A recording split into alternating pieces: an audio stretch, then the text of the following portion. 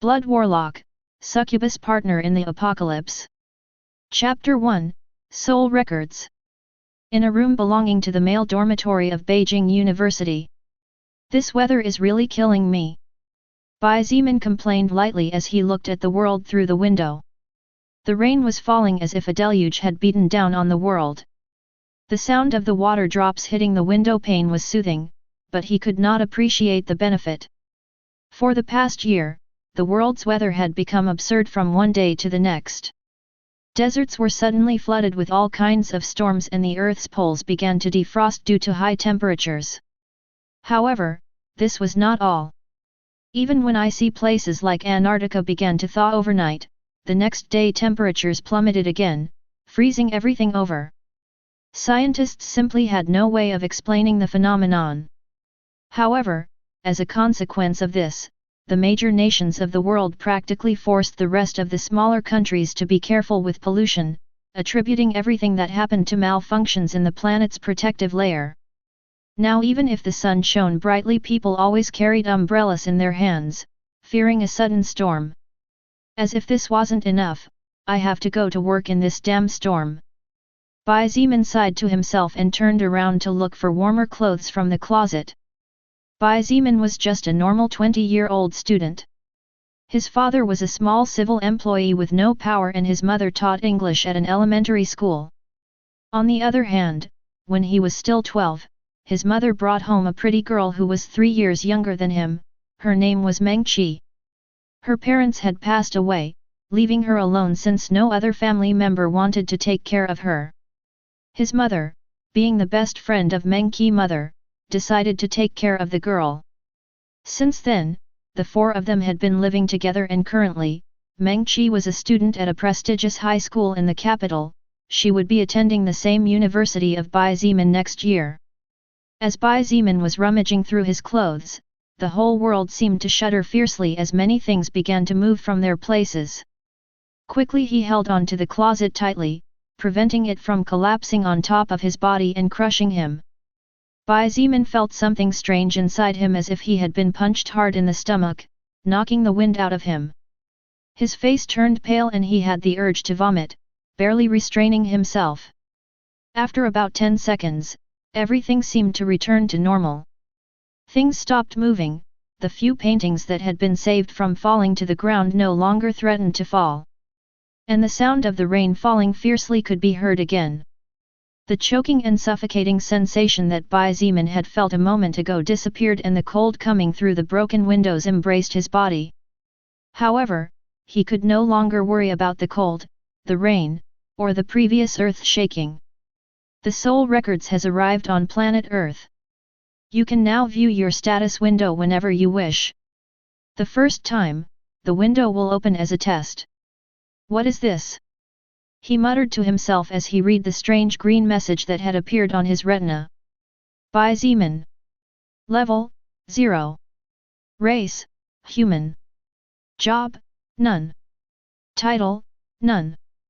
Strength, 12, 10, / agility, 11, 10, / health, 10, 10, / stamina, 10, 10, / mana, 109, 0.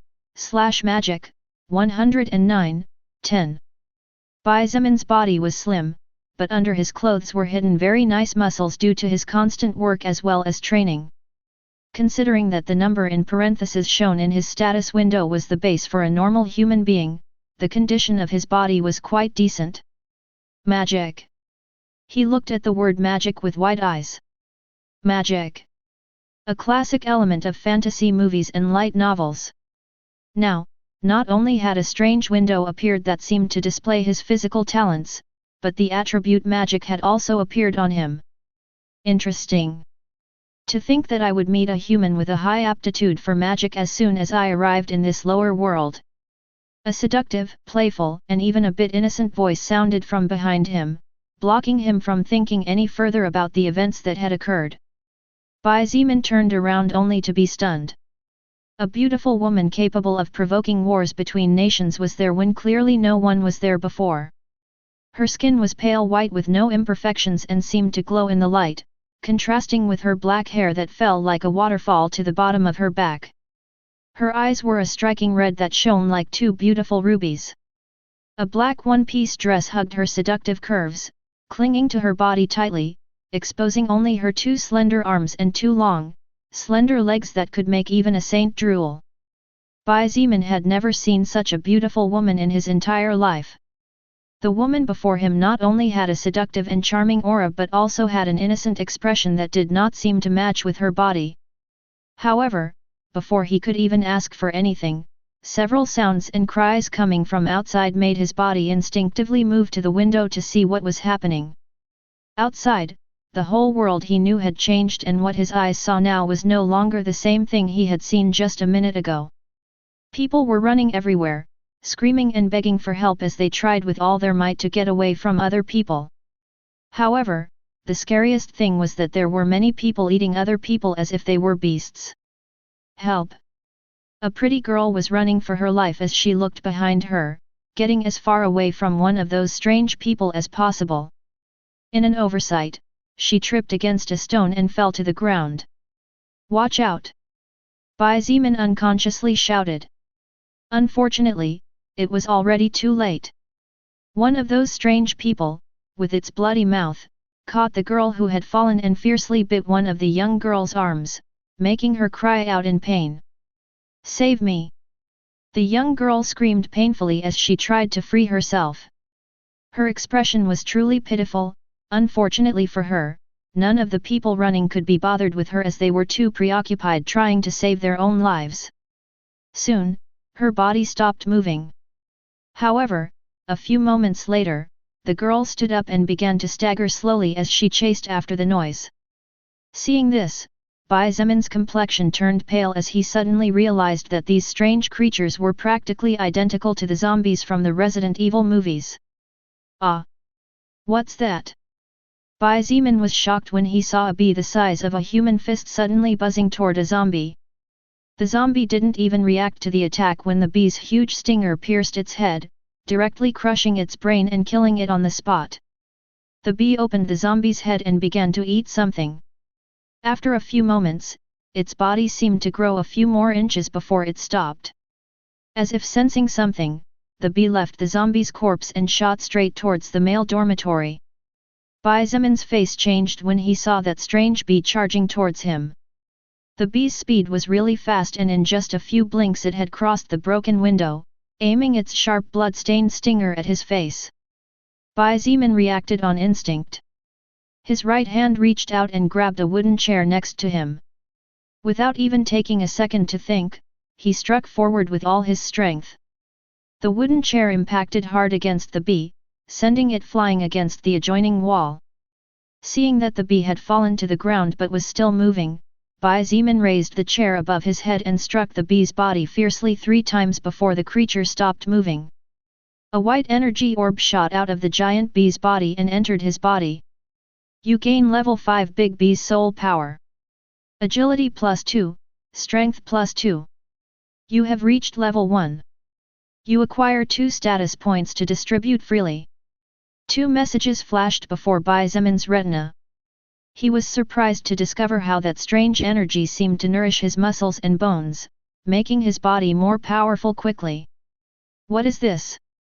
Bai Zimin quickly stepped forward to pick up what was next to the bee's corpse. Blood manipulation, first order skill, level 5. You can control the blood flow of your body or the blood of your enemies to some extent. The effect of the skill depends on the user's magical power, mana, and imagination. A strange blood-red scroll was in his hands. The scroll emanated a sinister aura, and although it was clean and smooth, it gave off a faint smell of blood from its interior. That's a really powerful skill. A somewhat surprised exclamation brought him out of his thoughts. Because of everything that happened and because he had almost lost his life a few moments ago, Bai Zimin had forgotten the woman who had suddenly appeared in his room. He turned around and looked at the beautiful woman cautiously. Even if she was beautiful, with all the strange things going on, he didn't care. Who are you? Bai Zimin asked in a deep voice as he gripped the chair in his hands. Temporarily it was his only weapon, there was no choice. He the beauty giggled softly, her face changed from innocent to charming like a seductress. My name is Lilith, a sixth-order succubus belonging to the demon faction. Bai Zimin was confused when he heard the beautiful woman's unusual introduction to him. However, although confused, he came to accept it rather easily. I see. Bai Zimin nodded. His expression was indifferent and his guard was still up. Even if he couldn't win, at least he didn't want to be slaughtered without fighting for his life. So, what are you doing here? Lilith blinked her beautiful ruby eyes and her long eyelashes fluttered for a split second. She looked at the human in front of her with growing interest and said a little surprised, "You're not surprised by what I just told you? You believe me so easily." "Believe you?" Bai Zimin smiled bitterly and pointed towards the window before looking at the fist-sized bee he had just killed as he said, "The world outside is already a mess. A bee that should normally be the same size as 2 or 3 human fingernails is now the size of a grown man's fist. As if that wasn't enough, these strange messages keep flashing before me in a strange way. Why wouldn't I believe you? Even though you are just a lower existence, I like you. A person who knows how to accept reality as it is, the sooner the better. You can probably live a long time, human." Lilith's lips curved into a charming smile. She looked at Bai Zimin as if she was a maiden in love and said with an innocent expression but in a seductive tone, "How about you become mine? I promise to take good care of you." "I'm sorry, but I don't want you to suck my life essence to death," Bai Zimin said indifferently. But only he knew that saying those words had cost all his willpower. The woman before him was simply too beautiful, every gesture, every word, every frown and smile was fatal to any man. However, his life was the most important thing at the moment. Lilith wanted to say something but soon realized that Bai Zimin was ignoring her, his gaze fixed on the red scroll in his hands. "You only have to wish to learn it and you will naturally learn it," Lilith pointed out as if she knew about his doubts. Bai Zimin nodded slowly before closing his eyes. He wished to learn the scroll in his hands and as if by magic, his brain seemed to receive a flood of information as a strange deep red rune appeared in his conscience. Bai Zimin felt the blood inside his body circulating rapidly as a result of his agitated emotions. He could even hear the blood inside Lilith's body rushing normally, showing how calm she was. At the same time, he indistinctly felt that if he wanted to, he could affect the movement of his own blood. As for Lilith's blood, he didn't feel that he could do anything to it at the moment. "You have learned an external active skill. You can learn 4 more external active skills." As he opened his eyes again, green letters flickered on his retina and the blood-red scroll that was in his hands just a moment ago disappeared as if it had never been there. Bai Zimin frowned trying to understand the meaning of the message, but it was impossible for him to comprehend it unless he sat there to study everything carefully. Unfortunately, he didn't have that time. Bang! The wooden door of his room received a resounding bang from the outside and Bai Zimin was forced to prepare himself for the worst. The banging continued uninterrupted and the grunts coming from the other side of the door made it obvious that at least one zombie was trying to break through and, seeing how hard the door was being hit and how the hinges seemed about to give way at any moment, he knew he didn't have too much time to stand around without doing anything. His brain worked quickly and without hesitation he rushed to the TV, ripping off the wire forcefully. He then tied one end of the long black wire to the bed and the other end to one of the desk legs. After that, he walked over to the bee and started poking at something. Lilith watched his movements curiously with no intention of commenting on it and silently so as not to disturb him. Bang! The wooden door finally could not withstand the constant assault and burst open with a small explosion. Immediately after the door was kicked down, 2 students who had turned into zombies staggered in. Their blood-stained faces looked grotesque. Bai Zimin could even see several bite marks where the flesh had horribly sloughed off. If it were him a few minutes ago, it would probably be hard for him to bear the urge to vomit from the sickening odor given off by the 2 moving corpses. However, after learning the skill blood manipulation, everything was different for him. It was well known that emotions affect the cardiovascular system of the human body to a certain extent. The greater the stress, the greater the amount of blood pumped by the heart, thus increasing circulation as a consequence. Then, Bai Zimin came up with a slightly crazy idea. Was it possible that in some sense the blood circulation inside the body could affect the emotions a bit? Since there had never been anyone capable of controlling the blood to affect emotions, such a thing could never be proven. But after acquiring blood manipulation, Bai Zimin discovered to his delight that while he was still a bit nervous, he was no longer as scared as before. The two zombies advanced rather slowly in Bai Zimin's direction. Although the creature's eyes were completely white as if they were blind, they seemed to be able to smell life emanating from his body since their movements had a fairly clear direction. Just as they advanced, the two mindless zombies suddenly tripped over the wire that Bai Zimin planted a few centimeters above the ground. The bed creaked and moved slightly due to the strong pull, but it was enough for the two zombies to fall flat on their faces. Bai Zimin's eyes flashed as he shot forward at full speed, unwilling to pass up the opportunity. Reaching in front of the first zombie, he mercilessly stabbed the head of the now helpless creature with the sting of the bee he had killed not long ago. The mutated bee's stinger had a length of 2 human fingers and a width of at least 3 fingers, so it easily pierced the zombie's head, crushing the brain and killing the creature. Before the second zombie could react, Bai Zimin quickly stabbed its head ruthlessly, killing it in a second as well.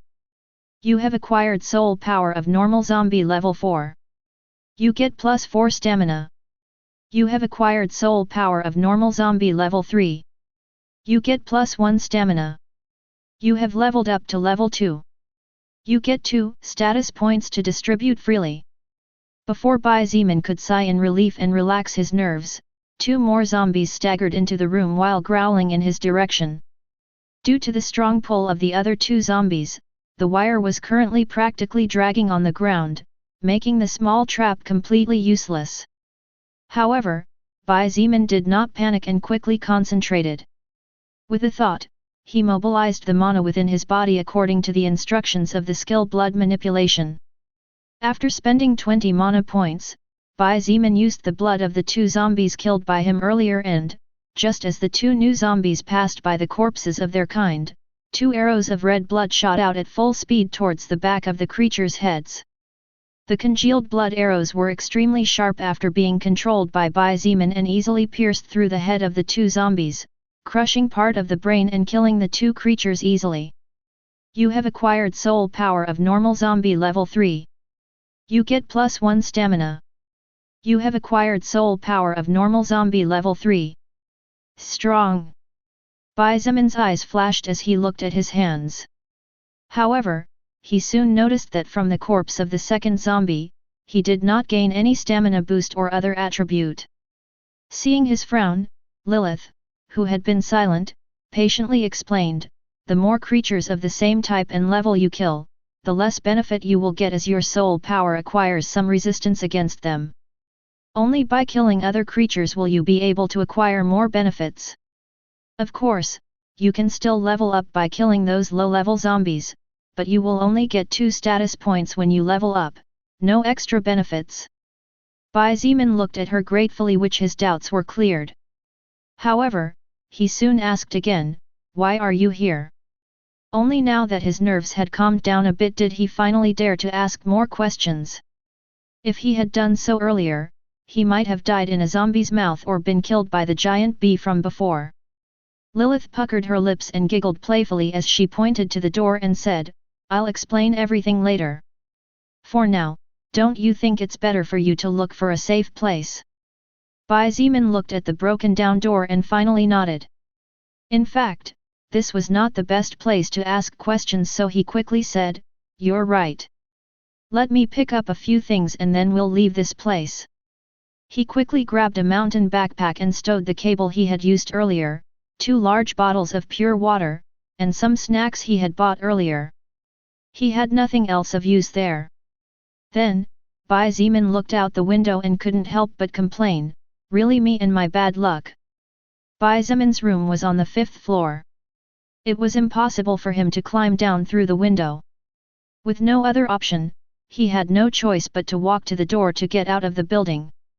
Lilith's beautiful ruby eyes had a strange glint in them as she looked at the head wound of the 2 zombies that Bai Zeman had killed with his blood manipulation skill. Her full red lips curved into a charming smile before slowly following him out. As he walked down the hallway of the guy's dormitory complex, Bai Zeman had the nerves in his body tense and his muscles bulged slightly due to the tension. Because today was Saturday, most of the guys in the dormitory had gone out to enjoy the good life. Most of them could have fun during the times when studying was not necessary as their families supported them from behind. Unfortunately, Bai Zeman's life was not so good. The salary of his father and mother together could only afford to pay for the college expenses of one of them, Bai Zeman or Meng Qi. Because of this, Bai Zeman strongly refused to accept his parents' money and started working in a repair shop near the university. That way, he could study and his younger foster sister could study as well. Although she felt guilty, there were not many options for a poor family.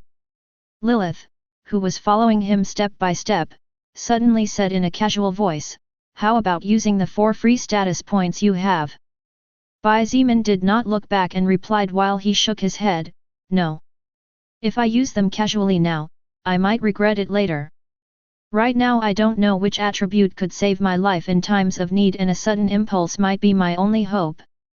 Lilith was silent for a few seconds before nodding in understanding. She licked her lips as she looked at his back with glittering eyes and purred, "I like you more and more." Bai Zeman's breathing became slightly heavy as he heard that charming tone of voice and it took all his willpower not to turn around to rip the clothes of the beauty behind him. Something told him that if he tried to do something like that, he would probably regret it for the rest of his life. Besides, even though she seemed to be helping him, Bai Zeman was a careful person by nature.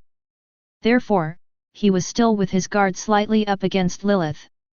Suddenly 3 male zombies appeared at the end of the corridor, crawling towards him with trembling steps. Although these creatures gave the feeling that they might fall at any moment, their steps never missed and they held steady as they walked slowly but surely. Bai Zeman could feel himself becoming somewhat anxious at the appearance of the 3 threats and quickly used his skill to forcibly calm himself. He knew that losing control over his emotions at such a crucial moment could be the cause of his death. Lilith looked at his back with a smile. She was really curious to see how he would come out of this situation. Currently, there was no trap set up nor was there any blood in the vicinity to use. While Bai Zeman could turn around and go back to his room to make use of the corpse of the zombies he had killed earlier, that would leave him exposed to more zombies coming out of the locked rooms as the sound of banging could be heard uninterrupted. Obviously, at this rate, many zombies would soon come out and seal the way out. Bai Zeman took a deep breath and slowly walked forward while watching the movement of the zombies. They moved really slowly, but that didn't stop them from being terrifying in their own right and, as far as Bai Zeman had seen so far, a scratch meant death. He tried to make use of his blood manipulation skill only to discover to his consternation that it seemed to have no use against these zombies. Lilith felt the flow of mana and knew what he wanted to do, so she quickly explained, "Although your skill is really strong, dead creatures are practically your nemesis during the initial stages as these zombies feel no pain. Try to warm their blood and then guide it to the eyes."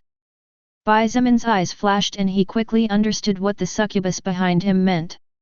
With a thought, he spent 15 points of mana fiercely reheat the blood inside the zombies' bodies and guided it to the eyes. The results showed immediately. The eyes of the 3 zombies exploded due to the internal heat and blood began to gush out like a fountain. Bai Zeman did not pass up the opportunity and spent another 30 points of mana to create 3 frozen blood arrows from the blood the creatures spilled, killing the 3 zombies at the same time. You have acquired soul power of normal zombie level 3. You have acquired soul power of normal zombie level 3. You have acquired soul power of normal zombie level 3. You have leveled up to level 3. You get 2 status points to distribute freely. Bai Zeman had killed 2 other zombies after reaching level 2 in his room, one of them was level 4. With the accumulation of 3 other level 3 zombies, he leveled up again. The only regrettable thing was that he could not acquire benefits from these level 3 zombies other than experience. Every time Bai Zimin leveled up, his stats would recover to the maximum point immediately. In short, even though he had spent 20 mana points in his room and another 45 just now to defeat the zombies, his mana recovered because he had leveled up. After thinking for a moment, Bai Zimin took out a bottle of water and emptied its contents on the ground. Enduring the urge to vomit from the foul smell and bad appearance of the dead zombies, he walked over to the corpses and filled the bottle with blood. Previously he was forced to spend 15 points of mana to force the zombies' blood out. This kind of consumption was one he could not afford. After all, he was now leveling up fast, but he knew that things would not always be so easy. ******. Bai Zimin's hunting became much more efficient as he went down floor by floor. Making use of the blood he had saved, he created small strings by spending only 2 points of mana, binding the movement of the zombies for a moment. Bai Zimin would take advantage of that brief moment to approach and stab the zombies' brains with the mutated bee stinger. So far, Bai Zimin had killed a total of 33 zombies from the moment he left his room. A thin strand of blood slid silently across the floor, catching one of the legs of a zombie, causing its body to almost fall and stopping it in place. Taking advantage of his 13 points of agility, which made him almost 50% faster than a normal person before the apocalypse, Bai Zimin quickly circled around and stabbed hard at the back of the zombie's head, raising the sum to 34. You have acquired soul power of normal zombie level 4. You have leveled up to level 5. You get 2 status points to distribute freely. Reading the green message flashing on his retina, Bai Zimin let out a sigh of relief. To climb from level 4 to level 5 he was forced to kill about 16 zombies, which had drained his stamina quite a bit and several mana points. Upon reaching the first floor, Bai Zimin's footsteps stopped and he looked at the zombie blocking his path in shock. This zombie had 2 grotesque and powerful arms the size of a grown man's thighs. It was also taller, at least 2 meters tall. Obviously, this zombie was a more dangerous species. The hulking zombie also sensed Bai Zimin's life source less than 5 meters away and moved toward him. Although this particular zombie was slower than Bai Zimin, it was at least twice as fast as normal zombies. Taken by surprise, Bai Zimin panicked and quickly moved his head to the side, dodging the zombie's fist by a notch. Bang! The zombie's fist caused a hole in the wall behind Bai Zimin and his face turned white as he realized that if that attack had hit him his head would have exploded like a watermelon falling from a 10th floor. In the moment of crisis, Bai Zimin kicked with his 14 strength points forward, forcing the burly zombie back a few steps. Before the zombie could attack again, Bai Zimin threw a wave of blood into the air and directly spent 40 mana points to create 4 blood chains. Unlike the small strings of frozen blood, these blood chains looked much more robust and sturdy. After all, Bai Zimin only needed 2 or 3 mana points to create a blood string, but for these chains, he had used 10 points each. Under his control, the blood chains tightly wrapped around the corpulent zombie's body, throwing it to the ground. Seeing his opponent incapacitated, Bai Zimin advanced and stabbed with the mutated bee stinger. However, to his surprise, the stinger that was even sharper than a knife had only managed to pierce a few centimeters before being stopped by the zombie's flesh. The strange zombie began to struggle in an attempt to break free, but the chains of blood clung tightly and would not allow it to break free. Still, Bai Zimin dared not relax and stabbed non-stop at the same spot over and over again. It was only after nearly 20 stabs with all his strength that he finally managed to crush the zombie's brain into a bloody mess. You have acquired soul power of strength zombie level 15. Strength plus 6, health plus 5. You have leveled up to level 6. You have leveled up to level 7. You have leveled up to level 8. You get 2 status points to distribute freely. Bai Zimin felt his body become much more powerful than before in a matter of seconds, and the tiredness he felt after stabbing with all his might 20 times disappeared completely. Ah! What is this? Bai Zimin advanced and picked up a strange orb that had fallen from the corpse of the strength zombie.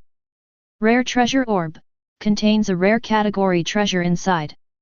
The orb was about the size of a baby's fist and orange in color. Just by grasping it, Bai Zimin immediately knew how to use the orb naturally as if it had been something he had known all his life. Squeezing his palm tightly, the orb flashed slightly, and when the brightness dimmed a new object appeared in Bai Zimin's hand. Xuanyuan sword, its power is enough to pierce through the defenses of almost any creature below level 40 and its edge capable of piercing through the defenses of an armored car. When equipped, strength plus 20. The sword was dark golden in color with countless engravings along the blade and hilt, giving it a truly mysterious appearance. It measured just over a meter in length and its width was approximately 4 fingers of an adult's hand. Bai Zimin slashed a couple of times and nodded in satisfaction. Although he was not at all skilled with a sword since he had never wielded one, with this Xuanyuan sword he could finally kill enemies without having to get too close, risking his life in the process. Moreover, just by wielding the sword, his strength had directly increased by 20 points. He could feel terrifying strength circulating in his body and felt that he could crush a stone with a single fist. Curious about his current attributes, he called up his status window and soon several green letters flashed in his retina. Bai Zimin. Status points, 16. Level, 8. Race, human. Job, none. Title, none. Strength, 20, plus 20, / agility, 13 / health, 15 / stamina, 16 / mana, 109 / magic, 109. With his current 40 strength points, Bai Zimin was basically as strong as 4 people combined before the apocalypse. The feeling of growing step by step and seeing his progress before him was so intoxicating that even in such a setting he couldn't help but smile. Thanks to the fact that there were no more zombies on this floor, Bai Zimin allowed himself to rest for 5 minutes. Although he was not physically exhausted, his mental fatigue was there. 5 minutes might not be much, but it was better than nothing. Because he had used more than half of the blood he had stored against the strength zombie earlier, Bai Zimin refilled the bottle with blood and walked to the exit. At this moment, the campus was as if hell had descended on earth. Students were rushing about in a disorderly manner while being chased by zombies, oversized insects, and animals of terrifying size. These strange creatures were also killing each other. The defeated were being devoured by the victors, becoming nothing more than sources of power for others to become stronger. Many students were also bleeding while screaming and crying, constantly asking for help. Seeing this, Bai Zimin could not help but tighten his grip on the Xuanyuan sword. Even if he was normally indifferent, even if he wasn't a social person with too many friends, seeing his own kind being devoured wasn't exactly pleasing to the eye. Humans kill pigs, sheep, cows, goats, and many other species to consume them and live. Lilith's voice, who had been silent all this time, echoed next to him. Now that the world has changed, humans are no longer the only ones who will hunt to survive. The sooner you accept this fact, the easier it will be for you. Bai Zimin just continued to be silent. Even if he knew that Lilith's words were the truth, it was not so simple to change his mind in a matter of minutes. However, he also knew that his number one priority was to survive. Even if he had to crawl out of the hell, he would definitely survive and search for his family. A rather pretty girl was running while a brown dog that was almost 5 feet tall was chasing her at an outrageous speed. In a matter of seconds, the giant dog pounced on the girl and threw her to the ground. The girl's eyes flashed with terror as she saw the terrifying monster open its jaws wide. Just when her throat was about to be ripped in half, there was a sharp flash that flickered for a second. The giant dog's movements stopped completely and a second later its head detached from its body. Warm blood fell on the girl's body, but after living through so many things, she did not scream and looked at the person who had just saved her life. This person was, naturally, Bai Zimin. You have acquired mutated dog level 9 soul power. Agility +4, stamina +4. Stand up and follow me if you want to live. Quickly! He urged. Without waiting for an answer, he quickly moved towards another student who was being attacked by a big bee and cut it in two with his sword.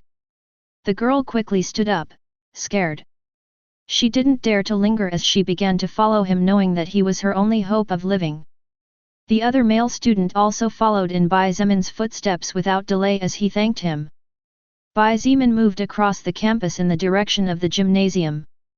That was probably the only place that could currently be safe since there were no glass windows for the mutated monsters to get into. Although he urgently wanted to go find his family, he first needed to understand the situation he was in. Bai Zemin knew perfectly well that rushing things in such a crisis situation would only hasten his steps towards death. Along the way, Bai Zemin helped and saved the lives of more than 15 students. These students were all chased by animals or insects. As for those who were caught by the zombies, there was no hope for them. The zombies were not as fast as the mutated animals, nor did they have unpredictable attacks like the giant insects. On the contrary, they were extremely slow and their movements were clumsy. However, a small scratch meant death.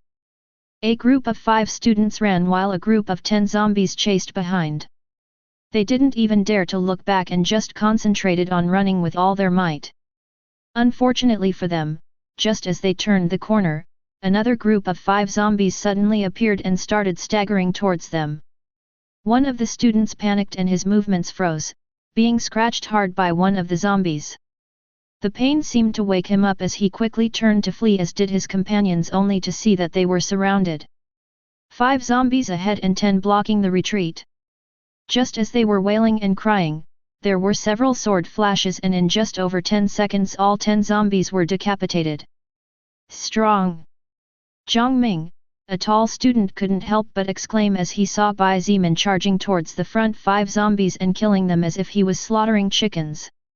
There was a student this strong in our university? Look at all the people he saved.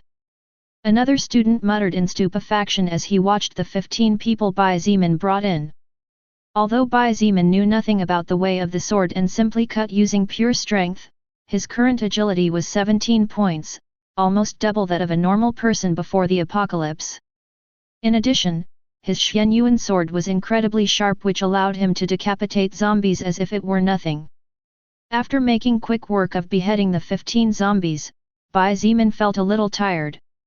He had killed about 60 zombies since the moment he left the male dormitory, and added to that he had also killed about 10 giant insects and 3 mutated dogs. All those kills had only allowed him to level up once, currently being level 9. But even if he was much stronger than before, his stamina was slowly depleting, and if he wasn't careful he might die if he was surrounded. Bai Zemin walked towards the group of students, and even before they could say thank you he pointed at the student who had been scratched earlier and said in a firm voice, "You can't stay. You must leave." Upon hearing his words, the group of 5 friends had a drastic change in their expressions. However, the 15 people who were saved by Bai Zemin said nothing and simply stood behind him, looking at the surroundings in fear. "What? Why do I have to leave?" the pointed student shouted indignantly. "You were scratched by that zombie, I saw it before." Bai Zemin said coldly. "You must know what will happen too, don't you?" The student's face turned pale. However, he was not willing to die, so he denied the reality by saying, "What do you know? What do you know if those damn creatures are zombies or not?" The students looked at him with sympathy. Bai Zemin looked at him coldly and said nothing more, but turned around and started walking towards the gymnasium with firm steps. The students quickly followed him, including the student who had been scratched earlier. Bai Zemin, who had been paying attention, turned around and in a matter of seconds appeared before the student. With a heavy punch in his stomach, the student was forced to kneel on the ground as he struggled to breathe. "I told you that you can't follow me." After saying those words, he turned around and walked away. The students did not dare to say a word, not even that student's 4 classmates. Currently, Bai Zemin's mood was terrible, and after killing over 100 zombies, the smell of blood surrounding him was thick, giving him a savage aura that no one wanted to provoke. I like this human more and more every minute, hee. Lilith looked at his back with flashing eyes and her lips curved into a beautiful seductive smile capable of enchanting any man's heart. However, no one seemed to be paying attention to her. Beijing University, being one of the most prestigious universities in all of China as well as one of the most important universities in the world that even foreign students attended, was extremely large. The campus was several acres in size and the university was like a small city by itself. Supermarkets, karaokes, there were even some restaurants inviting students to stay on the premises without going out too much. The distance between the male dormitory and the gymnasium was only about 400 meters, but because all the roads were plagued with dangers in the form of zombies, evolved insects, and animals that seemed to have turned into beasts, crossing that distance had become a challenging feat. Bai Zimin dashed relentlessly and slashed with his sword again and again. Along the way he had saved the lives of 5 others, increasing the number of survivors at his side to nearly 24. A man with gold-rimmed glasses and a rather handsome appearance was chatting with a female student who was looking at him with an obvious crush. This man's name was Lin Feng and he was the vice president of the university's student association. Before the apocalypse, Lin Feng was a model student with excellent grades and in addition to his good looks he had many female suitors. Even now that the world had changed there were some surviving girls who looked at him with strange glints in their eyes.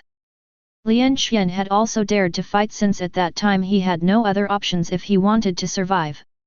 He was currently level 3 and could handle 2 or 3 zombies by himself. When he encountered Bai Zimin's group he was about to be surrounded by 6 zombies, which meant death for him. After he killed 2 zombies and Bai Zimin killed the other 4, Lin Feng joined the group and helped kill straggling zombies. After all, even for someone like Bai Zimin, who had been fighting and killing creatures of a higher level than him constantly, it was not 100% safe to protect such a large group of people without 1 or 2 zombies slipping in. Swoosh! Suddenly, a green shadow appeared in the distance charging towards the group of over 20 people at astonishing speeds. Bai Zimin had just killed a mosquito that was almost 20 centimeters long and before he could react, that green shadow had already passed beyond his defense perimeter, appearing in front of Lin Feng. Lin Feng's face turned pale and he took a step back. If he faced a few zombies he was still fine, but if a big bee or a mutated dog with above average speeds appeared, then there was no way he could even react. Because Lin Feng had only killed zombies so far, he only obtained extra attributes during the first 4 or 5 zombies and only gained stamina. Lin Feng had also used the 6 status points he had gained from leveling up in strength, so his speed was merely average. Lin Feng grabbed the girl who was chatting with him and didn't even hesitate when he threw her in front of that strange shadow, taking cover in the process. The green shadow suddenly flashed and in the next instant, the girl's body was split in 2. Her blood splattered everywhere and a look of shock and incredulity shone in her eyes before she died.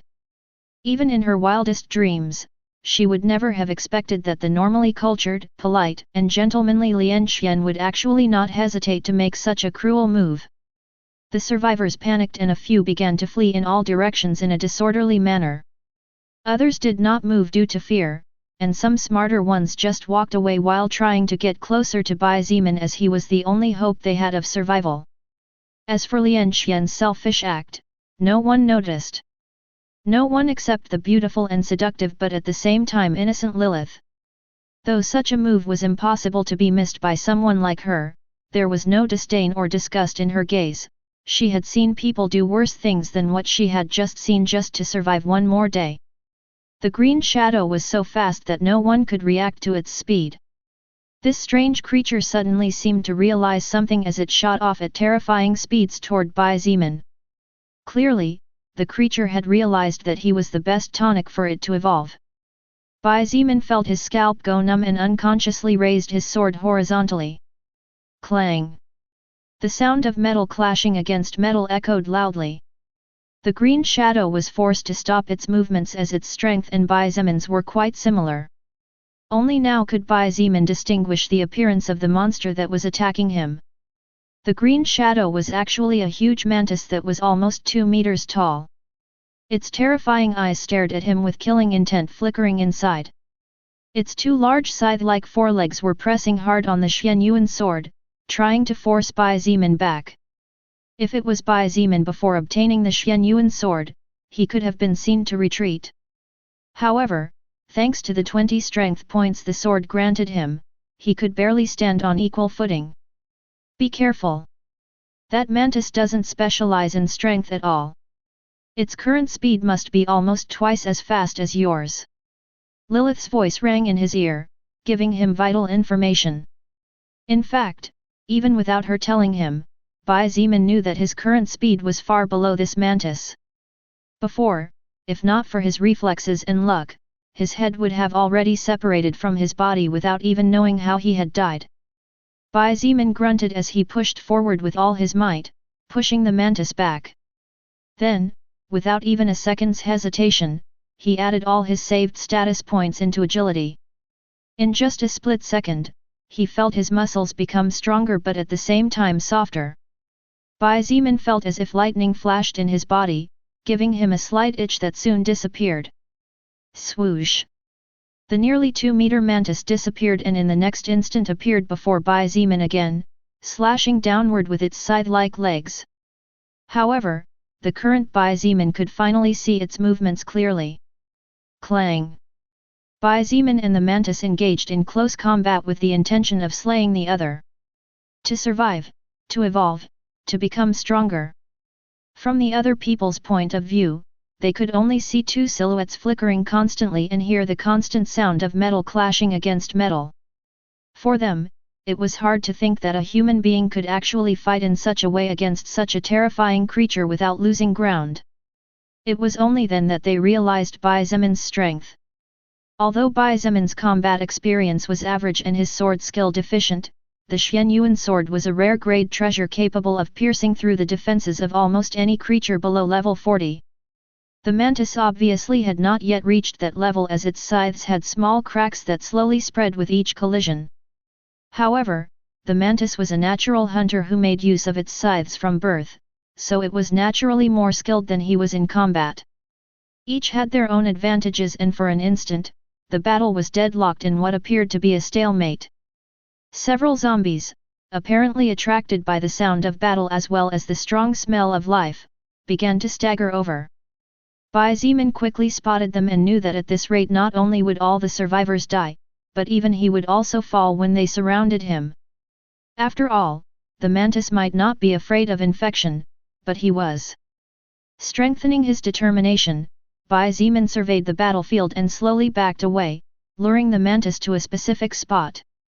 Upon reaching that spot, Bai Zimin spent 60 points of mana and created 6 bloody chains using the blood of the dead zombies. The mantis was clearly taken by surprise and the chains wrapped tightly around its body.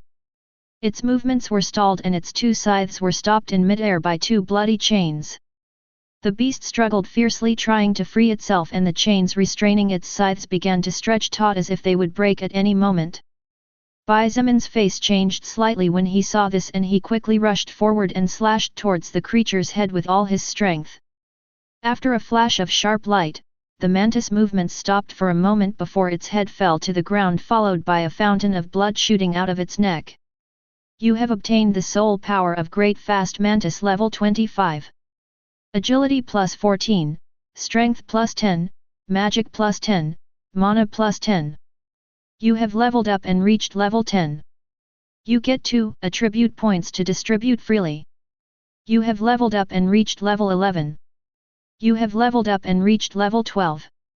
You have leveled up and reached level 13. You get 2 attribute points to distribute freely. A huge orb of soul power came out of the great fast mantis body and entered Bai Zimin's body, nourishing him and taking his power to higher levels. In addition, he also directly gained 4 levels as a result. Besides, the mantis had dropped other things after its death. Next to its corpse was 1 red orb, 1 orange orb, and 1 scroll. Fighting against high-level creatures was really risky. A single mistake was enough to send anyone on their way into the underworld and pay a greeting to the legendary god of death. In fact, even fighting a level 3 zombie during the first few minutes of the apocalypse was extremely difficult. One touch, the slightest scratch, and it would all be over right then and there. It didn't take a bite or too much contact for a life to end. In truth, if it weren't for Bai Zemin's luck, he would probably be dead by now. At that time, because the window of his room was small, the level 5 Big B had no choice but to fly directly that way, which made it much simpler for Bai Zemin to attack it since he knew where the assault would come from. Otherwise, it was impossible for him to defeat such a fast and unpredictable monster. It was also thanks to that single kill that he obtained his skill blood manipulation. If it wasn't for this skill, Bai Zemin wouldn't even have been able to leave his room successfully and would have become zombie food by now. However, although fighting high-level monsters was risky, the rewards of being victorious were far superior to the rewards one would get from defeating monsters at the same level. Just the extra stat points alone were equivalent to 2 or more levels, considering the fact that each person only got 2 stat points per level. Not to mention the drops. Bai Zemin took a step forward and quickly put both orbs and the scroll into his backpack before standing up again. Immediately and without even a moment's rest, he stomped hard on the ground beneath his feet and charged towards the zombies staggering in his direction. A minute later, the remaining zombies had been purged by Bai Zemin. Teacher Ji. What happened to everyone else? Bai Zemin asked with a frown as he looked at a female teacher in her 30s that he had rescued earlier. Student Bai. The rest. I'm afraid they ran away when they saw things were getting ugly. As for the direction. I'm sorry, I'm afraid I don't know. The teacher replied with a bitter smile. This teacher's name was Jiao and she was a teacher of the third-year students, so she knew Bai Zemin. Her personality was quite kind by nature, and in the past, she had treated Bai Zemin quite well even though he came from an ordinary family. I see. Bai Zemin simply nodded as he looked at the 12 people who remained. About half of them had fled upon seeing the zombies approaching from all directions. These people would most likely die unless they dared to fight for their lives, but even then, the chances of dying were much higher than living. As for this, Bai Zemin could do nothing about it. Currently, it was already difficult for him to survive, and a single great fast mantis had forced him to use all the status points he had been saving for times of crisis. If he were to encounter 2 of those monsters, then Bai Zemin would most likely die unless the battlefield conditions favored him greatly. Since those people fled, then they no longer had anything to do with him. He simply saved them earlier because he was just in passing and didn't want to see his kind become food for other species. Let's go. We need to move towards the gymnasium.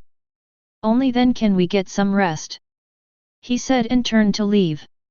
The 12 survivors followed him, not daring to stay behind. Their eyes filled with fear for the future looked intently in all directions for dread that a strange mutated creature would take away the life they had been protecting for so many years. ******. On the opposite side of the male dormitory was the female dormitory. The distance between the place where the girls rested and the gymnasium was exactly the same as the distance between the gymnasium and the male dormitory. A group of about 20 people moved in the direction of the gymnasium. This group of people was mainly composed of women, but there were also 7 men among them. However, no matter whether it was the women or the men, they all looked at the back of the woman who was leading them with respect, admiration, or love. A group of 5 zombies stumbled toward the crowd of survivors. Seeing their distorted expressions and their blank eyes, many of them could not help but shudder along with the small sound of choked sobs. The woman leading the group and carrying the lives of nearly 20 people on her shoulders had beautiful silver-colored hair and bright blue eyes. Her skin was as white as milk and as smooth as the purest silk, giving her an appearance similar to that of a real fairy. However, her expression was as cold as eternal ice with no apparent emotional flow. Yet, although her expression was as cold as ice, her body was as hot as fire, filled with curves in the right places and extremely charming. Upon seeing the 5 zombies, this young woman of only 22 did not panic, her gaze did not change in the slightest. She waved her hand and 5 ice pikes appeared floating above her head. With another wave of her hand, the 5 ice pikes shot towards the incoming zombies. With great precision, the 5 ice pikes struck the heads of the 5 zombies that were moving at embarrassingly slow speeds, creating a hole the size of a small fist in the head of each target. However, no blood came out of the wounds as a small layer of ice sealed them. When the rest of the survivors saw this, their expressions changed for the better and their idolatry towards this woman increased several folds immediately. On the other hand, the woman's expression was still as cold and indifferent as ever. From a different direction, another group of survivors was advancing at a rapid pace under the leadership of 2 men. This group had about 30 people, so the strong vital smell attracted many zombies as well as other grotesque creatures that intended to devour them in order to evolve. 2 zombies suddenly appeared from inside a building and staggered towards the survivors. However, before the survivors could even scream in terror, 2 arrows flew and struck the brains of the 2 infected, cutting them lifeless immediately. The survivors looked at the young man holding a bow, wearing sports clothes, and carrying a quiver behind his back, with admiration and envy. This young man ignored them and picked up the 2 arrows he had used before, wiping the blood on them with a rag of torn clothing. Swoosh! Suddenly a mutated dog appeared charging at a speed 3 times faster than a normal person. The big brown dog opened its jaws wide with the intention of biting the young man's head off. With the jaw strength of this level 9 mutated dog, the young man's head would be shattered in a single bite. However, what greeted the dog was a huge hammer. Bang! The dog's head popped off in pieces. The dog's brain matter, blood, and flesh flew everywhere, making a bloody mess. The animal collapsed on the ground completely lifeless. Even if you are fast, if you don't attack me first you are too weak, stupid dog. A burly man with a beard on his face spat on the dog's corpse. This man looked to be about 35 years old and the expression on his face was savage. He held a metal-colored hammer that was almost as big as a door with his 2 hands, wielding it with apparent ease although it was clearly a heavy weapon. The group continued to advance towards the gymnasium. Of course, Bai Zimin did not know that apart from him, there were other people who had the same idea and the same temporary goal. However, even if he did know, he probably wouldn't be too surprised. After all, the gymnasium was located right in the center of the university campus so it was accessible from all directions. Moreover, the gymnasium was also one of the few facilities that could be considered comparatively safe. Apart from Bai Zimin, there were other people who also dared to fight or simply had no choice but to fight if they wanted to survive.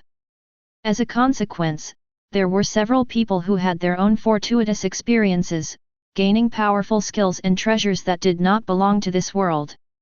20 minutes later, and after making several detours to the area in order to find the easiest and least difficult path for the survivors he had saved, Bai Zimin was finally only 50 meters away from the gym and reached his first goal. However, things seemed to be a bit complicated. Student Bai, now what do we do? Jiao asked with a pale face as she watched the scene in front of her. Bai Zimin frowned slightly as he crouched in a corner and saw the dense group of zombies wandering near the gymnasium. There were over 50 zombies, all of them too close together for him to pass. Even for someone like Bai Zimin it was no easy feat to fight against 50 creatures that could defeat him with just a scratch. If it was in a place where he could move, then Bai Zimin was confident that he could take out a few hundred zombies given enough time. However, fighting 50 of these creatures in such a constricted place was challenging even for him who had been steadily leveling up. What stupefied him most was that these zombies didn't seem to have any intention of leaving. As Bai Zimin watched the movement of the group of zombies several meters ahead, he quickly noticed that some of them were banging on the doors in an attempt to break them down. However, these doors were completely metal so it was absolutely impossible for these zombies to break through no matter how hard they tried. The sound of bangs from the metal door had attracted other zombies, causing that the group of a few more than 50 soon reached 80. This coupled with the sinister atmosphere of the surroundings caused that the disordered emotions of the students and teachers that Bai Zimin had saved to become even worse. Could it be that there are people in there? Such a thought flashed in Bai Zemin's mind, and the more he thought about it the firmer that idea became. In order to survive another day, Bai Zemin had not only been casually swinging his sword back and forth decapitating enemies, he had also been paying attention to the behavior of the creatures as much as possible. Since zombies were the largest quantity temporarily, they were the type of enemy he knew the most about. From what he had observed so far of the zombies, these slow but fatal creatures could sense the presence of any kind of life as well as notice the smell of blood from about 20 meters or so of distance, and even if that wasn't exactly the limit, it was certainly accurate enough. There are definitely people in there, Bai Zemin finally concluded. If not for that reason, then he couldn't think of anything else why the zombies would be so intent on not moving anywhere else. He looked back and saw the people he saved looking at him, which gave him a headache. If it wasn't for these people being here, Bai Zemin would have already taken out the treasures he obtained after defeating the great fast mantis, and, among those treasures, maybe there was something that could help him get out of the difficult situation he was in. However, he did not trust these people enough to bring out such treasures in front of them. It was precisely because he did not want to reveal his strength completely that he merely used his blood manipulation for a moment in order to defeat the mantis before stopping as quickly as possible. As if she knew his thoughts, Lilith, who was standing next to him, smiled and said casually, "How about you just abandon them? Everything will be much easier for you if you leave behind these burdens that could stab you in the back at any moment." Bai Zemin looked at her with a frown without saying anything. "Don't look at me like that, just saying." Lilith shrugged her shoulders and didn't say anything else. She knew it was impossible for Bai Zemin to do something like that. After all, it had only been about an hour since he had been forced to fight for his life wielding a sword. There was no way he could change that much without experiencing the cruelty of the world. However, Lilith was sure that he would adapt soon. Otherwise, then he would just die unless he had the strength to back up such a mentality. Just when Bai Zemin did not know what to do, the group of now more than 80 zombies suddenly became hectic. One arrow flew from a distance, accurately striking a zombie's forehead. Before the zombies could react, another arrow shot out from the same direction and another zombie collapsed. Strong!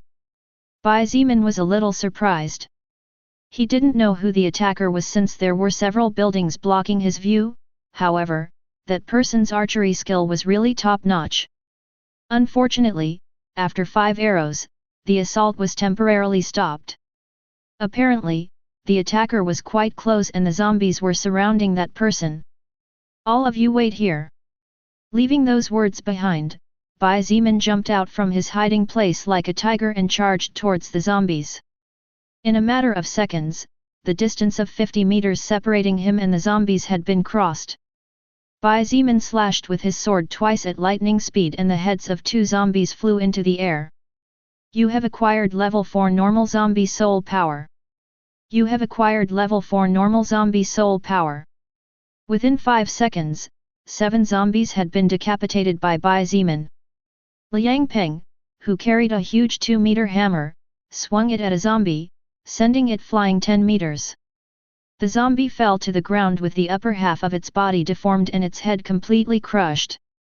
However, he soon noticed a man several years younger than him slaughtering zombies like ants and his eyes widened. "FCK, DMN it. What's wrong with that insane speed?" Lin Feng cursed. Bai Zemin's current agility had already reached 54 points. This meant that he was more than 5 times faster than the average person before the apocalypse.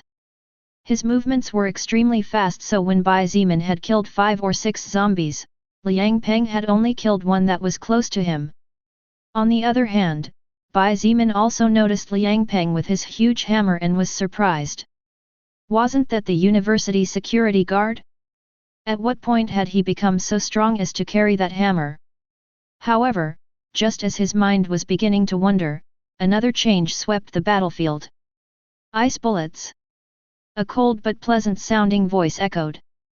Immediately afterward, 10 tiny spheres of ice floated into the air and shot out towards 10 different zombies, hitting them in the head with accuracy and taking their lives. "Oh! That woman's control over mana is greater than yours. As if that wasn't enough, her current magic power is only slightly less than what you had when the soul records reached this lower world. How strange! Lilith's surprised and somewhat confused voice sounded next to Bai Zeman.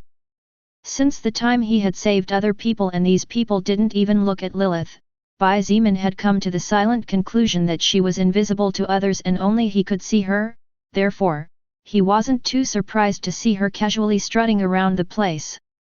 Bai Zeman looked at the woman who had joined at the fray and his eyes could not help but light up. What a beautiful woman! Her silver hair and blue eyes had made her look like a snow lotus, but at the same time, she was like an ice fairy. However, although he appreciated her beauty, that was all. After all, Bai Zeman had already seen the incredibly beautiful, seductive, and innocent Lilith. Bai Zeman's movements did not flinch in the slightest as he continued to decapitate zombies, and for every second that passed 1 or 2 fell at his feet. As if the arrival of the silver-haired woman marked a new beginning, the arrows resumed their slaughter. However, for some reason, the shooter's speed increased without losing accuracy in the slightest. The group of more than 80 zombies was terrifying, anyone would be overwhelmed by them and even an evolver would die if surrounded. The danger from these creatures was further heightened as the gymnasium was enclosed by buildings, making it a bad place to launch an attack but a good place to defend. In this case, since the humans were the attackers, they had no choice but to suffer. However, no matter whether it was Bai Zeman, the silver-haired woman, Liang Peng, or the archer hidden among the buildings, they all had their own qualities of which they could be proud and could be considered the cream of the crop among the students and professors of the university. Thus, less than 2 minutes later, all the zombies, including the most separated of the group, had been annihilated. Blood had formed several puddles and flesh was scattered randomly all over the place. The smell was extremely repulsive and the sight could scare anyone. However, the people who fought this time had to fight against death and crawl from dozens or even hundreds of corpses to make their way here, therefore, none of them had too much of an overreaction. The 3 fighters in sight looked at each other with a hint of caution in their eyes. Now that the world had changed, it was hard to tell if people's hearts had not. In consequence, none of the 3 trusted each other too much. The silver-haired woman with the ability to control ice looked at them coldly. In her gaze, there was even a hint of disgust that was hard to notice. The atmosphere had become somewhat strange, neither of them seemed willing to speak. At that moment, the sound of hurried footsteps coming from the distance caused Bai Zeman's gaze to turn in that direction. A handsome young man of 22 or 23 in blue sportswear, with a bow in his left hand and a half-empty quiver on his back, hurried over. So that guy is the archer from before. Bai Zeman thought silently. When the young archer saw the silver-haired woman, his eyes lit up and as if a weight had been lifted from his shoulders, he smiled, "Bing Xuet, I'm glad you're okay." Bing Xuet? Bai Zeman blinked before he finally realized the reason why this woman looked familiar. Shangguan Bing Xuet, a 4th-year student, and current student association president. She was not only the most beautiful woman on campus, but also the #1 person in grades. Bai Zeman knew a little about her because he had met her a couple of times when she, as student president, organized student assemblies to report important information and events. However, since she was not important to him, he had simply forgotten about her existence. "I'm glad you're okay too, Chen He." Shangguan Bing Xue's cold and indifferent gaze did not change very much when she saw the young man. However, Bai Zeman noticed that the strange glint of hatred or repulsion had dimmed greatly when she looked at him. Anyway, since the zombie problem was fixed, Bai Zeman did not stay to listen to this group's conversation and turned around, walking away quietly. "Wait a moment, little brother!" Liang Peng quickly shouted when he saw him walking away. His words had attracted the attention of the other pair. Bai Zeman stopped and turned around to look at him silently, waiting for his next words. "How about you stay here with us?" Liang Peng offered. "With the strength of the 4 of us together, we can easily wipe out those creatures and live a better life." Bai Zimin had a strange glint in his eyes. He simply turned around and as he walked away said casually, I am simply going to look for a dozen students and teachers whom I saved earlier. I didn't go out of my way to clean up this place to casually leave. Liang Peng was puzzled. On the other hand, Shang Guanbing Shui looked at him coldly before turning around and walking away as well. The young archer, Chen He, quickly followed her as they chatted with each other. 10 minutes later, the group of survivors rescued by Bai Zimin, Liang Peng, Shang Guanbing Shui, and Chen He, joined together to form a large group of about 70 people. Because the storm was still raging with no apparent intention of stopping soon, the blood and metallic smell it gave off were washed away by the rain in a few minutes. This could prevent other creatures from approaching this place in search of food. However, it also had its disadvantages. One of these disadvantages was that everyone's clothes were completely wet. Unfortunately, they could only hold on like this for now. After arguing for 5 minutes, the people hiding inside the gymnasium were forced to open the doors regardless of their fear. Although none of them were willing to open the doors and risk letting danger in, after Liang Peng threatened that if they did not open the doors he would break it down by force, they had no choice but to give in. Bai Zimin was surprised to discover a total of approximately 30 people hiding inside the gymnasium. Among these 30 people, there were men, women, and some teachers. They all looked at them with apprehension and suspicion. As for this, Bai Zimin ignored it. He separated from everyone and walked around the premises, making sure that there was no hidden danger of any kind.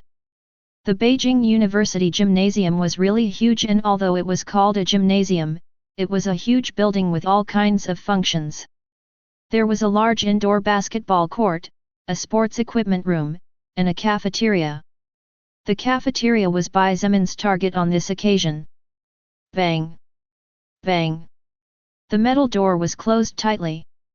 Bai Zimin, who had moved away from the group, could hear the sound of banging coming from inside. He could not help but frown slightly as he thought. Since the cafeteria had glass windows, some insects probably managed to get in. As for bigger creatures, that was impossible since there were metal bars on the windows. Unless a monster with a lot of strength or sharp weapons like the great fast mantis appeared, there was no way they could get in. Therefore, that sound could only be from zombies. Bai Zimin looked to the left and right to make sure no one else was there. After making sure, he opened his backpack and took out the 2 orbs he had obtained earlier as well as the scroll. How does this color thing work? Bai Zimin thought aloud, forgetting that there was another existence there who could hear him. It's the colors of the rainbow. Lilith pointed out with a beautiful smile. Seeing Bai Zimin's questioning look, she explained, from lower rank to higher rank, treasures are divided as follows. Red orb is equivalent to a normal grade treasure. An orange orb equals a rare grade treasure. A yellow orb is equivalent to a magic grade treasure. Green orbs are equivalent to epic grade treasures. Cyan color means legend grade treasure. Indigo colored orbs are equivalent to semi-god grade treasures. Finally, violet colored orbs mean god grade treasures. The corner of Bai Zimin's mouth constricted several times and he couldn't help but complain, you should have stopped your explanation on magic grade or epic grade treasures. Now that I look at this red orb suddenly I don't think it's worth much. I think you're misunderstanding something. Lilith smiled and reminded him of something important, even a red grade treasure is more valuable than a high-tech machine gun. Let me explain something to you. When you defeat a creature, you absorb its soul power. When that creature's soul power is much higher than yours, the soul record concentrates all the power you were unable to absorb in the form of treasures. The higher the level of your enemy, the higher the chances of getting a higher quality treasure, and the higher the remaining soul power, the higher the probabilities go up even more. Therefore, even the red-colored orb in your hands is more valuable than you think at the current stages. Lilith concluded.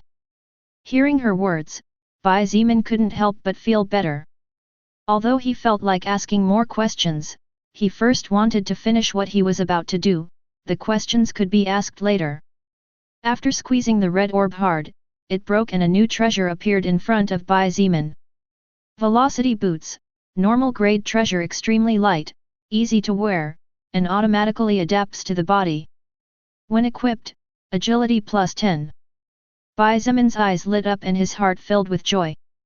It was just a normal treasure, but these boots increased his agility by plus 10 points. This was equivalent to 1/5 of Bai Zeman's total agility.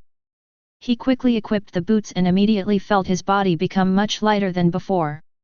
Now, with his 64 agility points, Bai Zeman was more than 6 times faster than a normal person before the arrival of the soul record on planet Earth. Repressing his latent excitement, he did the same with the orange orb. Full coat, rare treasure, a jacket that covers from the upper body to the knees. It can stop anything from light shotgun shells to 9mm caliber bullets. When equipped, all attributes plus 5. Bai Zeman held the jacket in his hands and almost wanted to roar at the sky to say thank you.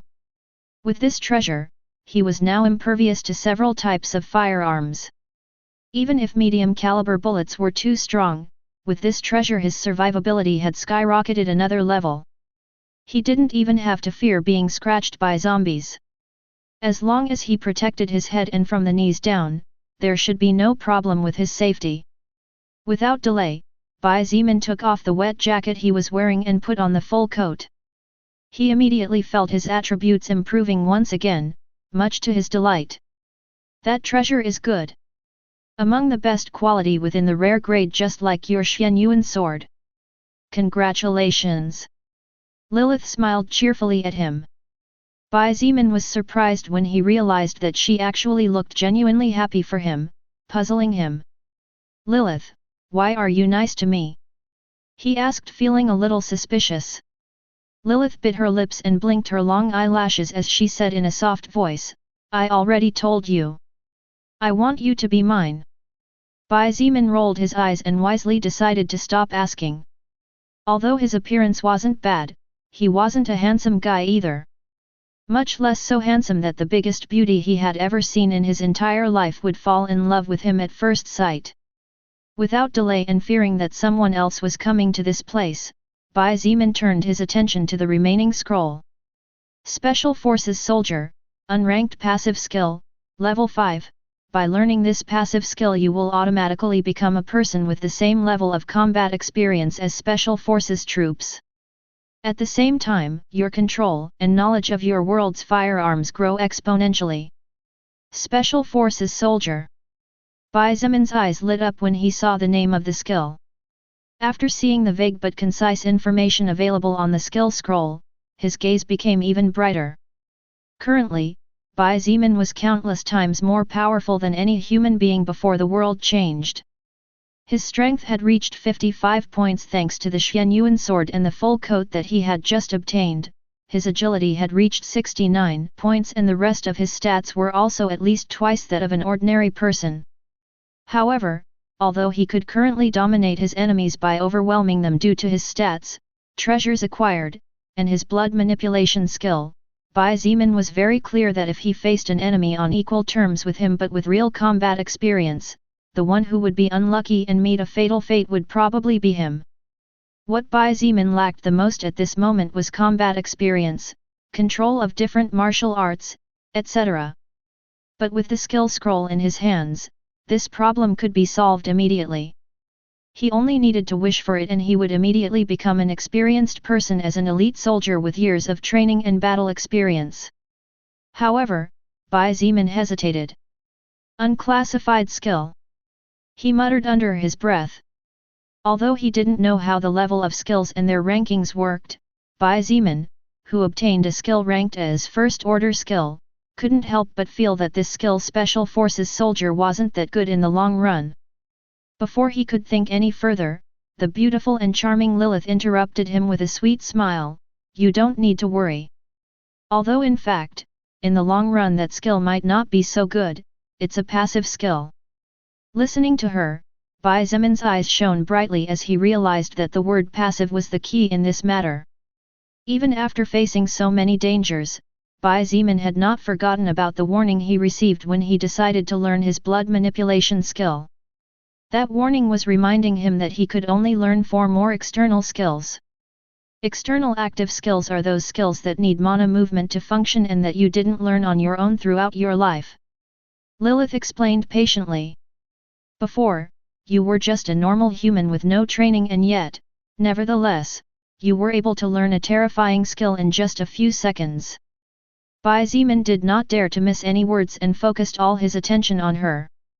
Lilith continued, although it might be fine now, if you learn too many external active skills, in the long run your brain will be overloaded by all the accumulated information and your body cannot support such a stress. That's precisely why you can only learn 5 active ones at first. I'll explain more about this when we have time, as I prefer not to rush things. However, you don't need to worry at all. The passive skills you can learn through skill scrolls are endless. That was all he needed to hear. Bai Zimin looked at Lilith with a rare smile and slowly said, "You really are my lucky demon, Lilith." Without waiting for a reply and without seeing her reaction, he closed his eyes and wished to learn the contents of the scroll in his hands. The scroll in his hands turned into countless particles of light that flowed into his body. In the depths of his soul, a bronze-colored rune appeared with countless engravings on it.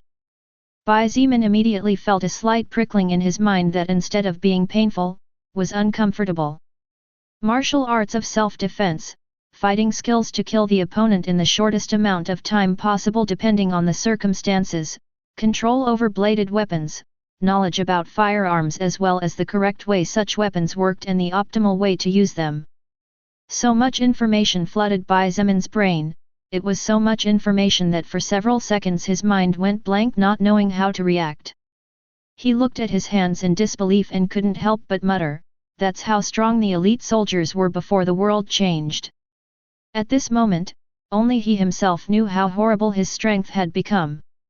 His stats had not changed at all, but Bai Zimin was confident that if he met the great fast mantis again, he could finish it off in less than 3 seconds even without using his blood manipulation skill. In fact, Bai Zimin did not know that even his gaze had changed. His eyes had become sharper and more piercing, like a sheathed blade waiting for the moment to show its lethality to the world. "Well, you gained the combat experience of the best elite soldiers in the history of your world, so it's understandable that your strength took a big step forward." Lilith smiled. Her voice was extremely pleasant to listen to. "Although you were strong by human standards before, your combat experience was simply too lacking. Now, you can barely consider yourself a novice." Bai Zimin looked at her doubtfully. "A novice?" He didn't think so. Lilith looked at him with a smile that didn't seem very friendly and said slowly, "In your world, you could consider yourself an elite among humans. But that is limited to your world. There are countless other worlds with countless other fighters and different cultures. In my eyes, you are similar to a baby just learning to walk." In the end, Bai Zimin raised both hands in surrender and his emotion cooled. Although being proud and arrogant was good, Lilith was right. Currently, he had merely just begun to take his first steps. Too much arrogance or confidence could end up killing him, and he definitely had no intention of dying. Lilith also noticed that Bai Zimin had put his feet back on the earth and could not help but smile. If he became too proud just because of something so small it would be too disappointing for her. Fortunately, it didn't turn out to be like that. Bai Zimin looked at the metal door in front of him. He could still hear the frenzied banging of the creatures inside, trying to forcefully break down the door. If the floor gets too stained it will be a headache to clean it up later. Bai Zimin said casually and opened the door without even hesitation. Immediately, like wild beasts released from their confinement, zombies staggered out from inside the cafeteria. Their hands trying to capture their target as quickly as possible and their blood-stained faces gave them an extremely horrible appearance. Bai Zimin did not even unsheath his sword. He took a big step forward and raised his right foot, directly striking the first zombie in the throat. The sound of bones breaking into countless pieces was extremely scary and anyone who heard it would undoubtedly be shocked beyond what any words could describe. The struck zombie flew several meters away, hitting the zombies behind it in the process. When it hit the floor, it was no longer moving. The zombie was still alive since the brain was intact. However, Bai Zemin's kick had destroyed the jaw and crushed the upper bones of the spine. Therefore, although its brain still functioned, it could no longer use its mouth to bite nor could it move its hands or feet. The zombie was no different from any other zombie killed by Bai Zemin before. No. If there was a difference, there was no blood flowing like water from a fountain. In total, there were more than 15 zombies inside the cafeteria. With almost 70 agility points, Bai Zemin's body was constantly flashing, appearing and disappearing amidst the group of zombies. The sound of bones breaking into pieces along with the sound of the zombies' bodies falling to the ground after being hit was extremely clear in the place. Sometimes he used his fists, sometimes he used his palm or the side of his hands, his feet, his knees, and sometimes he used his elbows. Bai Zemin's entire body had become an extremely robust, sharp, and formidable weapon capable of claiming the life of any enemy. Less than 10 seconds later, all 15 zombies lay on the ground, alive, but no different from those who were actually dead. Some had all 4 limbs broken, others had their jaws snapped and their spines separated into countless pieces, and the heads of others had been turned at an impossible angle, disconnecting the brain from the rest of the body. Bai Zemin's expression stayed impassive at the horrifying sight. With his blood manipulation skill coupled with the experience of humanity's strongest elites, his heart could no longer be shaken by such a thing. However, the sound of bones breaking, the sound of bodies hitting the walls and tables, naturally attracted the attention of other people. Shang Guanbing Shuet, Chen He, and Liang Peng appeared outside the cafeteria. They had obviously come to see what was going on after hearing the commotion. Chen He, who was holding his bow and an arrow ready to be shot at any moment, could not help but suck in a breath of fresh air when he saw the miserable condition of the corpses on the ground. Even the usually wild and strong Liang Peng had a distinct change of expression. He looked at Bai Zemin standing amidst the corpses and could not help but mutter, "Is he still human or not?" On the other hand, Shang Guanbing Shue's beautiful but cold face had slight frown. Her cold gaze switched back and forth between Bai Zemin and the zombies on the ground. She had noticed that, apart from the miserable condition their bodies were in, there were no bleeding wounds there, even the creatures' heads were practically intact. The basketball court was quite large and the stands had enough seats to fit a few thousand people without any problem. Currently, sitting in different seats, students and teachers looked in the direction of the cafeteria with fearful eyes. "Big Sister Shi, do you think something bad happened?" A small-built female student asked in a low voice as she hugged her knees and cuddled tightly in an effort to give herself warmth. "Xiaolin, don't worry. You also saw how strong Big Sister Bing Shui is. Even if some zombies appear, they won't be a problem against her," Wu Shi said in a firm tone, trying to sound as confident as possible not only to convince her friend, but also to convince herself. Xiaolin bit her lips tightly as her body trembled constantly. In the end, she could not hold back her tears and began to sob. "Big Sister Shi. I am so scared." Song Qing turned into a zombie suddenly and Zheng Na was bitten to death. "Many people died and I won't be able to talk with them anymore." Wu Shi, who was barely containing her own emotions, finally couldn't help but start to cry.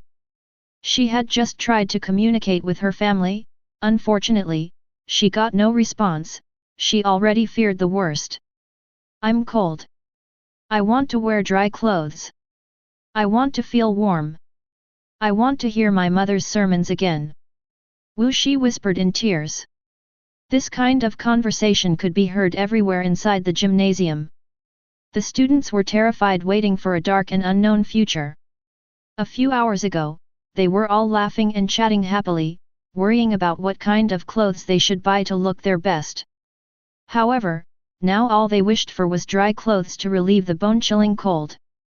Even the teachers, who were the responsible adults, were in no position to relieve others when they themselves did not know if the next moment a strange creature would walk through the doors and claim their lives.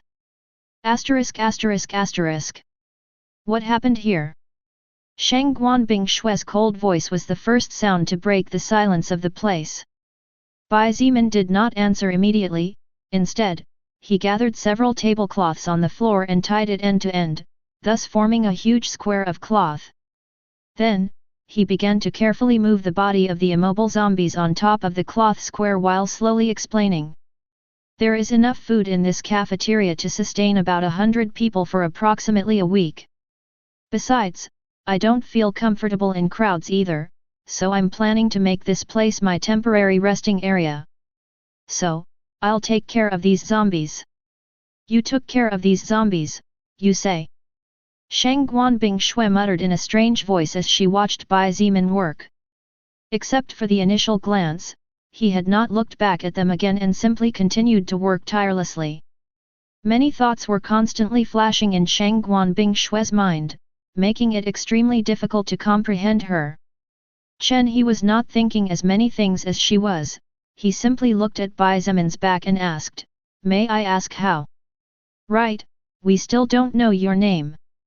"You are Bai Zimin," he casually replied. Bai Zimin wasn't trying to act cool, this was his real personality. Even before the world became chaotic, he was not good at dealing with many people due to certain past incidents. "I see, Bai Zimin. It's a pleasure to meet you." He said politely with a smile. He was extremely handsome, his archery skill allowed him to become the best in his club and his grades were in the top 10 every semester. All these excellent qualities together with his unknown but powerful family made him the prince charming of countless beautiful girls, even among the boys, he was popular because of his kindness. "Same here," Bai Zimin replied without much interest. His top priority now was to fully ensure his safety, then make a call home to check on his family's safety, and finally understand the rules of the new world better. Therefore, he was not interested in making friends with anyone just as he had not been in the past. Chen He's expression became a little uncomfortable at Bai Zimin's clear coldness and a bitter smile appeared on his handsome face. "How did you deal with them?" Shang Guanbing Shui asked. She could see some blood stains on the ground. However, that blood was obviously from the 4 large mosquitoes that were dead and torn to pieces on the ground. Then, Shang Guanbing Shui was curious to know how it was possible that the young man in front of her killed the zombies without injuring them. "They are not dead. They are still alive," Bai Zimin replied, finally finishing dragging the 15 bodies. "What?" Shang Guanbing Shui's cold and indifferent expression broke for a moment when she heard his words. Bai Zimin began to drag the large square of cloth towards the exit with a bit of difficulty but with steady steps. Although his strength was 55 points in total, he had not yet reached a level where he could drag 15 adult people casually. As he walked, he replied, "These zombies are still alive. It's just that I destroyed all the connecting bones of the body, so even if the brain is intact, they are no different from dead zombies since they can't do anything. I didn't want to stain the ground where I will sleep with blood." Shang Guanbing Shui's eyes lit up and she finally understood the reason why the zombies' bodies were in such a terrible condition. Previously, she had assumed that Bai Zimin was simply a barbaric and violent person, but after listening to his explanation she understood that she had been wrong. Although she somewhat admired his strength, that was all. From her point of view, there was no trustworthy person in this place. To Shang Guanbing Shui, the only person she could trust a bit was her childhood friend Chen He, as for the rest, they were all useless. Especially the men. ******. Currently, Shang Guanbing Shui was surrounded by both men and women. Lin Feng, the vice president of the student association, and Chen He, the skilled archer, were constantly trying to engage her in conversation. Liang Peng, the strong man with a terrifying hammer, looked at the bodies of some female students and teachers casually without caring too much about the world outside. After carrying the 15 zombies out of the place and dragging them to a nearby building, Bai Zimin returned to the gymnasium. He simply ignored the stares he was receiving and walked away quietly with no intention of chatting with anyone. Upon arriving at the cafeteria, Bai Zimin used his blood manipulation skill to remove the blood that stained the floor, sending it through the broken window to the outside. Because the glass was broken, rainwater was constantly pouring in and the areas near the windows were soaked. In addition, the cold was really unbearable. After a few minutes of consideration, Bai Zimin ripped the legs off several tables and used the tops to cover the windows one by one. To prevent the wood from falling off, he used several cabinets and refrigerators inside the room, thus sealing out rain, wind, and decreasing the chances of an insect getting in. Then, Bai Zimin closed the door and locked himself inside the cafeteria. He turned on a dim light and sat on a chair away from the window and door to rest. 5 minutes later, he took his cell phone out of his backpack and, with trembling hands, called his mother. The number you wish to reach is out of service or out of battery. Please try again later. Bai Zimin took a deep breath to calm himself, not wanting to think about the worst-case scenario. With lingering fear, he dialed Meng Qi number. The number you wish to reach is out of service or out of battery. Please try again later. Receiving the same message again, Bai Zimin couldn't help but put down the cell phone and leave it on the table. He slumped gently onto the chair and, as he listened to the steady sound of lightning, his eyes flooded slightly with tears. Although he did not want to think about it, it was clear to Bai Zimin that the probability that his family had died was very high indeed. After all, many people had turned into zombies without warning, zombies had started attacking ruthlessly, insects had evolved and even domestic animals had turned wild. However, he really wasn't willing. The only real thing he had was his family after all. Barely resisting the urge to cry, Bai Zimin picked up his cell phone again and dialed his father's number. Sitting in a nearby chair, Lilith felt a bit sad for him as she watched him act like a small child about to cry. Even when he was forced to fight for his life, even when he had no choice but to raise a sword and bathe in blood, even when his entire life was collapsing in front of him, Bai Zimin was always decisive and did not hesitate. He fought when it was necessary to fight and used his brain to perfection to survive. However, in the face of his family's possible death, his calm had flown out the window. The reason why Lilith felt a little sad about Bai Zimin's situation was because she had decided to trust and believe in him since she currently had her own problems. However, it could not be said that Lilith felt pain for seeing him like this. They had only known each other for about 2 or 3 hours and the amount of interaction they had with each other was not much either. Besides, Lilith had seen many things worse than the loss of a family during her lifetime. To her, even the fall of an entire race where tears of blood were shed was not such a strange sight either. Now, she could only hope that his family was safe and had not experienced any accidents. Otherwise, if he fell and did not get up again, his death was a matter of time. This was something Lilith hoped would not happen. Unfortunately, people's fate sometimes turned out to be extremely cruel. The number you wish to reach is out of service or out of battery. Please try again. Bang! Bai Zimin didn't even wait for the message to end when he smashed the cell phone against the wall in front of him, completely destroying it with no way of salvation. Without even waiting for all the parts of his phone to fall to the ground, Bai Zimin grabbed the chair he was sitting on and slammed it with all his might against the floor. The wood broke into countless pieces and splinters flew everywhere.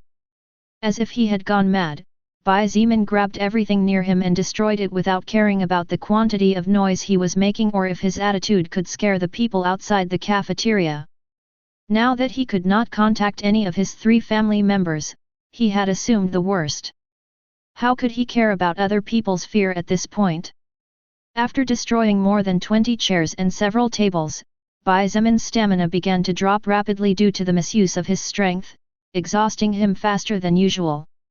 He slumped on the floor, leaning his back against the wall, and covered his face with one hand.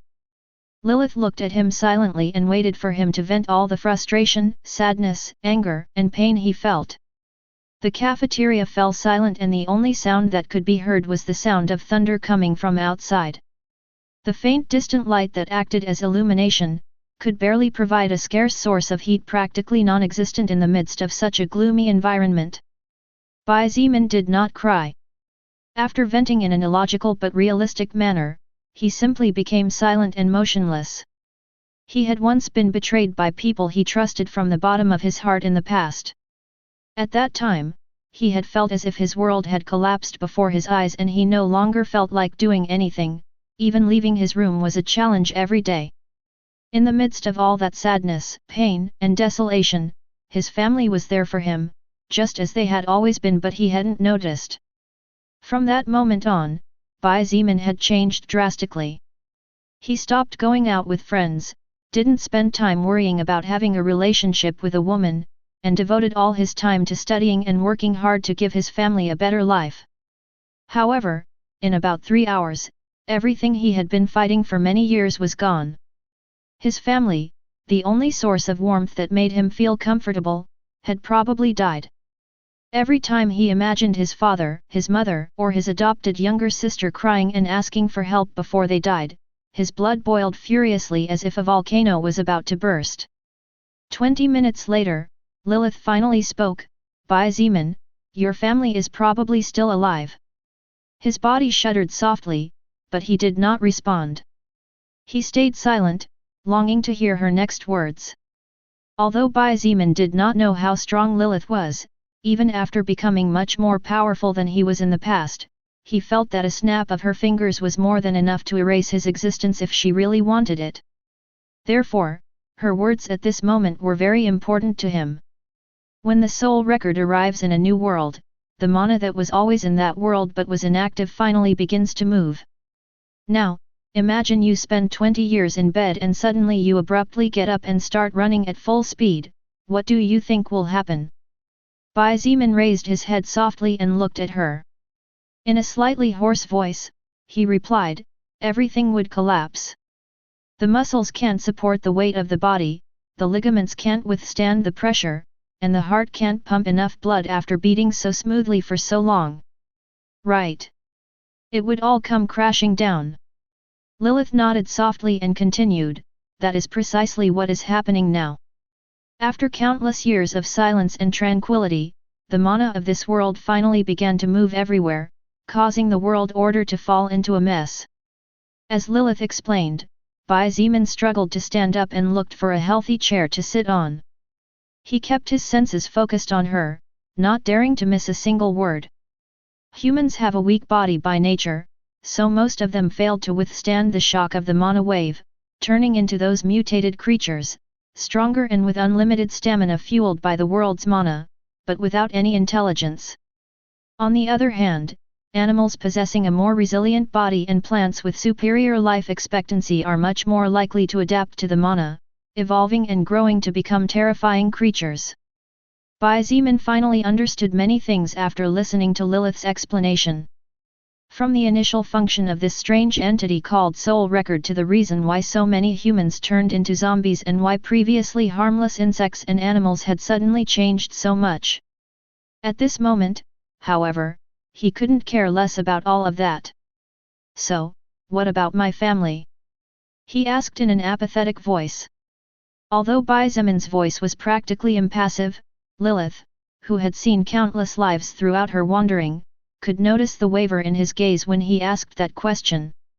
Obviously, although he was trying to act calm, his heart was in chaos as he tried to cling to any hope. In addition to living beings, there is also the possibility that electronic objects will suffer from the mana wave. Then, it's not impossible that the communication devices would be damaged or the distance reached by the signal would have been infinitely shortened. Lilith pointed out. Bai Zemin's eyes glinted as he listened to her explanation. Indeed, Lilith's words made quite a bit of sense if one carefully observed the illogical world outside the window. Seeing the change in his expression and his eyes regaining their color, Lilith quickly added, "Besides, don't forget that during the chaos your family might have also lost their cell phones or simply didn't have time to pick it up." Bai Zemin finally couldn't help but stand up. His previously dull gaze had flared up once again, burning with hope. Previously, he had been too overwhelmed with emotions, unable to think of even something as small as what Lilith had just mentioned. In fact, it was very plausible that his family simply hadn't had time to pick up their cell phones, or they simply broke during their escape. Even if it was all a fleeting hope, Bai Zeeman was not willing to let it slip away. He advanced with a big step to the chair where Lilith was sitting and hugged her gently as he said softly, "Thank you." Unconsciously, he couldn't help but be amazed at the exquisite scent of roses that Lilith's body exuded. Her soft dark hair lightly caressed his face as if it were his lover's caress. After experiencing hell and then being ascended back to the heavens, even his first-order blood manipulation could do nothing to calm his heart. With unstable emotions, he simply wasn't thinking with complete rationality. Lilith knew this perfectly well, so she didn't bother to push him away. To her, Bai Zeeman was a little boy. On the contrary, she joked, "If you really want to thank me, how about taking me right here?" As if he had received an electroshock, Bai Zeeman quickly backed away from her and looked at her suspiciously as he said, "You can forget about it." In fact, if it wasn't for the heat of the moment and the emotions clouding his judgment, Bai Zeeman would definitely not dare to approach Lilith. Her whole being was too charming and every action of hers was brimming with seductiveness. Even he, who was usually quite calm, didn't have the slightest confidence in resisting if she really wanted to. "Oh come on, don't be a spoilsport." Lilith pouted extremely cute, which was a great counter to her seductive body. "With this cold weather, I'm sure if we hug each other affectionately our bodies will be happy." Bai Zeeman rolled his eyes and was about to respond when the metal door was knocked softly. Hearing the sound coming from outside, Bai Zeeman and Lilith stood in silence for a moment before he walked to the door and opened it without saying a word. Standing on the other side was a female student who, though not a great beauty, was considered quite pretty. However, her expression at the moment was rather haggard and the fear in her eyes made her look quite miserable.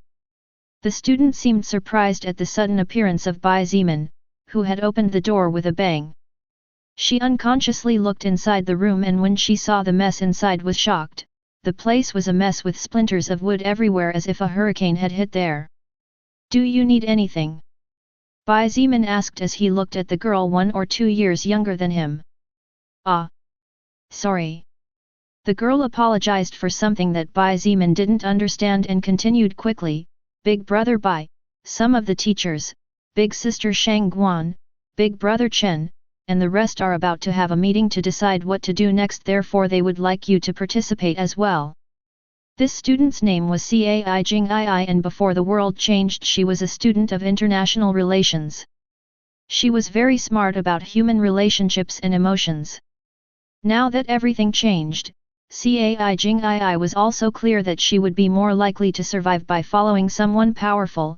At the same time, it was essential to be careful not to offend anyone, because the rules would not necessarily remain the same as before. Hearing her words, Bai Zeeman was silent for a moment before nodding, "All right. Thank you for informing me. I'll be there in a moment." He was not surprised that the girl in front of him knew his name. After all, he had worked, it was only natural that someone would start spreading his name around, especially those people whose lives he had saved. XIETIAN quickly excused herself and left. She could sense that the young man's mood before her was not particularly good, so she was worried about saying the wrong word.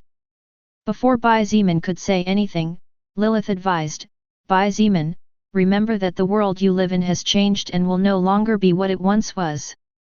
Although it might not be so obvious now since it is only the beginning of a new era, gradually people will change. Be careful of the people around you or your death might not be caused by a monster or mutated plant." Bai Zeeman looked at her silently, pondering her words. After several seconds, he nodded slowly and "Thank you for your advice. I will remember it." Lilith threw him a flying kiss and gave him a charming smile in response. Bai Zeeman didn't dare look at her for too long and quickly closed the door behind him as he walked away in the direction of the basketball court. At his reaction, Lilith giggled softly, causing her ample breasts to sway invitingly.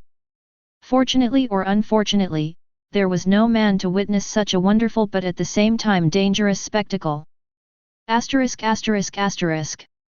After Bai Zemin's nerves calmed down and the tension he felt on his body due to the constant dangers and seemingly endless battles, he finally paid more attention to the people around him and easily noticed many things on his way to the basketball court. Most of the people, regardless of whether they were male or female, teachers or students, had eyes filled with apprehension and looked at their surroundings with constant vigilance. Some of them even had signs of insanity, clutching their hair tightly and muttering incoherent things before they started laughing out loud as if something funny had happened. Seeing all this, Bai Zemin couldn't help but agree with the advice Lilith had given him before.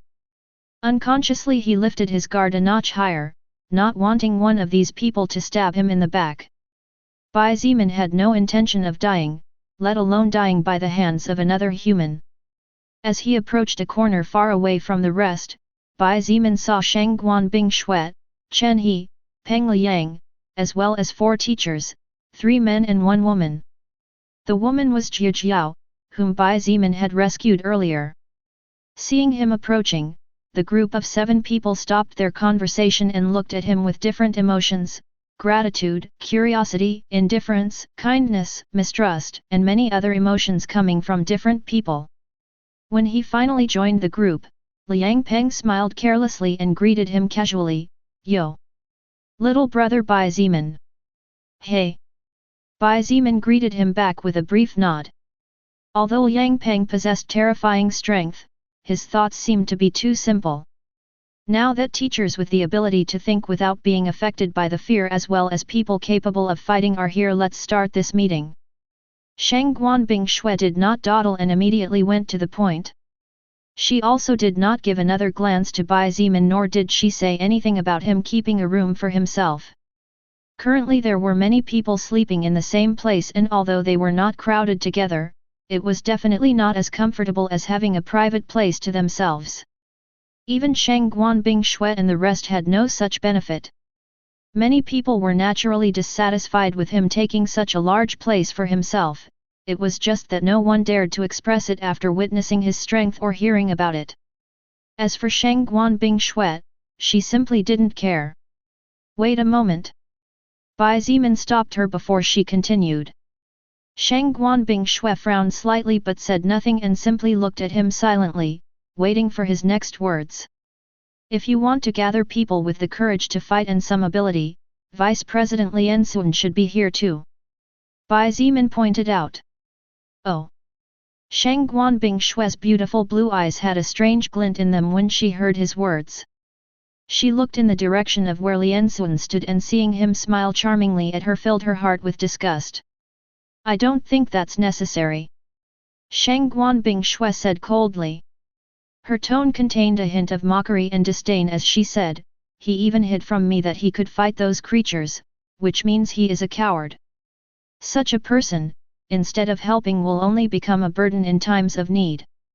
Bai Zemin simply shrugged his shoulders and did not comment any further. "Then, let's continue." Shang Guanbing Shui frowned and explained her concerns. "Currently, the storm is quite fierce. As each of us headed in this direction, saving other people in the process, it was inevitable that we and the others would get wet." Indeed. Currently everyone was shivering with cold and many people were sneezing with signs of possible colds. With their clothes completely wet in the cold weather, the body temperature had plummeted all at once and the arrival of illnesses was only a matter of time. Even Shang Guanbing Shui's white dress was soaked and clung tightly to her seductive body. This had attracted the attention of the local men regardless of whether he was a teacher or a student. Even the handsome and kind Chen He could not help but sneak several glances at her secretly. Shang Guanbing Shui continued, "At this rate, the arrival of illnesses like influenza and fever is only a matter of time. At this moment we don't even know exactly the situation of the world outside the university. I tried to communicate with my family but apparently there is some kind of problem with the signal." Chen He nodded, "I also tried to communicate with my family but got no results." Hearing their words, Bai Zemin's eyes lit up imperceptibly. Since they had the same problem, Lilith's words were probably real and, although he didn't know if his family was alive, hope burned fervently. "Then, I would like to form different teams to perform different tasks. Shang Guanbing Shui finally pointed out her real purpose. One team will be in charge of searching for clothes from the male dormitory and the female dormitory, saving the people who are still alive in the process. Another team will be in charge of going to the university pharmacy in search of cold medicine, fever medicine, and whatever else is possible. Chen He added, in the cafeteria, Bai Zimin found enough food to feed more than 100 people for a week. Even if we add more people, the rations should be able to last about 3 days.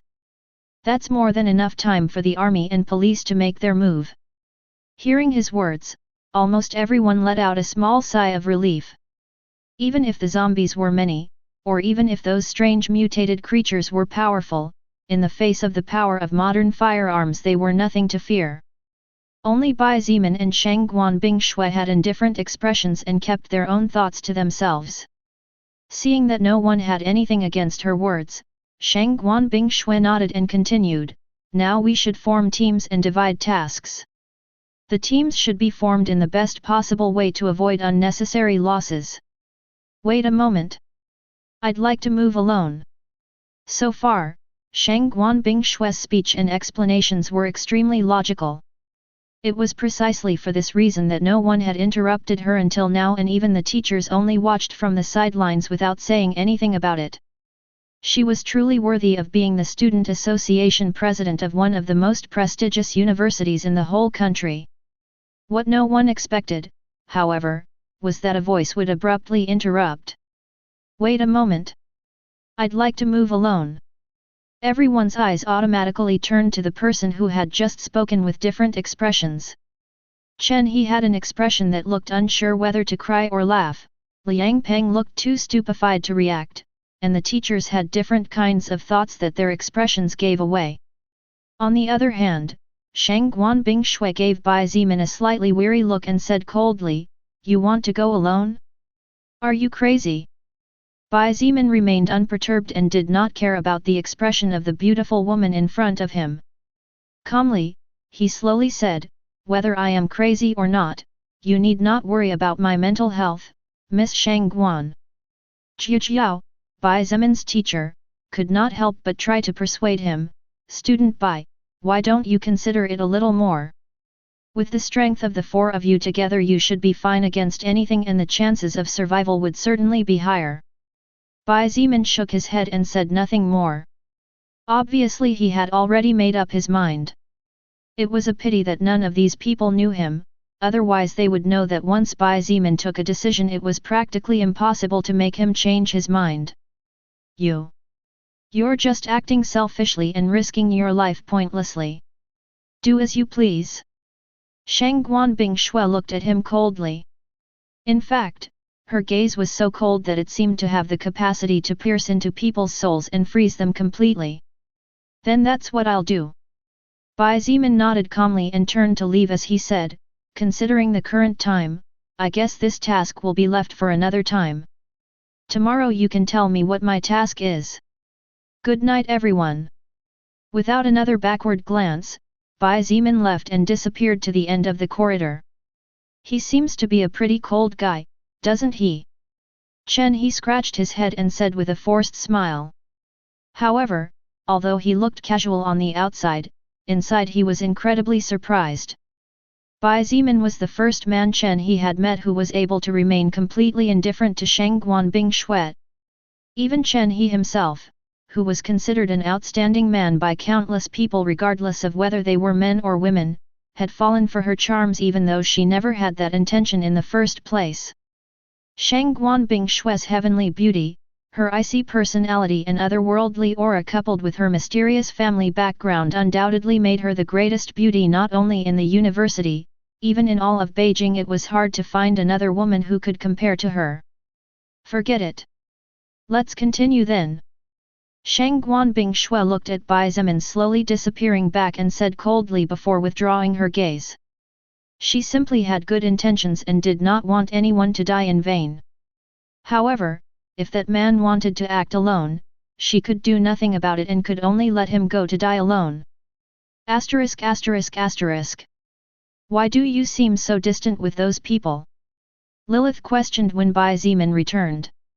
Even without being present, the group's conversation had been heard clearly by her. Bai Zimin picked up a chair and sat down across from her.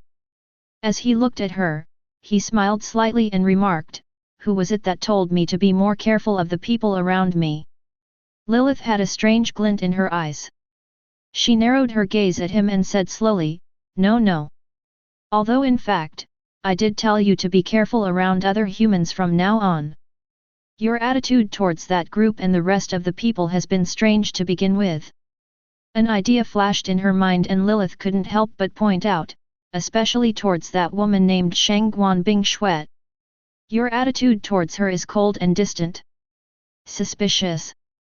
Bai Zimin sighed lightly and closed his eyes as a bunch of memories flashed in his memory at lightning speed. Although those memories no longer hurt, the pain of the past could never completely disappear. A person's past was the foundation upon which the present rested and where the future was built. Slowly, he opened his eyes again. At that moment, several green letters flashed across his retina. Pain from the past, caution in the present, defiant towards the future. You have acquired passive skill, Stone Heart. Bai Zimin was taken aback when he read the message that had appeared out of nowhere. How had he suddenly acquired a skill? Seeing him dumbfounded, Lilith frowned slightly and asked in confusion, "Is something wrong?" Bai Zimin immediately snapped out of his daze and quickly shook his head as he said, "Forget it, Lilith. Why don't you tell me more about the skills and about the soul record?" Lilith looked at him deeply before finally sighing lightly, "All right, since you don't want to talk about it. Let me explain a bit about the soul record then." Bai Zimin immediately sat up straight and focused entirely on her, pushing the matter about what had just happened to later. The soul record is an unknown entity that no one has ever come to fully understand. This seemingly formless entity reaches out to different worlds, setting in flux the mana that exists in these worlds, and pushing the different races and species towards the path of evolution. Lilith explained slowly, choosing her words carefully, "As you have already seen for yourself, when defeating enemies an orb of light comes out of their bodies and yours absorbs it." Bai Zimin nodded. In fact, even when he killed zombies those orbs still reached him even if they didn't give him benefits. Those orbs contain soul power within them. The soul record concentrates a small part of the defeated enemy's soul power and grants it to the winner. The defeated one becomes a source of evolutionary power for the victor, pushing the winner beyond. In addition to this, as long as the enemy's soul power is strong enough, the winner will not only get part of their power in the form of stats, there is also the possibility of getting treasure orbs or skill scrolls. That would basically be a fairly general and simple summary of the function of the soul record. As for what its true motive or purpose is, no one knows. Lilith paused and looked at Bai Zimin in silence. If she continued to talk about it, even 1 or 2 years would not be enough to explain everything. Bai Zimin took a few moments to assimilate the information before slowly asking, "Is there another method of acquiring skills other than skill scrolls obtained from different enemies?" "There is." Lilith nodded and explained, "Aside from defeating enemies, you can also acquire different active or passive skills depending on your lived experiences or qualities." Seeing him look at her with clear confusion, Lilith deepened her explanation. "For example, a person who practiced martial arts from a young age would awaken a passive melee skill and its level will depend on that person's technique. Hehe. On the other hand, if a man had problems with his sexual orientation, he would awaken a passive skill that makes him immune to female charms." She smiled playfully at him and pointed out, "I know someone like that, so if that happens to you don't worry. I won't discriminate against you." Bai Zimin had finally understood many things that were unclear before. Although there were still many questions in his mind, there was no way he could ask them all together and process all that information at once. Therefore, it was better to go step by step in order not to make mistakes or get confused later on. However, when he heard Lilith's final words he almost fell to the ground. "My sexuality has no problems. You don't need to worry," he said with a grim face. "Are you sure about that?" Lilith stood up and approached him. She bowed slightly, barely showing a small part of her neckline and almost unnoticeable to the eye. Her rose scent entered Bai Zemin's nostrils and his eyes couldn't help but be drawn to that small patch of white skin. He swallowed audibly and his breathing became slightly agitated as he began to lose control over himself. It looks like there's really no problem with your sexuality. Lilith stopped toying with him and returned to her seat before looking at him with a smile that was hard to comprehend. Bai Zemin bristled with embarrassment and stood up. He moved away from her and lay down against the wall in the corner. Seeing him act like that, as if he was a child who was wronged by his parents, Lilith couldn't help but chuckle as she said, "Oh, don't be angry. I was just making sure you weren't lying." But Bai Zemin didn't answer her. He focused his attention on the green letters flashing in his retina. Stoneheart, 3rd order passive skill, level 5, it becomes extremely difficult for people not close to you to move your heart and shake your emotions. This effect is especially strong against the opposite sex. As a side effect, your love and affection for those close to you grow exponentially. Looking at the description of the skill, it would be a lie to say that Bai Zemin was not surprised. However, the surprise was not so much after hearing Lilith's explanation earlier. The soul record clearly creates skills depending on the qualities of each person, further adapting that person to evolve and paving his or her path. Any strength or any personality characteristic of a person was categorized as a skill as long as the trait interfered in any way with the possessor, regardless of whether it was a positive or negative trait. Due to certain past events, Bai Zemin's personality had become very indifferent towards people and to some extent, he only cared for those close to him. However, he had not reached the point of possessing a stone heart where even a drop of water would find it difficult to enter. Obviously, this strange entity called soul record could also enhance a person's traits and take them to a higher level than normal. Bai Zemin estimated that this could also be one of the side effects of mana. However, from his current point of view, it did not seem to be a very useful skill. It did not contribute strength in any way, nor was it an active skill that would allow him to make use of supernatural powers such as his blood manipulation. After hesitating for several minutes, Bai Zemin asked, "Lilith, between an unclassified skill and a first-order skill, which one is better?"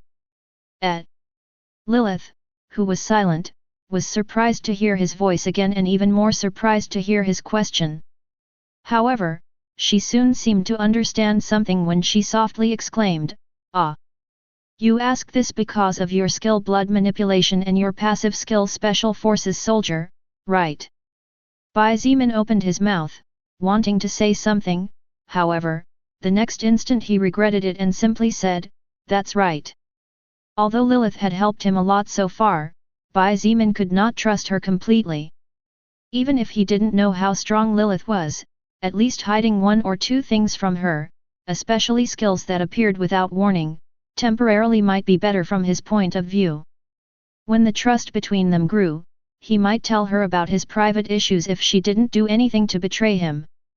For now, it was better to be safe early than sorry later. Skills are separated into 5 levels, from level 1 to level 5, Lilith thought for a moment before slowly explaining, when an unclassified skill reaches the highest level, in other words, level 5, that skill acquires the right and the possibility to evolve into something more powerful. Bai Zemin, focus on your blood manipulation skill for a moment.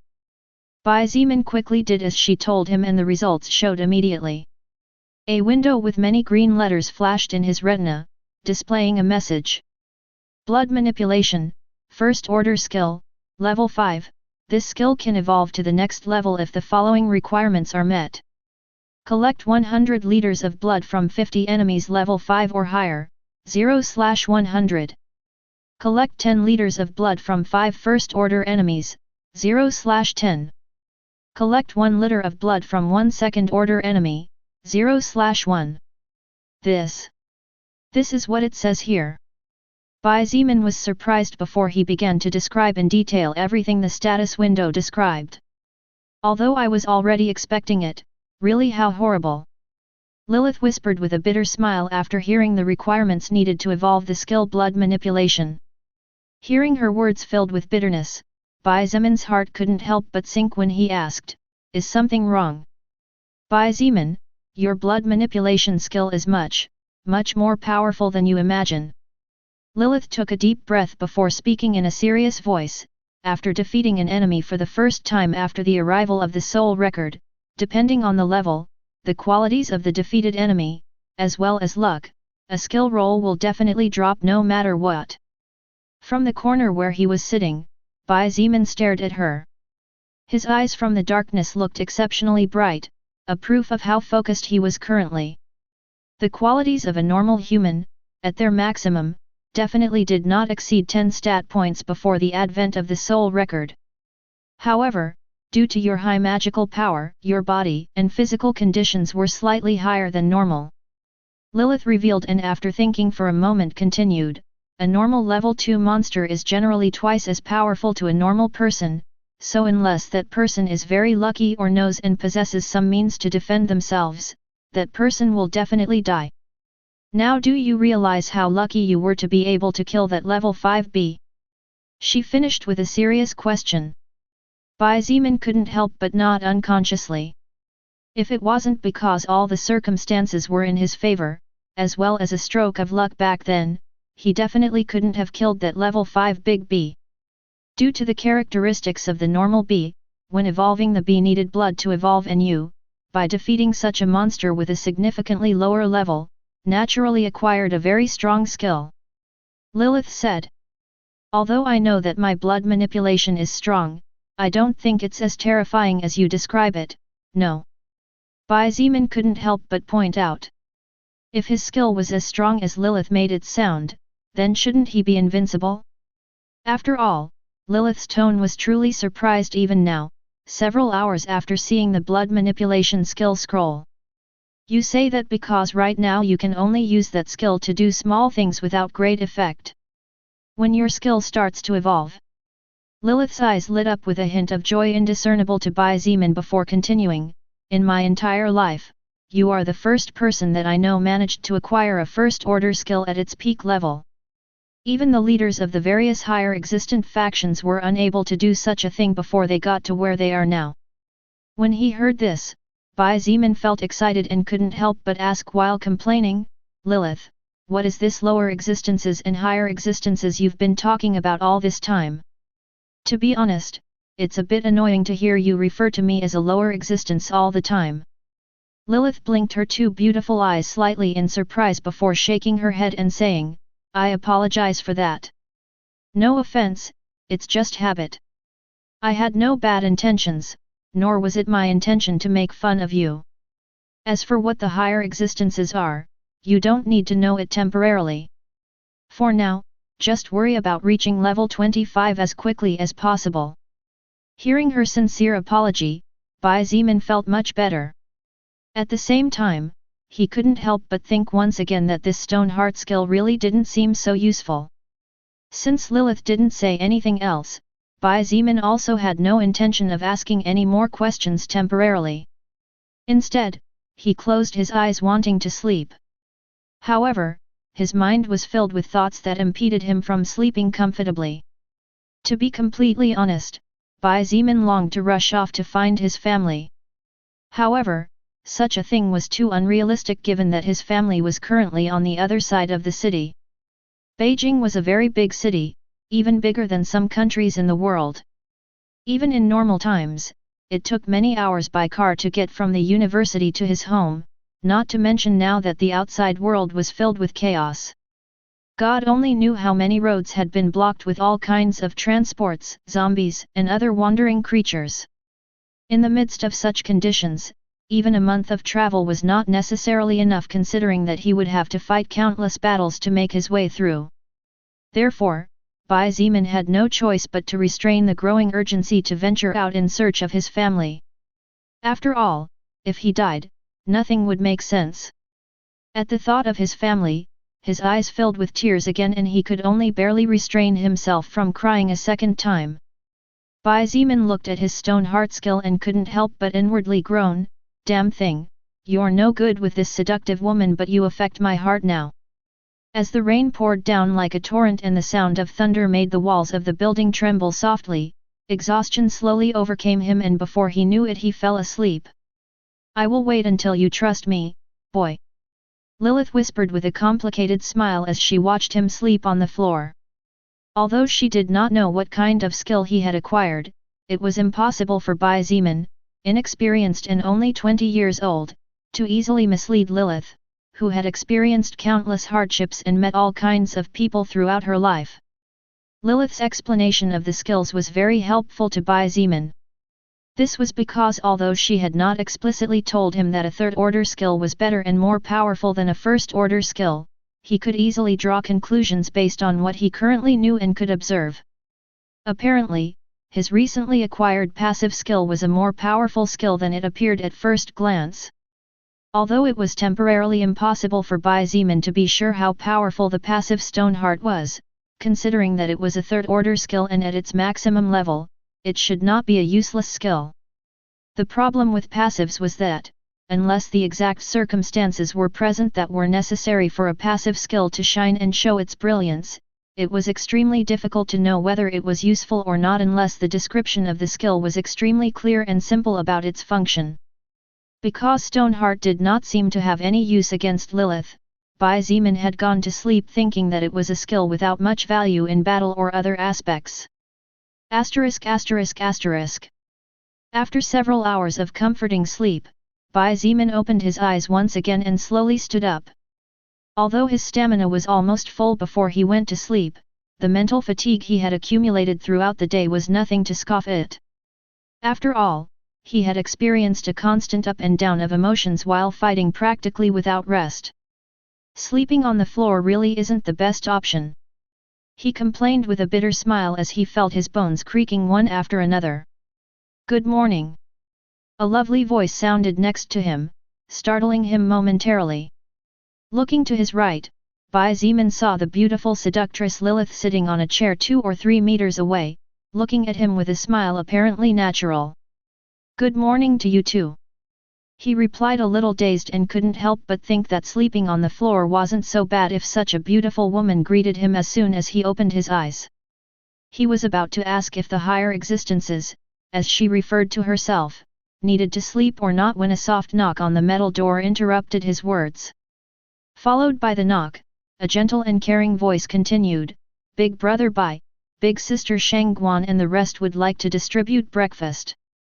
Bai Zimin recognized the source of the voice easily, it was the same girl who had talked to him yesterday. Apparently, she feared that he was sleeping and that her call had disturbed him since her voice was so low that if it were not for the fact that Bai Zimin had been constantly evolving he could not have heard at all. Without saying anything, Bai Zimin opened the door and said slowly, I understand.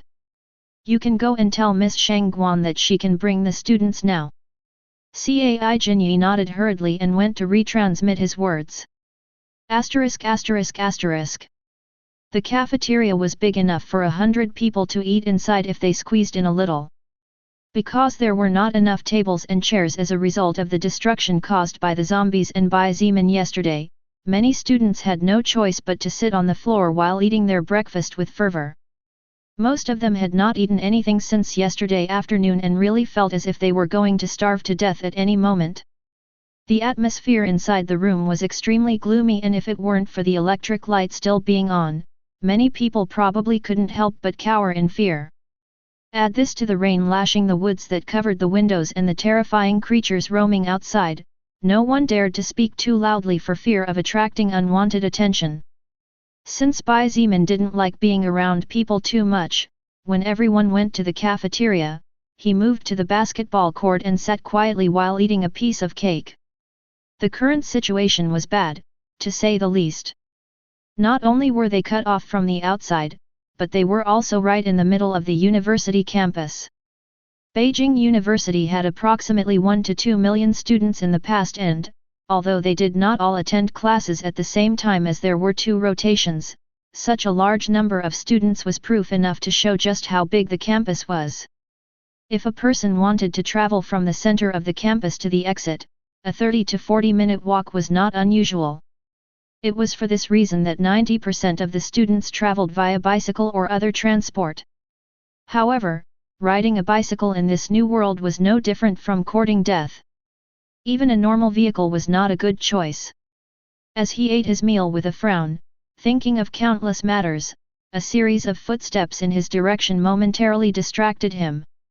Looking towards the source of the sound, Bai Zimin saw the handsome and skillful Chen He, the beautiful and powerful Shang Guanbing Shui, as well as the strong and seemingly simple-minded Liang Peng, walking towards him with varying expressions. "Good morning." Chen He was the first to greet him. Bai Zimin had to admit that with how handsome Chen He was, as well as his dexterity, good demeanor, and kindness, being a magnet for women was only natural. "Good morning to you all as well." Bai Zimin returned the greeting. After taking a last bite of the cake and finishing it in one mouthful, he asked, "Is something wrong?" From Shang Guanbing Shui's slightly frowning expression, Bai Zimin felt that something must have happened for this cold and indifferent woman to show a worried face. Shang Guanbing Shui looked at him for a moment before nodding and explaining, "Actually, there is a problem. Currently, 15 students have a fever and there are another 20 who are in the process of catching a cold. If we don't get medicine soon, things could get more troublesome." Bai Zimin frowned as well when he heard her speak. After spending a whole night with their clothes and body completely wet from the freezing rain water, getting sick was just natural. It was just that he didn't expect that only one night later, more than 30 people would present problems. If it continued like this, it would be hard for when everyone wanted to leave to take even weaker students than they already were by nature. Although Bai Zimin was indifferent, he was not a bad guy, much less a cruel person. There was no way he would casually let other humans die in the mouth of a mutated dog or a huge mosquito. If he was that kind of person, he wouldn't have rescued more than a dozen people on his way to the gym. After thinking for a moment, he stood up and picked up the sword lying next to him. "What are you going to do?" Chen He asked dumbfounded. "I said yesterday that I would move by myself." Bai Zimin replied as he arranged his meager belongings. "Going to the male dormitory and then traveling to the female dormitory to save people is a task that a large group like the three of you together can do better than me. In that case, I'll go to the pharmacy to get medicines now." Although the sooner the medicines were obtained the better it would be for everyone, Shang Guanbing Shui couldn't help but remark, "Are you really going alone now? The storm is still raging and dangers lurk everywhere. I still think it's better if we form teams or if we all move together." Although Shang Guanbing Shui didn't particularly like Bai Zimin, she still didn't want him to die just like that. Not only was he a human just like all of them, but he was also brave enough to fight, and his strength was something that could not be ignored either. Precisely for these reasons, she insisted that he should not move alone. From a logical point of view, Shang Guanbing Shui was right. After all, moving alone with such horrible weather, the chaotic world, and countless unknown dangers as well as misinformation, was no different from dancing with the Grim Reaper hand to hand. Bai Zimin naturally knew this as well. He looked at her for a moment before shaking his head and slowly saying, "Miss Shang Guan, I know you don't like me. To be honest, I don't like you very much either.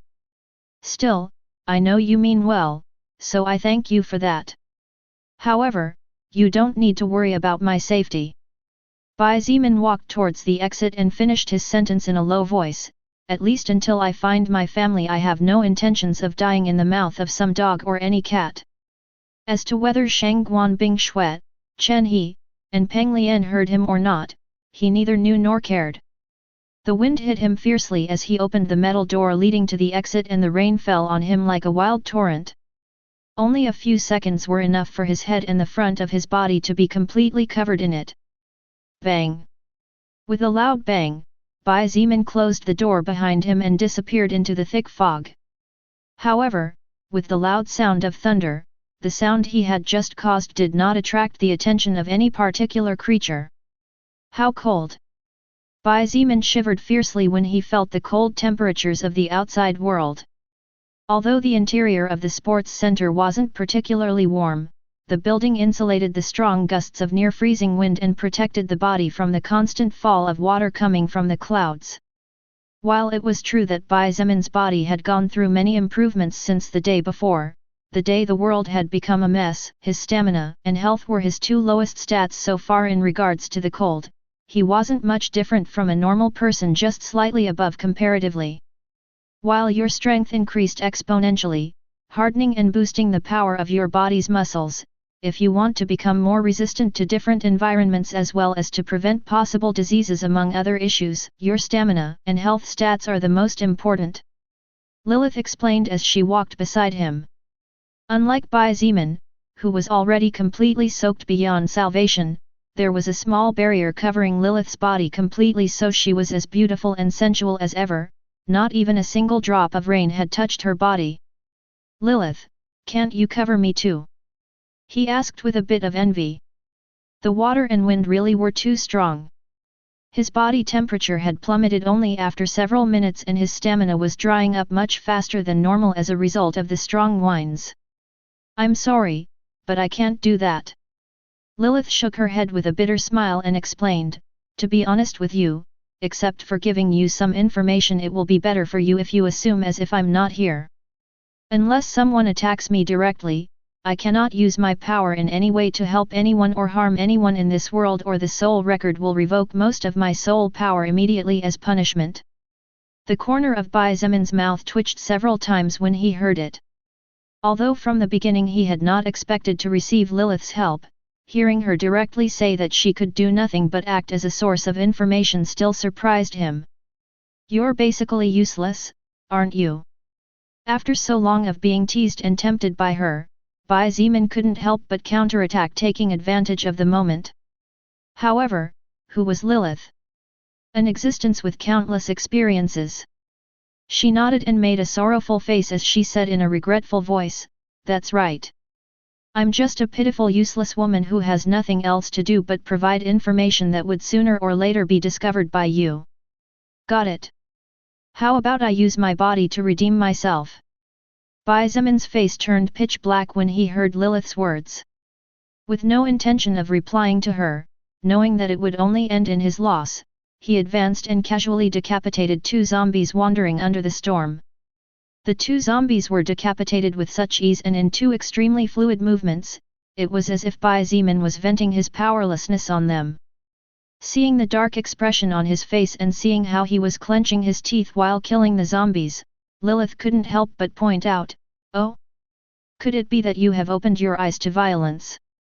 With agile movements and as if he had done this for countless years throughout his life, Bai Zemin claimed the lives of 5 other zombies that had come out of a nearby building as he replied, "That's right.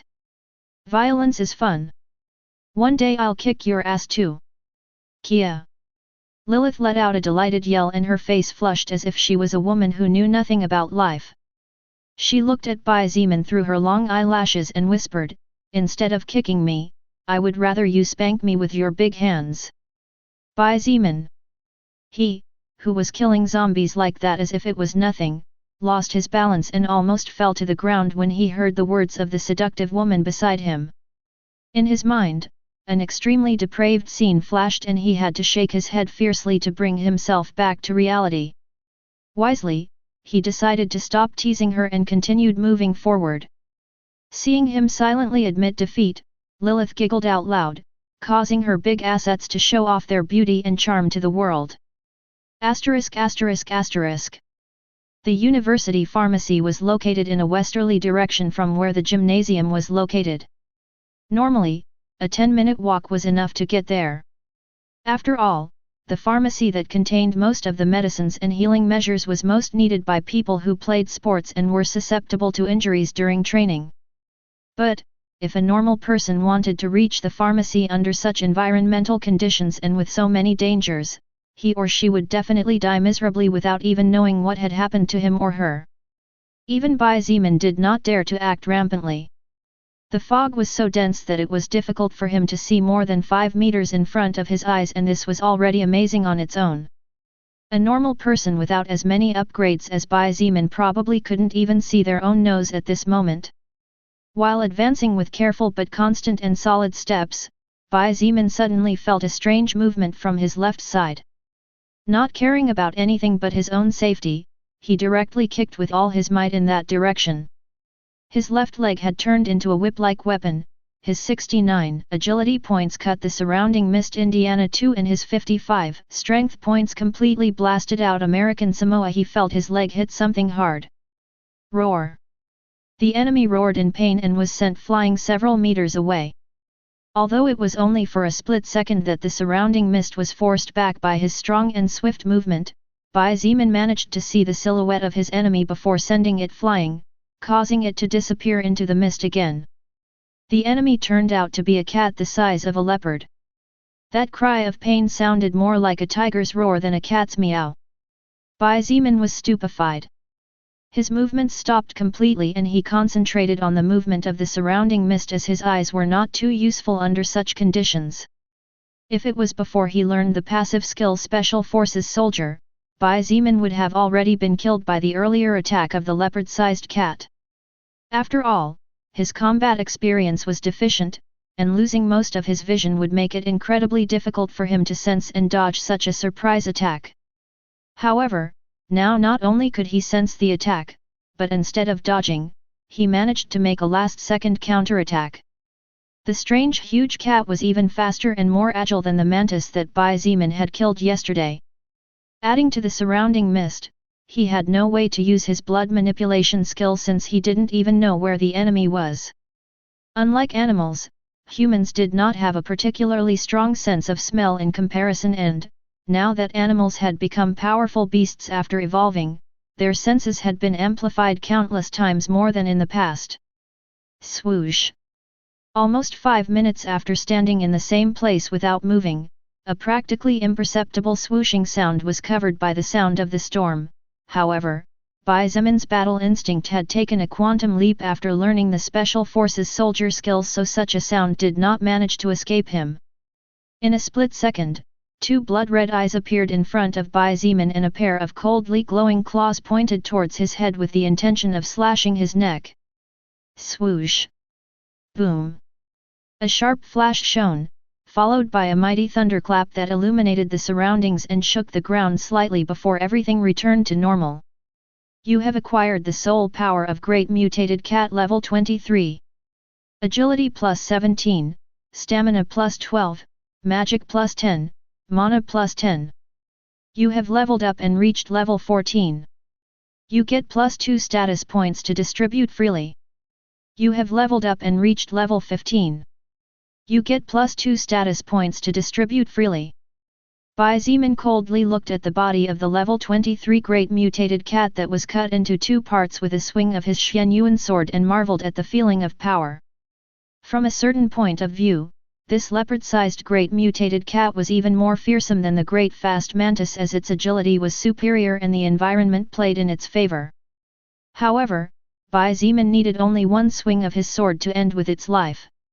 While it was true that the Great Mutated Cat was faster, and the mist, the sound of thunder, as well as the constant rain, blocked Bai Zeman's senses, except for its speed and sharp claws, the terror of this mutated beast could not compare to the Great Fast Mantis level 25. The Great Fast Mantis possessed 2 forelegs that were like 2 huge scythes capable of holding Bai Zeman's Xianyuan sword, which was a rare grade treasure, for a certain period of time. In addition, the battle instincts of the Great Fast Mantis were much greater than those of the Great Mutated Cat. Furthermore, the Bai Zeman at that time was much weaker than the one who fought against the Great Mutated Cat. As if all of the above were not enough, the Great Mutated Cat had been seriously injured by Bai Zeman's earlier kick. After all, the cat was a creature that specialized in agility but whose defense was lacking, so when Bai Zeman's 50+ strength points came into contact with the beast's weak body, several internal organs probably suffered the consequences, lowering the creature's threat by a considerable margin. After making sure there was no danger nearby, Bai Zeman crouched down and picked up a red orb that had fallen from the monster's body before quickly putting it away in his backpack. Bai Zeman did not delay and continued moving towards his destination. After another 5 minutes in which more than 20 zombies perished by decapitation at Bai Zeman's hands, he finally saw the small building where medicines and other medical-related items were kept. Bai Zeman kicked open the door and a shadow shot out towards him. The shadow's speed was slightly above a normal person before the world changed and would probably be the doom of any other human being. Even an evolved person could fall as the attack was too sudden. However, Bai Zimin was currently 8 times faster than a normal person before the arrival of the apocalypse. His reaction speed had become simply dreadful and his guard was always up, so in the face of the sudden attack he did not panic. Taking a step back, Bai Zimin kicked forward with all his might. His foot struck the shadow's chest, however, surprisingly, the shadow was not sent flying after being hit and only retreated a couple of steps. Bai Zimin was astonished. With his 55 strength points, that previous kick could easily kill a person after being hit in the chest. The shadow was actually a huge zombie. The zombie was over 2 meters tall and its body was surrounded by fat that acted as a protective layer. Its 2 bloodshot eyes glared at Bai Zimin with fury as if it could feel pain and quickly charged towards him. The giant zombie's fist was slow in Bai Zimin's eyes. He took a step to the left at the same time as he kicked the zombie's front foot.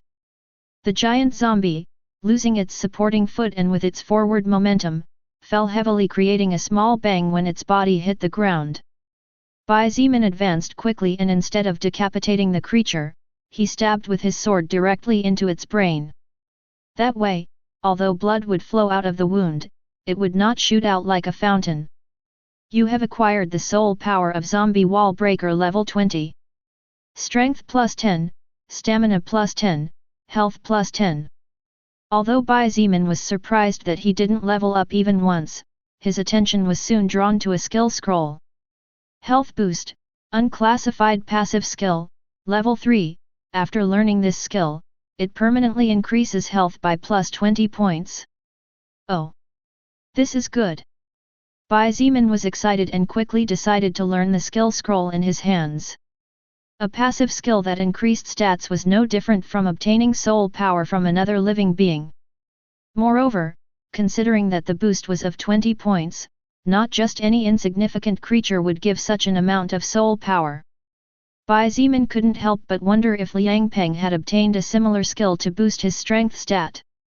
Although he did not believe that his strength was in any way weaker and, in fact, he was confident in surpassing him, it was truly amazing that in such a short time Liang Peng could lift and wield a hammer that clearly weighed over 200 kilograms as if it was nothing. The pharmacy was a multi-story building. However, Bai Zimin had no intention of inspecting the entire building. The first thing he did was to fill his backpack with fever medicine, cold medicine, medicine to relieve stomach pain, even medicine for muscle pain, and some vitamin pills. 10 minutes later, his backpack was filled with boxes containing all kinds of basic but essential medicine for any human being. Next, he found several plastic bags and then began to inspect the shelves one by one. As Bai Zimin searched for gauze, band-aids, alcohol, and other types of first aid utilities, he even kept a syringe and some doses of morphine that could be useful in emergencies. But, suddenly, a wild idea that he had been ignoring until now flashed in his mind. Lilith! Don't tell me! Don't tell me that viruses also evolve with mana! If viruses also evolved, then not only was everything he was currently doing pointless, but countless people would die from now on due to diseases. In fact, it was likely that more deaths would be caused by diseases and not by other savage monsters. Fortunately, Lilith's next words eased his worries. You need not worry. Single-celled organisms such as viruses cannot resist mana and their evolutive process is extremely limited, so the world's mana directly ignores them. Bai Zimin unconsciously let out a sigh of relief. If the case was as he had assumed, then he would have no choice but to find his family quickly and help them evolve so that their bodies would become more resilient. As for the rest of the people, Bai Zimin did not think about it. He did not even notice this fact and acted as if his thoughts were normal. Unknown to him, the effect of the skill he still considered useless was changing his perspective of the world little by little. After filling several bags with all sorts of items needed to provide first aid, Bai Zimin took out the red orb to see what it contained. Piercing Glove. Normal treasure attacks performed with this weapon allow the user to pierce through the defense of almost any enemy below level 25. When equipped, strength +5. This gauntlet was odd in that a 30-centimeter spike protruded from the tip where the knuckles should be by default. Although +5 strength points was not as amazing as the increase of other items he had acquired so far, it was free power increase, so Bai Zimin equipped the glove with pleasure. Suddenly the ground began to shake slightly and Bai Zimin quickly realized that this was not caused by the storm. What is that? As he approached a window, the fog seemed to be disappearing in some parts. However, the strangest thing of all was that instead of fog, a dense cloud of vapor was slowly ascending into the sky. Also, as if a giant was slowly advancing, the ground was constantly vibrating and the buildings were shaking lightly. Bai Zimin. As he watched the environmental change outside the window and prepared to leave the building for fear of its collapse, Lilith's serious voice sounded beside him. When Bai Zimin turned around to look at her and, for the first time since he met her, he saw a grave and even a little anxious expression on her face. Lilith looked out the window and warned, "You'd better get ready because this could be your first life and death battle. If you win, you will undoubtedly become stronger. If you lose, then your path can only end here." Since Bai Zimin met Lilith, only about a day had passed. Although it was not a long time, his mind had already formed a small idea of the kind of person she was most of the time. Playful, charming, even a little mischievous. As for kind, Bai Zimin restrained himself from thinking about that possibility since he didn't believe Lilith was helping him out of pure kindness. Still, it was undeniable that she had helped him on many occasions by providing him with information that, while he might have discovered on his own after some research, it was also true that time was precious in eras of chaos. However, this was the first time Bai Zimin had seen such a serious expression on her face and, although he was not so sure, there even seemed to be a touch of anxiety in her voice. "I won't die. At least I have no intention of dying yet," Bai Zimin replied as he shook his head. Lilith was a little surprised to realize how calm he sounded when he said those words. She looked at him as he took off his backpack and left the plastic bags containing medicines hidden in a corner, and her eyes couldn't help but glint with a hint of praise and even a small glint of unfamiliar satisfaction. "You know, you really are a weirdo," Lilith pointed out as she walked beside him in the direction of the exit. "You think so? Well, I've been told that many times." Bai Zimin shrugged and held on tightly to his sword as his eyes flashed with a hint of resolve. "You really aren't afraid of dying? This time you really might die." She raised an eyebrow and reminded him. "I am afraid to die. Of course I'm scared." Bai Zimin nodded impatiently and continued, "But what I'm afraid of is not death itself, what I'm afraid of is not being able to see Meng Qi and my parents again. What I'm scared of is not being able to help them when they need me. But I am not afraid of death. For me, death is no different than eternal sleep, and you know what? I love to sleep." "You?" Hearing that he even dared to joke in such a situation, Lilith didn't know whether to laugh or cry, and a look of helplessness shone in her beautiful eyes. "My God!"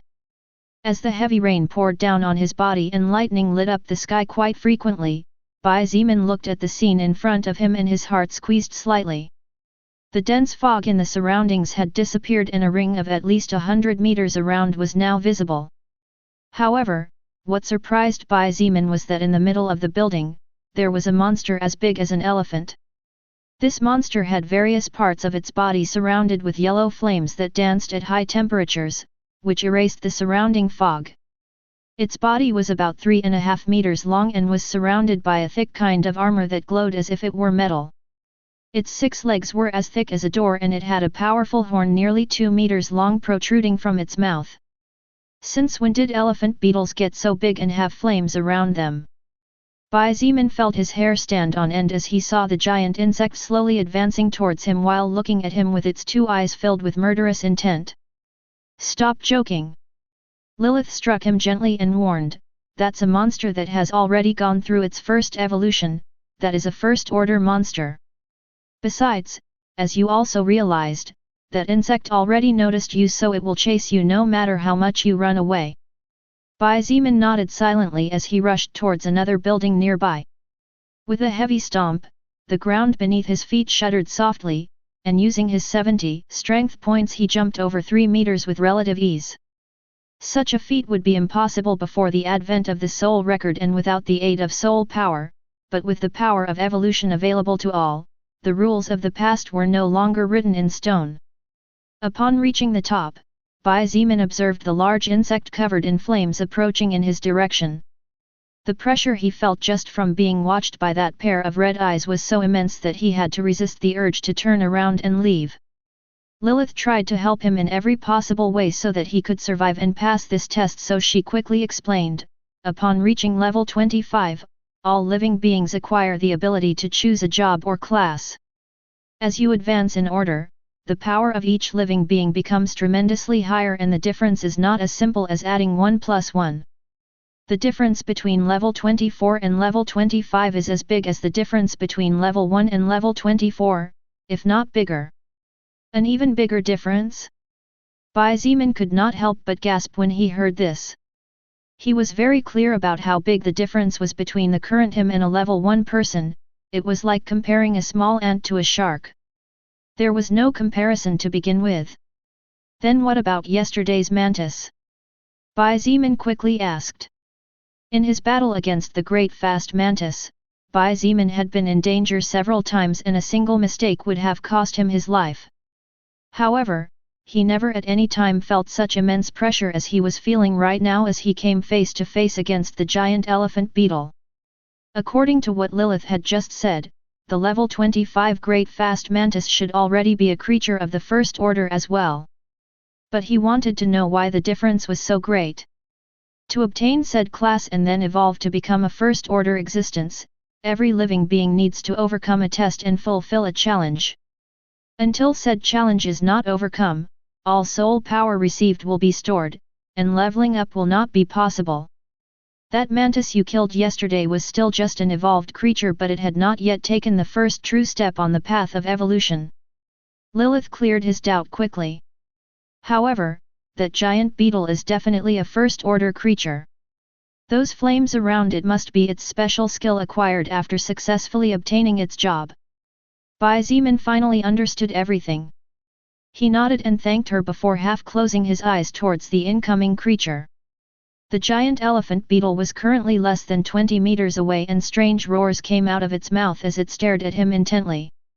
The murderous intent exuding from its body was so great that even its own flames seemed to grow stronger. Obviously, this creature could sense the soul power inside Bai Zemin's body and was eager to devour him. Although Bai Zemin was barely level 15, because he had been fighting and defeating enemies of a higher level than him since the beginning, stealing some of their soul power in the process, his own soul power was extremely rich at this moment. If the giant elephant beetle could absorb it, it could definitely evolve even further. However, the giant elephant beetle was not the only one who thought like this. Bai Zemin licked his lips and a flash of wildness flashed in his eyes for a split second before disappearing and hiding under that cold gaze. From the first moment he defeated that big bee, Bai Zemin felt drunk at the pleasant sensation of feeling his body and soul growing stronger. The feeling of his muscles hardening, his ligaments strengthening, his flesh becoming tougher and his brain capacity becoming higher. Bai Zemin could feel it all. Humans were creatures that sought power by instinct. The history written in books was proof of this. Bai Zemin wanted power too. To survive, to live a better life, to protect his loved ones, to not have to bow his head to anyone, and to take revenge on those who dared to hurt his loved ones. Lilith thought he was silent because he was nervous or thinking about his next action. Therefore, she stood there, trying to give all her moral support at least. I wonder. Hearing his voice, she turned her face towards him and was so surprised that she, a higher existence, couldn't help her eyes from widening slightly. A big smile graced his face which, although for someone like Lilith was not particularly attractive, at that moment was very striking. I wonder how much I'll grow after killing this beetle. He exclaimed. The surrounding mana moved at his will and the magical power within his body burst forth completely without holding back as he focused on his enemy only 10 meters away. Bai Zimin's body currently had a mana reserve of 134 points and his magic points were equal. Before the soul record showed up on planet Earth, activating the world's mana and displaying each person's status window, it was precisely his magic stat that caught the attention of the beautiful and charming succubus Lilith. Until now, Bai Zimin had never used all of his magical power to the fullest since he never found himself in need of it. However, in the face of the approaching giant elephant beetle, he had no choice but to give his all if he wanted to survive. With a single thought, Bai Zimin spent his 134 mana points immediately and pushed all that mana with his 134 magic points towards the giant beetle. When the mana under his control flowed into the creature's body, Bai Zimin immediately activated his first-order blood manipulation skill. His face turned as pale as a sheet and his whole body felt weak after the abrupt loss of his mana reserve. However, he endured and began to make the blood burn inside the monster while using all his magical power. The results were immediately evident. Roar! A sound similar to that of a wounded beast roaring came from the mouth of the 10-foot elephant beetle. When it was only 5 meters away from being able to attack with its giant horn, its movements stopped and it raised its head to the sky while writhing uncomfortably as if it was suffering the most terrifying pain of all torments. Bai Zimin's blood manipulation skill was indeed powerful, just as Lilith had mentioned earlier. It was just that until now, Bai Zimin had only faced mainly dead creatures that did not feel pain nor did they know the meaning of the word scared. By controlling his mana to get inside the enemy's body, Bai Zimin could make use of all his magic to activate his blood manipulation. The problem with this was that the cost was too heavy, much heavier than Bai Zimin thought. The elephant beetle writhed in pain and its giant body struck a nearby building. The seemingly sturdy and robust building's foundation couldn't even stand for 5 seconds before collapsing with a loud explosion and raising a cloud of dust. Before the apocalypse, humans had no mana inside their bodies. However, with the intervention of the soul record, Bai Zimin's mana points were especially high. Now that he had used all his mana to execute a powerful attack, he felt as if he had lost all the sugar in his blood and his body felt extremely weak. However, he had no choice but to grit his teeth and hold on. His pale face without a trace of blood looked at his enemy and a bitter smile appeared at the corner of his mouth when he saw the 3-meter elephant beetle stand up again. Roar! The monster glared at him with murderous intent and its 2 eyes seemed to spit flames of rage as it headed towards him with somewhat unsteady steps. Its body was stained with blood and its armor-like shell had small cracks through which boiling blood seeped. When the blood came in contact with the yellow flames on its body, the liquid began to evaporate at astonishing speeds, rising in a gaseous cloud into the sky. Seeing this, Bai Zimin inwardly felt happy not to use external blood attacks or else he would only be wasting mana. After all, flames could be considered the perfect counter to his blood manipulation skill. The wounded elephant beetle reached the building Bai Zimin was standing on and slammed its horn forward with all its might. Bai Zimin's face changed when he saw the creature's intentions and he hurriedly jumped off the building to the ground and rolled to the side. Boom! As if a demolition machine had hit it mercilessly, the 3-meter-high building collapsed immediately and soon joined with the building previously demolished by the elephant beetle.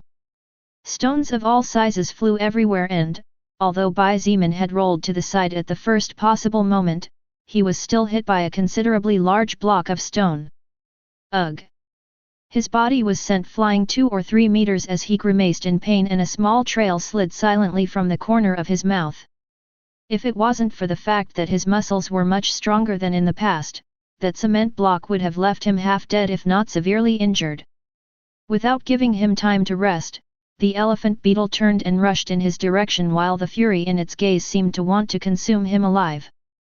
Although its defenses and attack power were quite high, its internal body was weak like that of any other living being. Bai Zimin's previous attack had damaged its organs, its flesh, and much of its blood disappeared due to the high temperatures of its flames.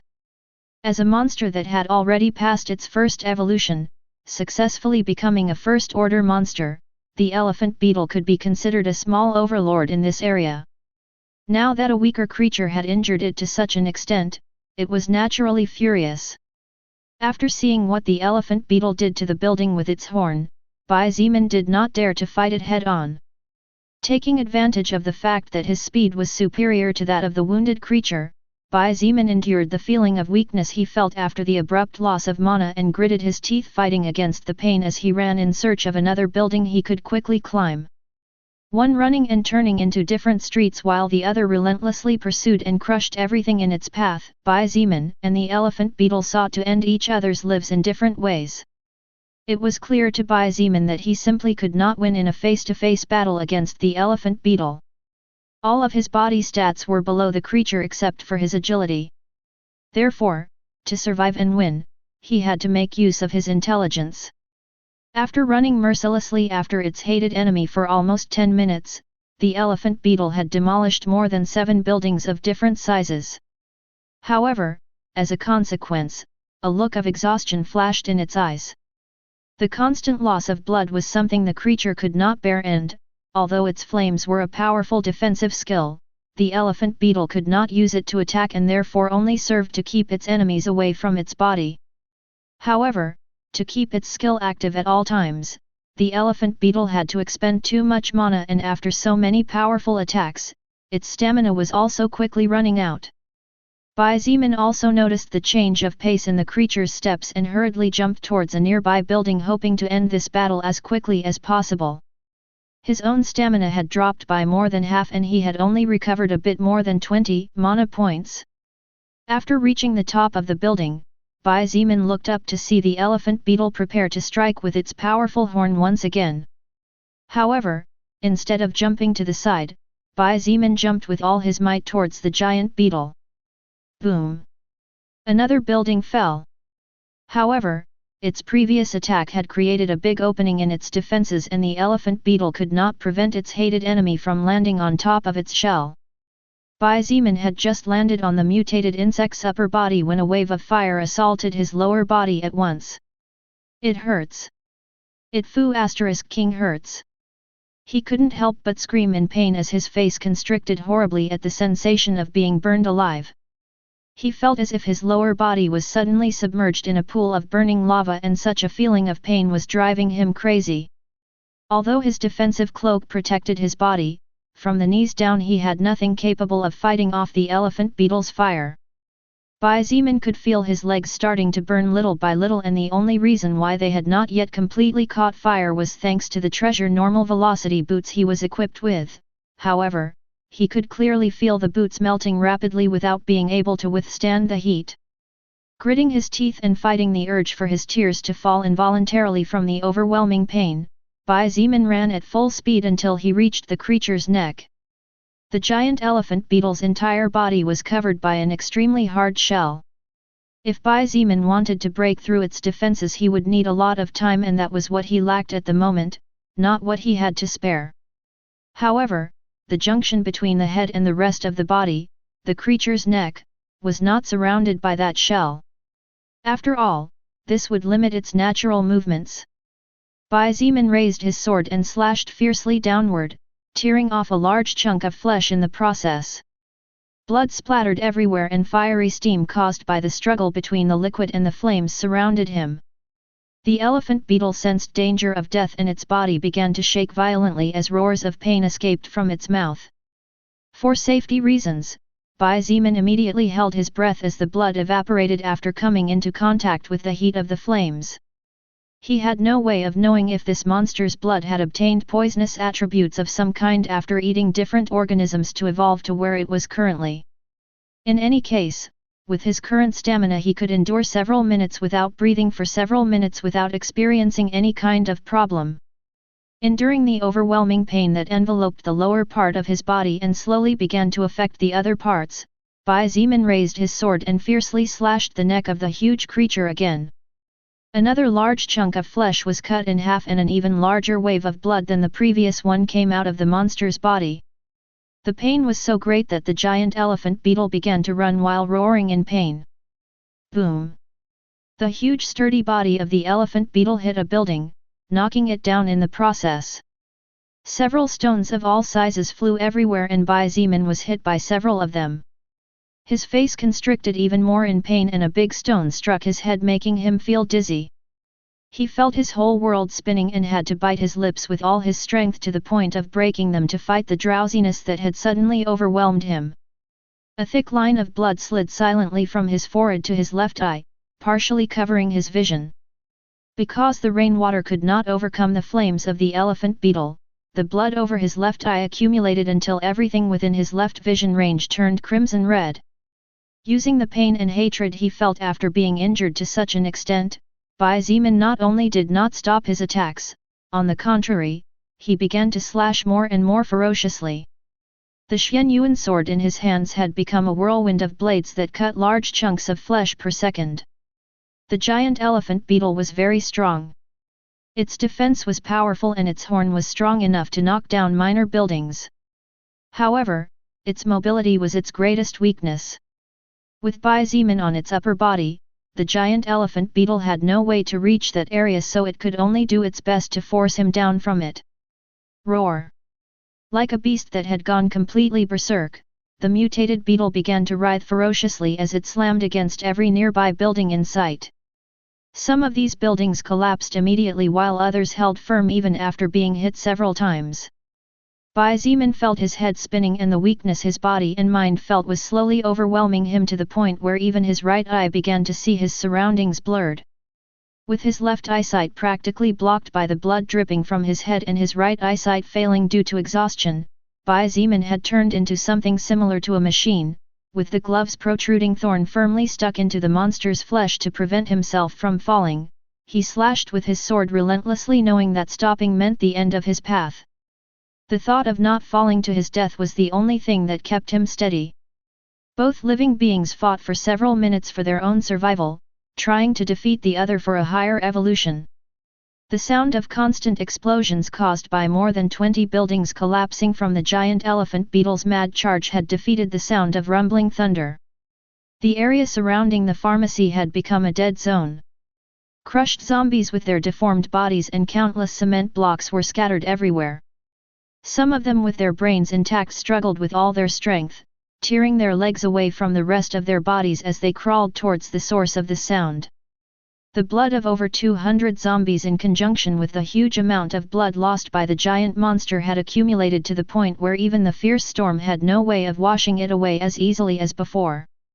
After what seemed like an eternity, the wild movements of the elephant beetle stopped and its charge stalled. After the constant loss of blood, after being attacked again and again in such a delicate and deadly area by Bai Zimin, the beast finally lost all its energy and collapsed to the ground. Boom! An explosion similar to that of a collapsing building shook the surrounding ground and Bai Zimin's body was almost sent flying. However, although he was not sent flying, the price he had to pay was high. A heartbreaking cry of pain slipped out of his mouth as he felt the bones of his left hand cracking. To hold himself steady, Bai Zimin had no choice but to rely on his left hand as well as his piercing glove.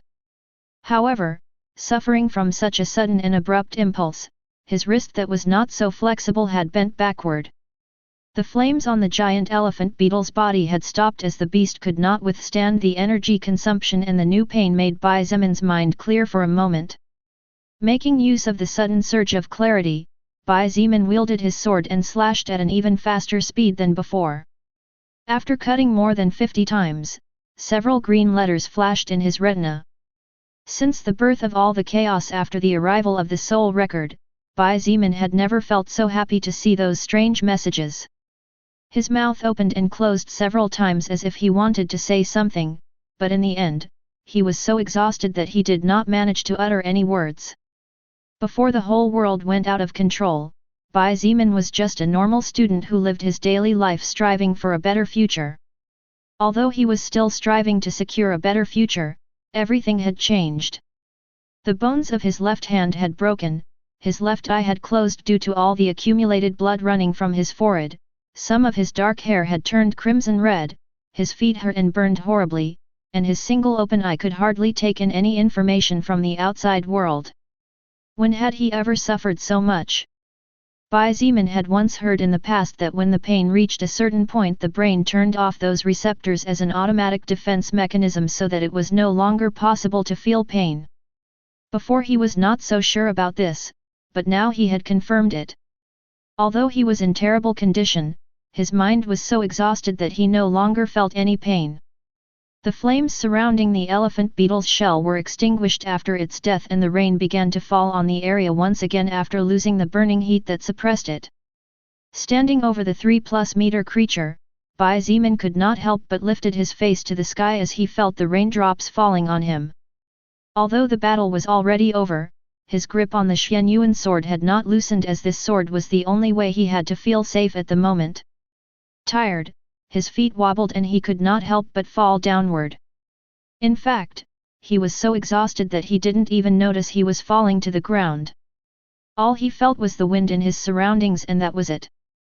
However, fortunately for him, someone caught him just as he was about to hit the ground and make his already horrible condition even worse. An extremely soft body held him gently.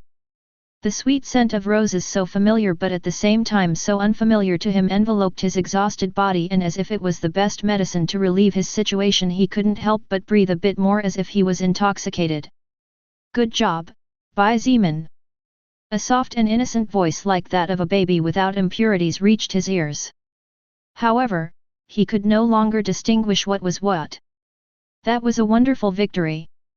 You can rest now." As if they were the words of his mother and most beloved being, Bai Zimin obediently closed his eyes as exhaustion finally defeated him and a smile rose unconsciously on his face. "You have acquired the soul power of First Order Blazing Beetle level 30. Magic plus 50, Mana plus 70, Health plus 40, Stamina plus 28, Strength plus 15. You have leveled up and reached level 16. You get plus 2 status points to distribute freely. You have leveled up and reached level 17. You have leveled up and reached level 18. You have leveled up and reached level 19. You have leveled up and reached level 20. You get plus 2 status points to distribute freely." Lilith looked at the not-so-handsome face resting shamelessly on her bosom, and a strange smile appeared on her lips as she recalled the entire process of the previous battle. Just one strike from the First Order Blazing Beetle was enough to kill Bai Zimin, or, at the very least, knock him out and render him helpless like a fish out of the ocean. However, Bai Zimin managed to evade the most dangerous attacks and was only hit by the aftermath of those attacks. Whenever his life was in danger, Lilith could only clench her fists and look on helplessly, wishing that his path would not end here. But, Lilith knew very well that Bai Zimin's enemy this time was too strong, even if his stats were overwhelmingly higher than a normal level 15 evolved due to his constant absorption of soul power from stronger enemies. The difference between a normal evolved and a first-order monster was simply too difficult to overcome. Unlike humans who acquire stat points to distribute after each level, monsters don't get any of that. However, in return, they get a powerful boost in their overall stats after successful class advancement. She led him towards the pharmacy building, which, coincidentally, was just a few meters away. The corpse of the First Order Blazing Beetle lay dead, surrounded by all sorts of debris, with almost the entirety of its huge head separated from the rest of its body. Lilith pointed towards the monster's body and some things floated towards her. After a glance, she simply put them away. "At least I can do so much." *******. Bai Zimin couldn't rest for long. Although his mental fatigue was very great, he was feeling tearing pain and itching similar to that of thousands of red ants crawling all over his body. When he opened his eyes, he couldn't help but grimace at how horrible his current condition was. Thanks to the fact that the rainwater had washed away the blood on his face, he could now see out of his left eye. However, due to mental fatigue, his eyesight was not as focused as it used to be. The blood that was dripping from his wound after being hit by a large cement block on his head had also stopped completely, and he could feel that part of his head stinging horribly. He felt his heart bleed when he saw that the velocity boots had already melted to the point of no return. Even if it was just a normal treasure, plus 10 agility points was an improvement too great that he had suddenly lost. Moreover, looking at his practically destroyed wrist, Bai Zimin didn't know whether to feel happy or sad. Happy because he fortunately fractured a hand and not a leg, which would practically render him an invalid in this world, Being an invalid in a world where dangers lurked around every corner was no different from being dead. You finally woke up, sleepyhead. A soft, honey-sweet voice brought him out of his thoughts. Looking ahead, he saw the beautiful Lilith looking down at him with a smile that, for the first time to him, looked real and not faked. Good morning. No. How long did I sleep? Bai Zimin suddenly became anxious about something and quickly asked as he tried to stand up. Unfortunately, he failed miserably as he felt burning pain from his feet. Only now did he realize that he had suffered burns of varying degrees. Moreover, the stinging he felt in that area was especially annoying. It's only been about 30 minutes, don't worry. Lilith's words calmed him once again. Gritting his teeth and with his forehead now beaded with sweat, Bai Zimin growled, "What's wrong? What's wrong with all this itching I feel? You suffered different kinds of injuries during your battle against that first-order monster." Lilith slowly explained, "If you were the previous you could have died. However, after absorbing an amount of soul power purer than yours, all of your stats underwent a drastic change. Your health stat also affects the speed at which your body recovers from different injuries. The reason for the itching you are feeling right now is because your high health is healing your body's wounds at higher rates than you are used to experiencing." Bai Zimin, curious, couldn't help but call up his status window to see how high his stats were now so he could draw his own conclusions. Bai Zimin. Status points, 22. Level, 20. Race, human. Job, none. Title, none. Strength, 55, plus 30, / agility, 71, plus 5, / health, 85, plus 5, / stamina, 75, plus 5, / mana, 199, plus 5, / magic, 179, plus 5. These stats are mine? Level 20. He couldn't help but be surprised to the point of asking a meaningless question. Previously, because he had become unconscious, Bai Zimin did not know how many stats he had gained after killing and absorbing part of the first-order blazing beetle's soul power. His current stats were a completely different world from his stats before he ended the first-order monster's life. Even his level had increased by so much. Hee. Your stats right now are really scary for someone of your level. Lilith giggled softly and looked at him with glittering eyes. I have high expectations and a lot of hope in you, I hope I wasn't wrong. Bai Zimin looked at her deeply before closing his eyes and saying casually, you don't need to worry. I will do my best to repay you for the help you have given me so far. He already knew from before that there was no way an existence like Lilith was helping him out of the goodness of her heart alone. All intelligent beings generally acted with a goal in mind, and she had lived for who knows how many years so far, so it was natural not to act casually and waste her time pointlessly. However, it was better for him as well. That way, Bai Zimin didn't need to feel indebted to her either. You know, men who are too smart are not very well liked. Lilith pouted charmingly, acting like a little girl. Soon, however, she smiled softly and assured him, you don't need to worry, though. After all, my goals and your ultimate goal will align perfectly, you'll see. If you say so. He replied, rolling his eyes. His only two current goals were to survive and find his family, as for the rest of the goals, they were only secondary goals. Suddenly, several zombies appeared at the entrance of the building, staggering around with their white eyes showing no sign of life. Thanks to the heavy storm, the blood on their bodies had mostly been washed away and they currently did not look as terrifying compared to before. Bai Zimin tried to stand up, but the pain he felt in his feet had reached the point where he could not move. With no other choice, he expended some of his mana and activated his first-order blood manipulation skill. Bang! Bang! Bang! The eyeballs of more than 10 zombies exploded and blood began to flow uncontrollably from the sockets. However, that blood turned into 20-centimeter-long thorns and fiercely stabbed the brains of the 10 zombies. Before Bai Zimin could let out a sigh of relief, another 5 zombies appeared at the entrance and began to slowly slide towards him. Just like before, he had no choice but to spend some of his mana to end the lives of the incoming zombies.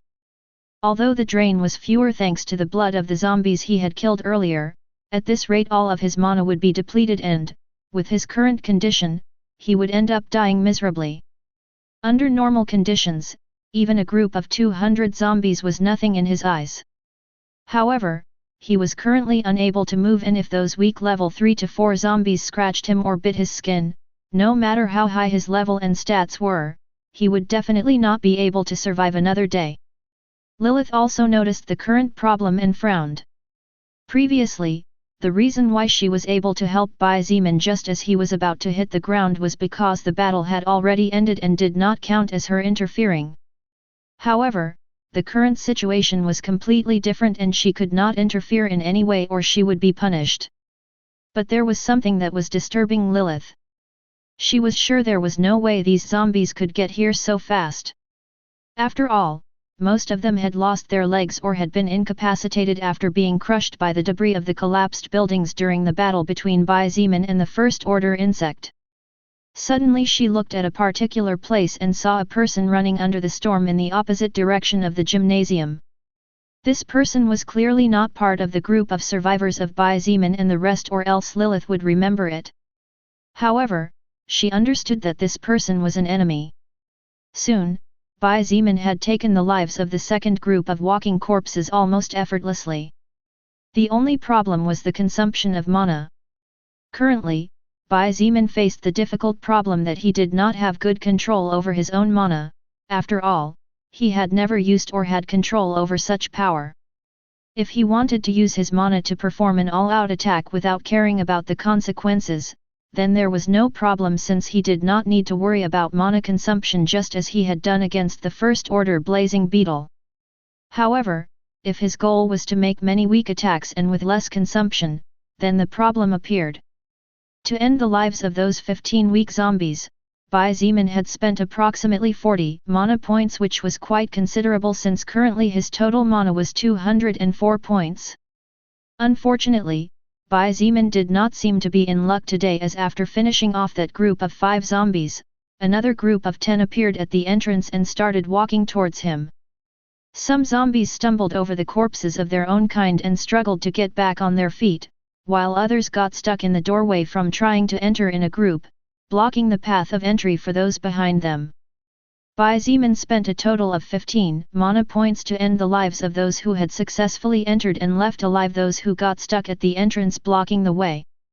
Although I can temporarily make use of those zombies, if a mutated beast or an evolved zombie appears and lets this group of endless zombies start charging towards here, my little life might be in trouble. Bai Zimin frowned and felt incredibly frustrated. Lilith, who could only look on without being able to act, was about to give Bai Zimin something when a playful smile rose on her lips and she slowly said, "Apparently you're more appreciated than you thought." He looked at her confused and with questioning eyes.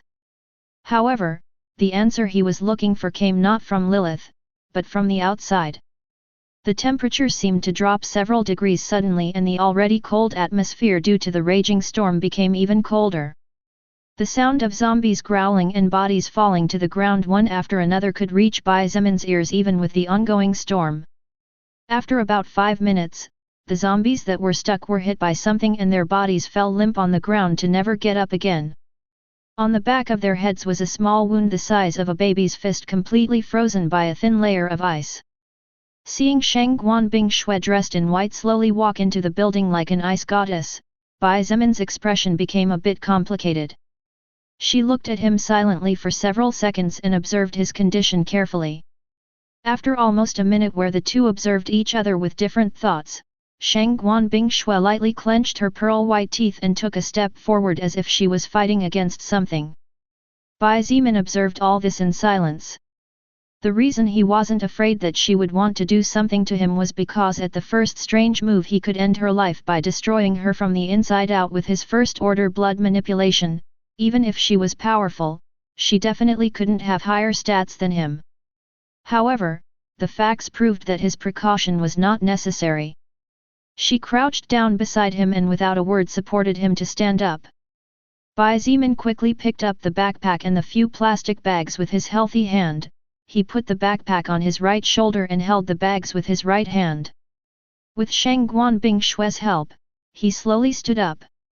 However, he had to grit his teeth to the point where his mouth began to bleed from the embracing pain and the uncomfortable itching under his feet. When Shang Guanbing Shue moved his left arm around her slender gooseneck to support him, her rain-soaked body shivered slightly and her eyes trembled softly. However, she did not say a word and slowly led him towards the exit. After reaching the outside again, Bai Zimin was shocked to see over 100 corpses scattered everywhere. All of these zombies had been killed with a clean shot and their heads only had a small wound that had been frozen with a small layer of ice preventing the blood from escaping from inside. Obviously, to save him, Shang Guanbing Shue had no choice but to end the lives of this huge group of zombies by herself. However, one thing Bai Zimin could not understand was why she was alone here and the other two were not. After all, Bai Zimin knew that she didn't like him. Another thing that was bothering him a bit was why she was here to begin with. After all, the agreement was that he would look for the medicines alone and not join her, Chen He, and Liang Peng's group. So, it didn't make much sense for her to show up at this place when she should be waiting in a relatively safe place where the freezing water wouldn't be able to reach her. However, the truth was that Shang Guanbing Shue's appearance had gotten Bai Zimin out of a big trouble that in the long run could have cost him his life. However, seeing that she had no intention of speaking, he also said nothing and focused on supporting the pain he felt with every step he took. When they passed by the corpse of the giant first-order blazing beetle, Shang Guanbing Shue hesitated as if she wanted to ask something, but in the end she seemed to be too focused on something else as her teeth were still clenched tightly. Without saying a word, she continued to move forward. The two walked and the raging storm attacked them mercilessly. Neither of them said anything as they both seemed to be fighting for different reasons and all the willpower they had seemed to be focused on the single goal of moving forward. The only good thing about all this was that fortunately, the fog had receded quite a bit thanks to the wild charge of the first-order blazing beetle and its flames, so they could see much better than in the past. Suddenly a group of 15 zombies rounded a corner and appeared before the group, blocking the way. However, Shang Guanbing Shue casually waved her free hand and 15 ice pikes appeared. As if they had a mind of their own, the 15 ice pikes flew swiftly and the next second they had appeared before the 15 zombies. The mindless creatures were struck in the head with precision and collapsed lifelessly a moment later. The group of two had not even taken 20 steps when a mutated dog with brown fur appeared out of nowhere and charged towards them furiously. The mutated dog's speed was very high, at least 30 or 40 points. A normal person would not even have time to cry out before their throat was ripped to shreds. However, Shang Guanbing Shue said only one word to end its charge. Freeze. Following the fall of her cold voice, the mutated dog's body stopped dead in its tracks. Using the water under its feet, the beast's body began to gradually freeze until it became a lifeless ice statue. Seeing this, Bai Zimin could not help but feel a tinge of jealousy. If he had the high mana control that she had, his life would be much simpler and he wouldn't have to fear losing all his mana after several attacks. However, he was so focused on how powerful and precise her attacks were that he didn't notice how her voice, for the first time since he met her, quivered slightly. She immediately gritted her teeth again as if that simple word had cost her all her energy and continued to support him slowly. *******. No matter whether it was Bai Zimin or Shang Guanbing Shue, both of them were soaked from the tips of their hair to the tips of their toes, and if it wasn't because they were both evolved humans with much higher stats than their respective levels, they would have definitely gotten sick as a result. Due to Bai Zimin's injuries, Shang Guanbing Shue had no choice but to move forward at a snail's pace, and by the time the two returned to the gymnasium it had been a little over an hour since they had left the pharmacy. The atmosphere inside the building was extremely gloomy. The sound of stifled sobs along with whispers containing words of fear and worry could be heard almost everywhere.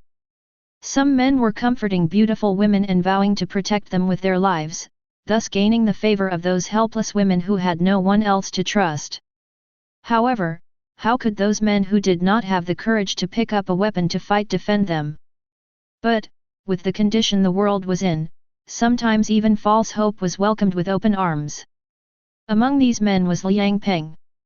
As one of the few men within this group who not only had the courage to fight, but also possessed the ability to protect others, Lin Feng, who was lustful by nature, was surrounded by a group of 5 female university students. Lin Feng's appearance was not brilliant and, in fact, he was slightly ugly rather than handsome. However, what the naturally weaker women needed was to survive in this new world. This was something they had realized after a day of witnessing their friends dying before their eyes like flies. Chen He could also be surrounded by beauties if he wanted to, even more than Lin Feng. However, he simply stood in a corner as he looked at Lin Feng with a casual glance. Bang!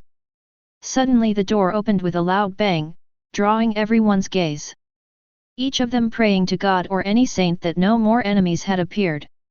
At first, when they saw Shang Guanbing Shui and Bai Zimin, they unconsciously let out a sigh of relief. However, after seeing her supporting him and seeing his staggering footsteps, their expressions were filled with disbelief, especially those people who had been saved by him. He was injured. What creature could have been able to injure him to the point of taking away his capacity to move on his own? How could this be possible? The group of surviving students and teachers began to murmur and their gazes were filled with terror and apprehension. If there was an existence out there capable of causing Bai Zimin, one of the strongest people in this group and one of the few who actually had the courage and ability to fight, to be left in such a miserable condition where he couldn't even move on his own, then how were they going to survive? Dread and worries about the future overwhelmed their weak minds once again. Lin Feng also had a slight change in his previously smiling expression and for a moment forgot that he was apparently living the best moment of his life. As for Chen He was stunned for different reasons. Seeing Shang Guanbing Shui supporting Bai Zimin, Chen He could not believe what he was seeing and for a moment even doubted whether his eyes were working properly. Bing Shui, you? Are you okay? With eyes wide open and full of disbelief he asked. I'm fine. Shang Guanbing Shui's reply was short and cold as usual. As for Bai Zimin, he couldn't help but look at Chen He as if he was an idiot. The injured person here who couldn't even move properly was him, not her. Who was he asking then? However, he didn't care too much and the next second he forgot about it. I won't say thank you since currently that word is even less valuable than it was in the past. Bai Zimin looked at the beautiful woman beside him, who was once again completely soaked because of him, and said in a deep voice, "Today, it could be said that you got me out of a trouble that could have cost me my life. In the future, I will definitely return the favor to you until I'm even."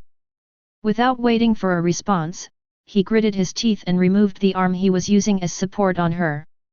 Feeling embracing pain under his feet, pain that even freezing water could not alleviate, he began to walk to his place away from everyone. Every step he took was heavy and beads of sweat began to form on his forehead even though his body was cold. Seeing this, it didn't matter if it was Shang Guanbing Shui, Chen He, Lin Feng, or the rest of the survivors, they all realized the pain he was feeling at that moment was too great for words to describe. Chen He seemed to want to say something but as he looked at Shang Guanbing Shui he preferred to remain silent. As for Shang Guanbing Shui, she watched his back slowly disappearing at the end of the corridor and although she really didn't like Bai Zimin, she accepted that at least, he was a man with courage and bravery, unlike others. She looked at Lin Feng and her eyes flashed with disgust, hatred and disdain as she coldly whispered, "You piece of scum." In fact, the reason why Shang Guanbing Shui was alone when she went to find Bai Zimin was because Chen He had to stay behind to see to it that Lin Feng didn't do something stupid since when she invited the two of them to go find him, Lin Feng was the first to immediately refuse saying that Bai Zimin had wanted to go out alone on his own. While Lin Feng's words were true, Shang Guanbing Shui had received the highest education in society. Apart from personal talent, she had worked very hard to become what she was today. She, intelligent, could see the bigger picture and knew that Bai Zimin's help would be needed in the long run because regardless of his negative points he was a good fighter. Therefore, when Liang Peng refused and upon discovering the almost naked lust in his eyes, Shang Guanbing Shui had no choice but to leave Chen He here to take care of him and prevent him from doing anything stupid. As for why she didn't stay and let Chen He go find Bai Zimin, it was because even with her self-control she had no confidence in putting up with the strongman's stupidities and might end up turning him into an ice statue. Bing Shui, are you really okay? Now that they were finally a little further away from the rest of the people, Chen He looked at her worriedly and asked. Shang Guanbing Shui did not answer and, as if tired, closed her eyes as she sat down in a corner. Her white dress was completely wet, hugging and outlining the curves of her body, making her even more charming than she naturally already was. Even the gentlemanly and kind Chen He couldn't help but let his eyes run wild and secretly stole a glance or two before closing his eyes to avoid looking any more. Countless gazes fell on her and seemed to want to eat her with their eyes. But she had no intention or energy to pay attention to them. She had gotten used to this a long time ago anyway, to the looks of desire, lust. Asterisk asterisk asterisk. F asterisk CK its mother. Bai Zimin couldn't help but curse as he gritted his teeth and dropped to the ground like a broken rag without caring about anything but relieving the pressure on his feet. A person could never imagine how horrible the pain of feeling their own skin peeling off and their flesh tearing after being burned by the fire was. Bai Zimin had never in his life experienced such dreadful pain like this and he never wished to experience it again if possible. Hee. That's what you get for acting all proud. Lilith teased him mercilessly. Still, she reached over and helped him lean back more comfortably against the wall with careful movements. Leave me alone. Bai Zimin rolled his eyes and grunted. His chest rose and fell as he took deep breaths, fighting the pain he felt. I already owe that woman and I am truly grateful for her help.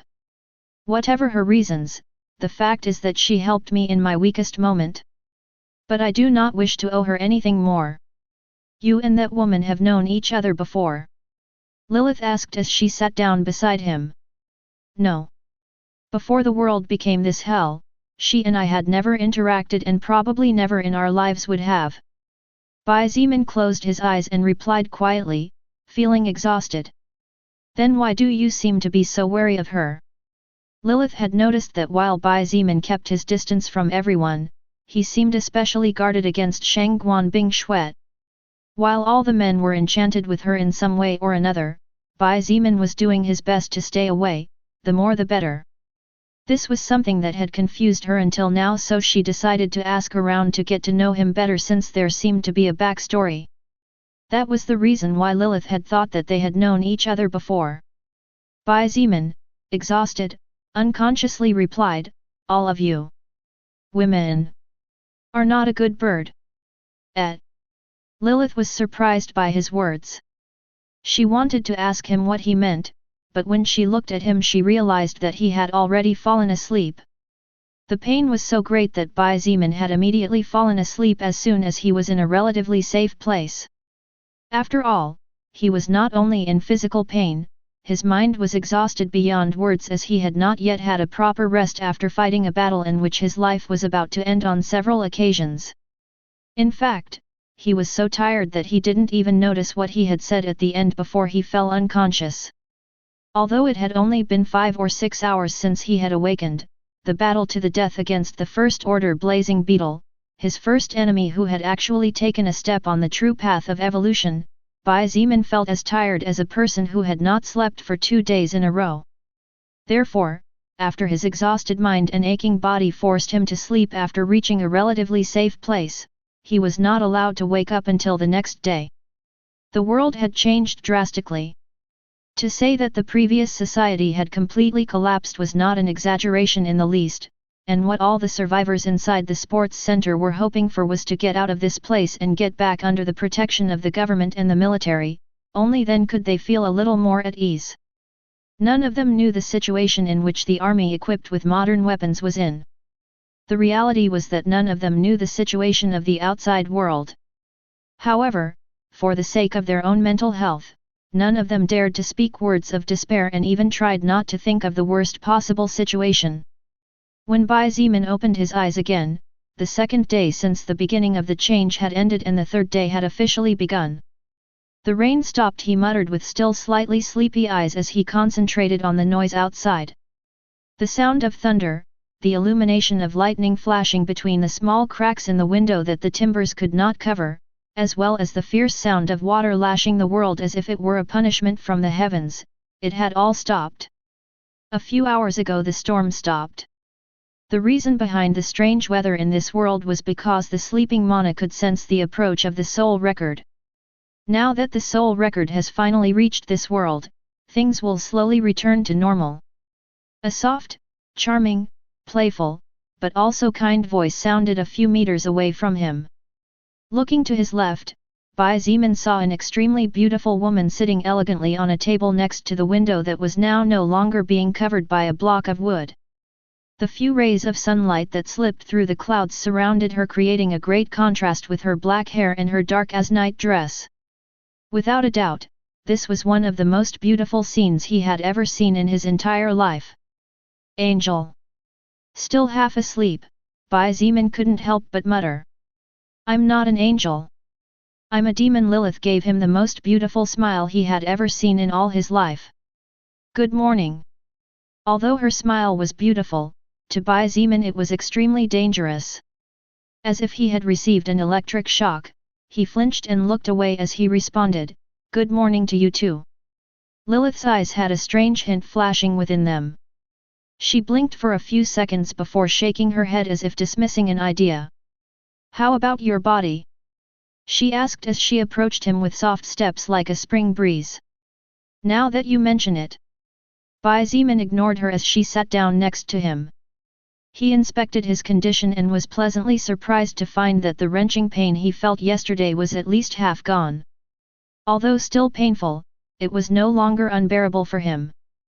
But what was most surprising was that, after the flesh burned by the beetle's flames fell off, new flesh had begun to grow and skin was slowly forming on the less affected parts. This. What is this all about? Bai Zimin was dumbfounded. Didn't I tell you already? Lilith didn't know whether to laugh or cry seeing his expression. Your health is currently several times higher than that of a normal person. If it used to take a person 3 or 4 months to recover from such injuries, you can do it 10 times faster. In fact, with the 90 health points he currently had, his recovery speed was approximately 9 times faster than that of a normal person with no evolution cell reproduction, repair of damaged cells, and regeneration of new tissue. Everything was much faster. At this speed, I only need a couple more days to fully recover. Bai Zimin felt excited and let out a complicated sigh. He felt happy since by recovering quickly he would finally not have to fear. After all, if another monster similar to the first order blazing beetle appeared, with his current physical condition only death would await him. However, in the midst of that happiness, there was a complex emotion as he had finally realized that nothing would be like before. Bai Zimin shook his head softly and looked at Lilith as he stretched out his arms. She raised an eyebrow and teased, You want me to hug you? He rolled his eyes and replied, Give me my damn orbs already. How do you know? She looked at him with wide eyes. Even though I had fallen unconscious at that moment, I know that you won't let go of anything that could help me grow. Bai Zimin said indifferently. After all, the faster I grow up, the better it will be for you too. Right. Tisk. You really have no good sense of humor. Lilith clicked her tongue and scolded him while pouting cutely. However, the glint in her eyes was one of mirth as the smarter he was, the greater the odds of surviving and becoming more powerful. Here, I'll give them back to you, boring man. She waved her hand and 3 objects floated towards him before falling gently into his lap. Bai Zimin looked at her with jealousy. He too wanted to wave his hand and make things float easily, but it didn't seem to be something that would happen anytime soon. Where did you get this? He asked as he looked at her in confusion. She stretched out her right hand gracefully and without needing to say anything, Bai Zemin's gaze was drawn to a beautiful gold-colored ring with silver runes similar to a wedding ring like the ones Earth people wore. "You're engaged?" he teased. "Idiot." She rolled her eyes charmingly and replied, "This is a space storage ring. Inside there's a big space where I can save my stuff. Just like in the novels." Bai Zemin nodded with understanding. "How can I have one of those? How could he not want one? After all, with a ring like Lilith's, he wouldn't need to carry a backpack everywhere and his general life would become much simpler in this world. If you want one with a large spatial size like this, then forget it." Lilith softly shook her head as she casually said, "This is a legend-grade treasure. Even for you, it's impossible to acquire something of such a level yet." "Oh." Bai Zemin couldn't help but be slightly discouraged. Forget legend treasures, he had yet to even see a magic-grade treasure, and his two strongest and most precious items were only rare grade. But, seeing him depressed, Lilith continued, "If you're lucky, you might be able to get one of lesser quality. You can also get a green orb, and maybe, just maybe, if your luck is really high, maybe you can get one. Forget it. I'll make do with what I have for now." Bai Zemin no longer entertained the matter of the ring. Such things seemed too far away from someone like him yet. Turning his attention to the objects in his lap, Bai Zemin's eyes lit up with delight, and all the previous bad thoughts completely disappeared without a trace. The first order blazing beetle had dropped 3 objects. 2 orbs and 1 skill scroll. One of those orbs was orange in color, representing a rare treasure. Surprisingly, the other orb was deep yellow in color. In other words, Bai Zemin had before him an orb that contained a magic-grade treasure. This was his first magic-grade treasure. Although he had just heard something incredible like legend-grade treasures, he had not been discouraged at all since after seeing how precious his Xianyuan sword and full coat were, he was definitely looking forward to seeing what this orb before him contained. Before seeing the contents of the orb, Bai Zemin felt mischievous and anxious as if he were a small child about to open his Christmas present. However, he fought the desire and turned his attention first to the orange orb. "Let's save the best for last, he he he. You're acting like a child, you know that, don't you? Don't distract me." In the midst of light conversation, as if the outside world was still peaceful and as if the danger of death did not lurk around every corner, Bai Zemin squeezed the orange orb with a bit of strength and after a flash of light, a new object appeared before him.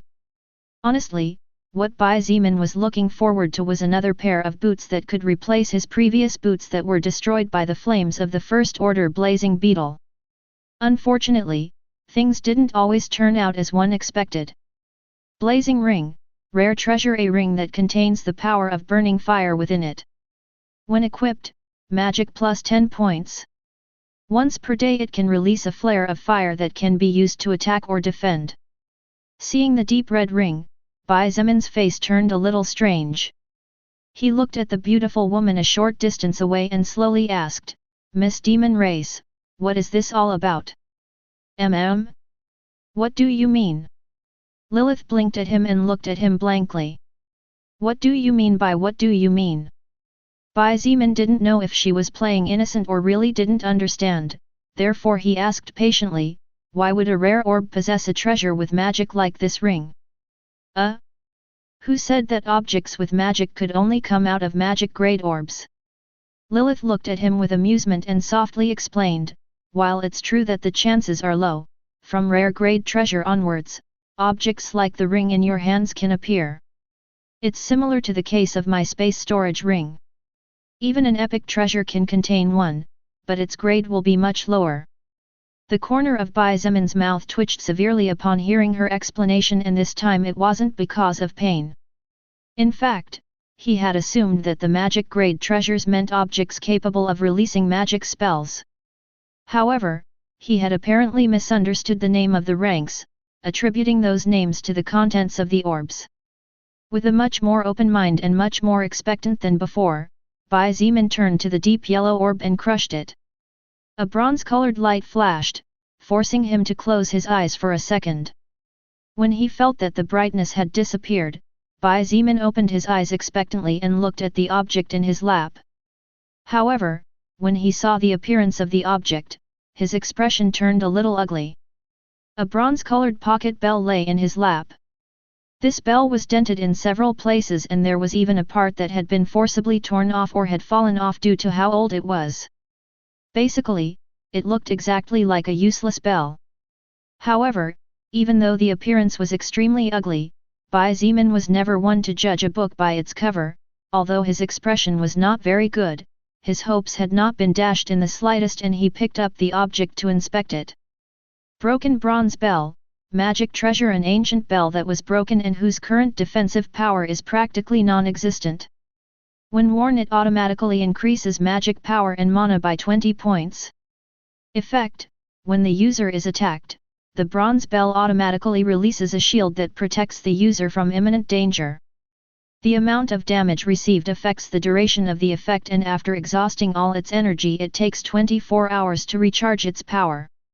Bai Zimin's expression was a bit erratic and difficult to describe. On the one hand, he felt happy, but on the other hand, he felt confused. Practically non-existent defensive power.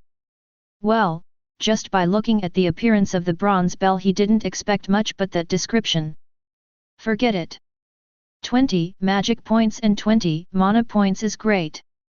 He spoke aloud to himself as if to lift his own mood.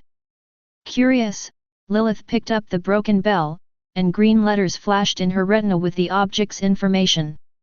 She handed it back to Bai Zimin and assured him, although this bell is broken and its description says that its defensive power is almost non-existent, in reality, it is probably the best treasure you could ever possibly obtain. Oh! His ears twitched gently and his interest piqued. He looked at her with sparkling eyes waiting for her next words. While the defensive power of this item might not be as strong against evolved beings, against other humans it will be your best ally. Lilith smiled, her eyes glittering strangely. Currently, this world is not especially advanced in technology like other worlds. Therefore, it is likely that forget it, you will see for yourself when the time comes. Although she had not finished her words, Bai Zimin felt that he understood what she meant. His mood lifted once again and he carefully put away the broken bronze bell in the pocket of his full coat. His life had now acquired another layer of protection, which in this world was more than appreciated. Finally, let's see what this is. Bai Zimin picked up the skill scroll and the information immediately appeared. Elephant Skin, unclassified passive skill, level 5, increases stamina by plus 50 points. To say he wasn't a bit disappointed would be a lie considering he was expecting a much stronger skill. However, 50 stamina points was a huge amount of boost to his strength. Even after so many battles and so many upgrades, Bai Zimin's stamina was only 75 points, not counting the extra 5 from his full coat. Moreover, since it was a passive skill and did not take up space among the few available ones he possessed to learn active skills, this skill was welcome. With a thought, the skill scroll disappeared and several particles of grey light entered his body. Deep within his soul, a dull grey rune formed and Bai Zimin felt his entire body suddenly become much harder and tougher than in the past. However, before he could think of anything else, several green letters flashed across his retina. Evolution requirements fulfilled. Do you wish to evolve Elephant Skin skill to the next level? This. Whoa! Bai Zimin was dumbfounded. What happened? He hadn't even done anything and it hadn't even been 2 seconds since he learned the skill, but it could already be evolved to the next level? Lilith. Looks like I can evolve a skill. He said in a weird tone. You probably fulfilled some relatively easy requirement. Lilith wasn't sure either. Focus on that skill and look at the evolution requirement to confirm it. Bai Zimin nodded and quickly looked at his newly acquired skill. Elephant Skin, unclassified passive skill, level 5. This skill is at its maximum level and can evolve to the next level if the following requirements are met. Stamina stat above 100 points naturally without external support, 125/100. Requirements met. Do you wish to evolve the skill Elephant Skin to the next level? Ah! Apparently, each skill had different difficulties to evolve. At least for Bai Zeman, it didn't seem difficult at all to reach 100 points in a stat. However, when he told Lilith the evolution requirement, she didn't know whether to laugh or cry when she said, "You little brat, do you think it's easy for a person of your level to reach and surpass 100 points in stats? While there have been more people who have achieved that, there aren't many. Besides, you are the first living creature I know in the universe's history who is able to evolve a skill so fast." Bai Zeman felt happy at her words, but he did not let that happiness go to his head. While he might be the first to evolve a skill so fast according to Lilith's knowledge, it was just an unclassified passive skill, so Bai Zeman did not believe that his act was something incredible. Of course, Bai Zeman had no idea that Lilith was comparing him to monsters like the God of the Bible that Christians worshipped, or else his thoughts would not be so simple. The real reason why Bai Zeman did not feel that such an achievement was a big deal was mainly because he was only evolving an unclassified to first-order skill.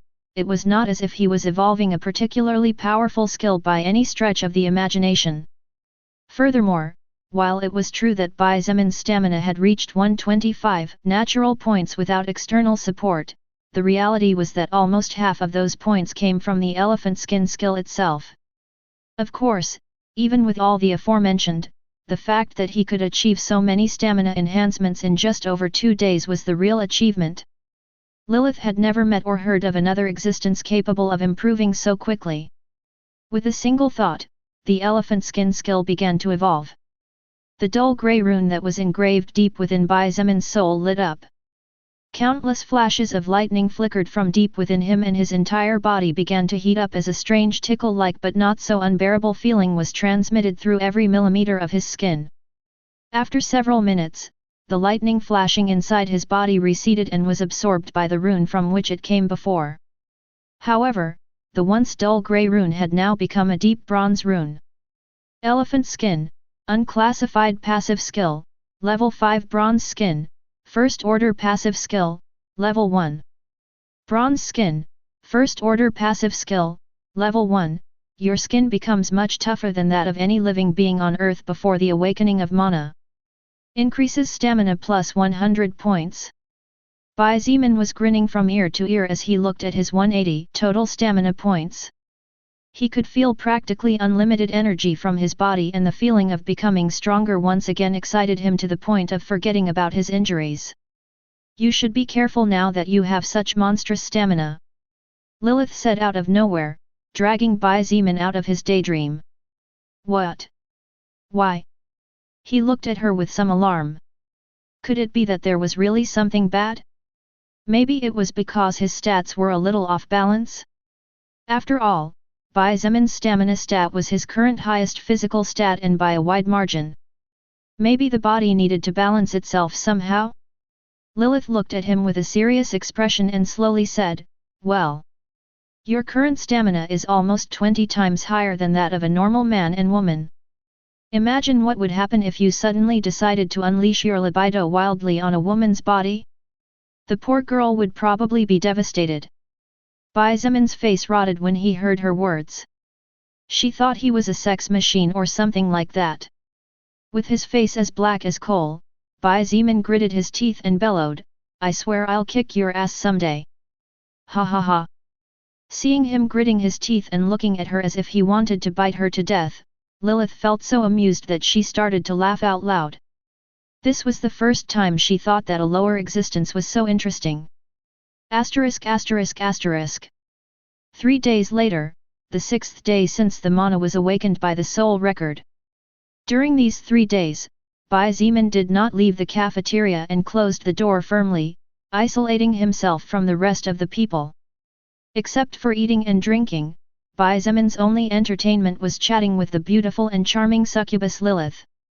Fortunately, due to constant evolutions, his digestive system was no longer as problematic as that of a normal person. In this time, he focused on recovering from his injuries without doing anything else. In addition, to avoid any kind of trouble, Bai Zimin had talked to Chen He and asked him to take all the food out of the cafeteria, leaving only what he needed for himself and a bit for emergencies. This way, he did not have to be in contact with people he did not know and did not trust while he was still injured. Bai Zimin stood up and stomped on the ground several times as if checking something. The wounds on my feet and legs healed completely. He nodded in satisfaction and relief.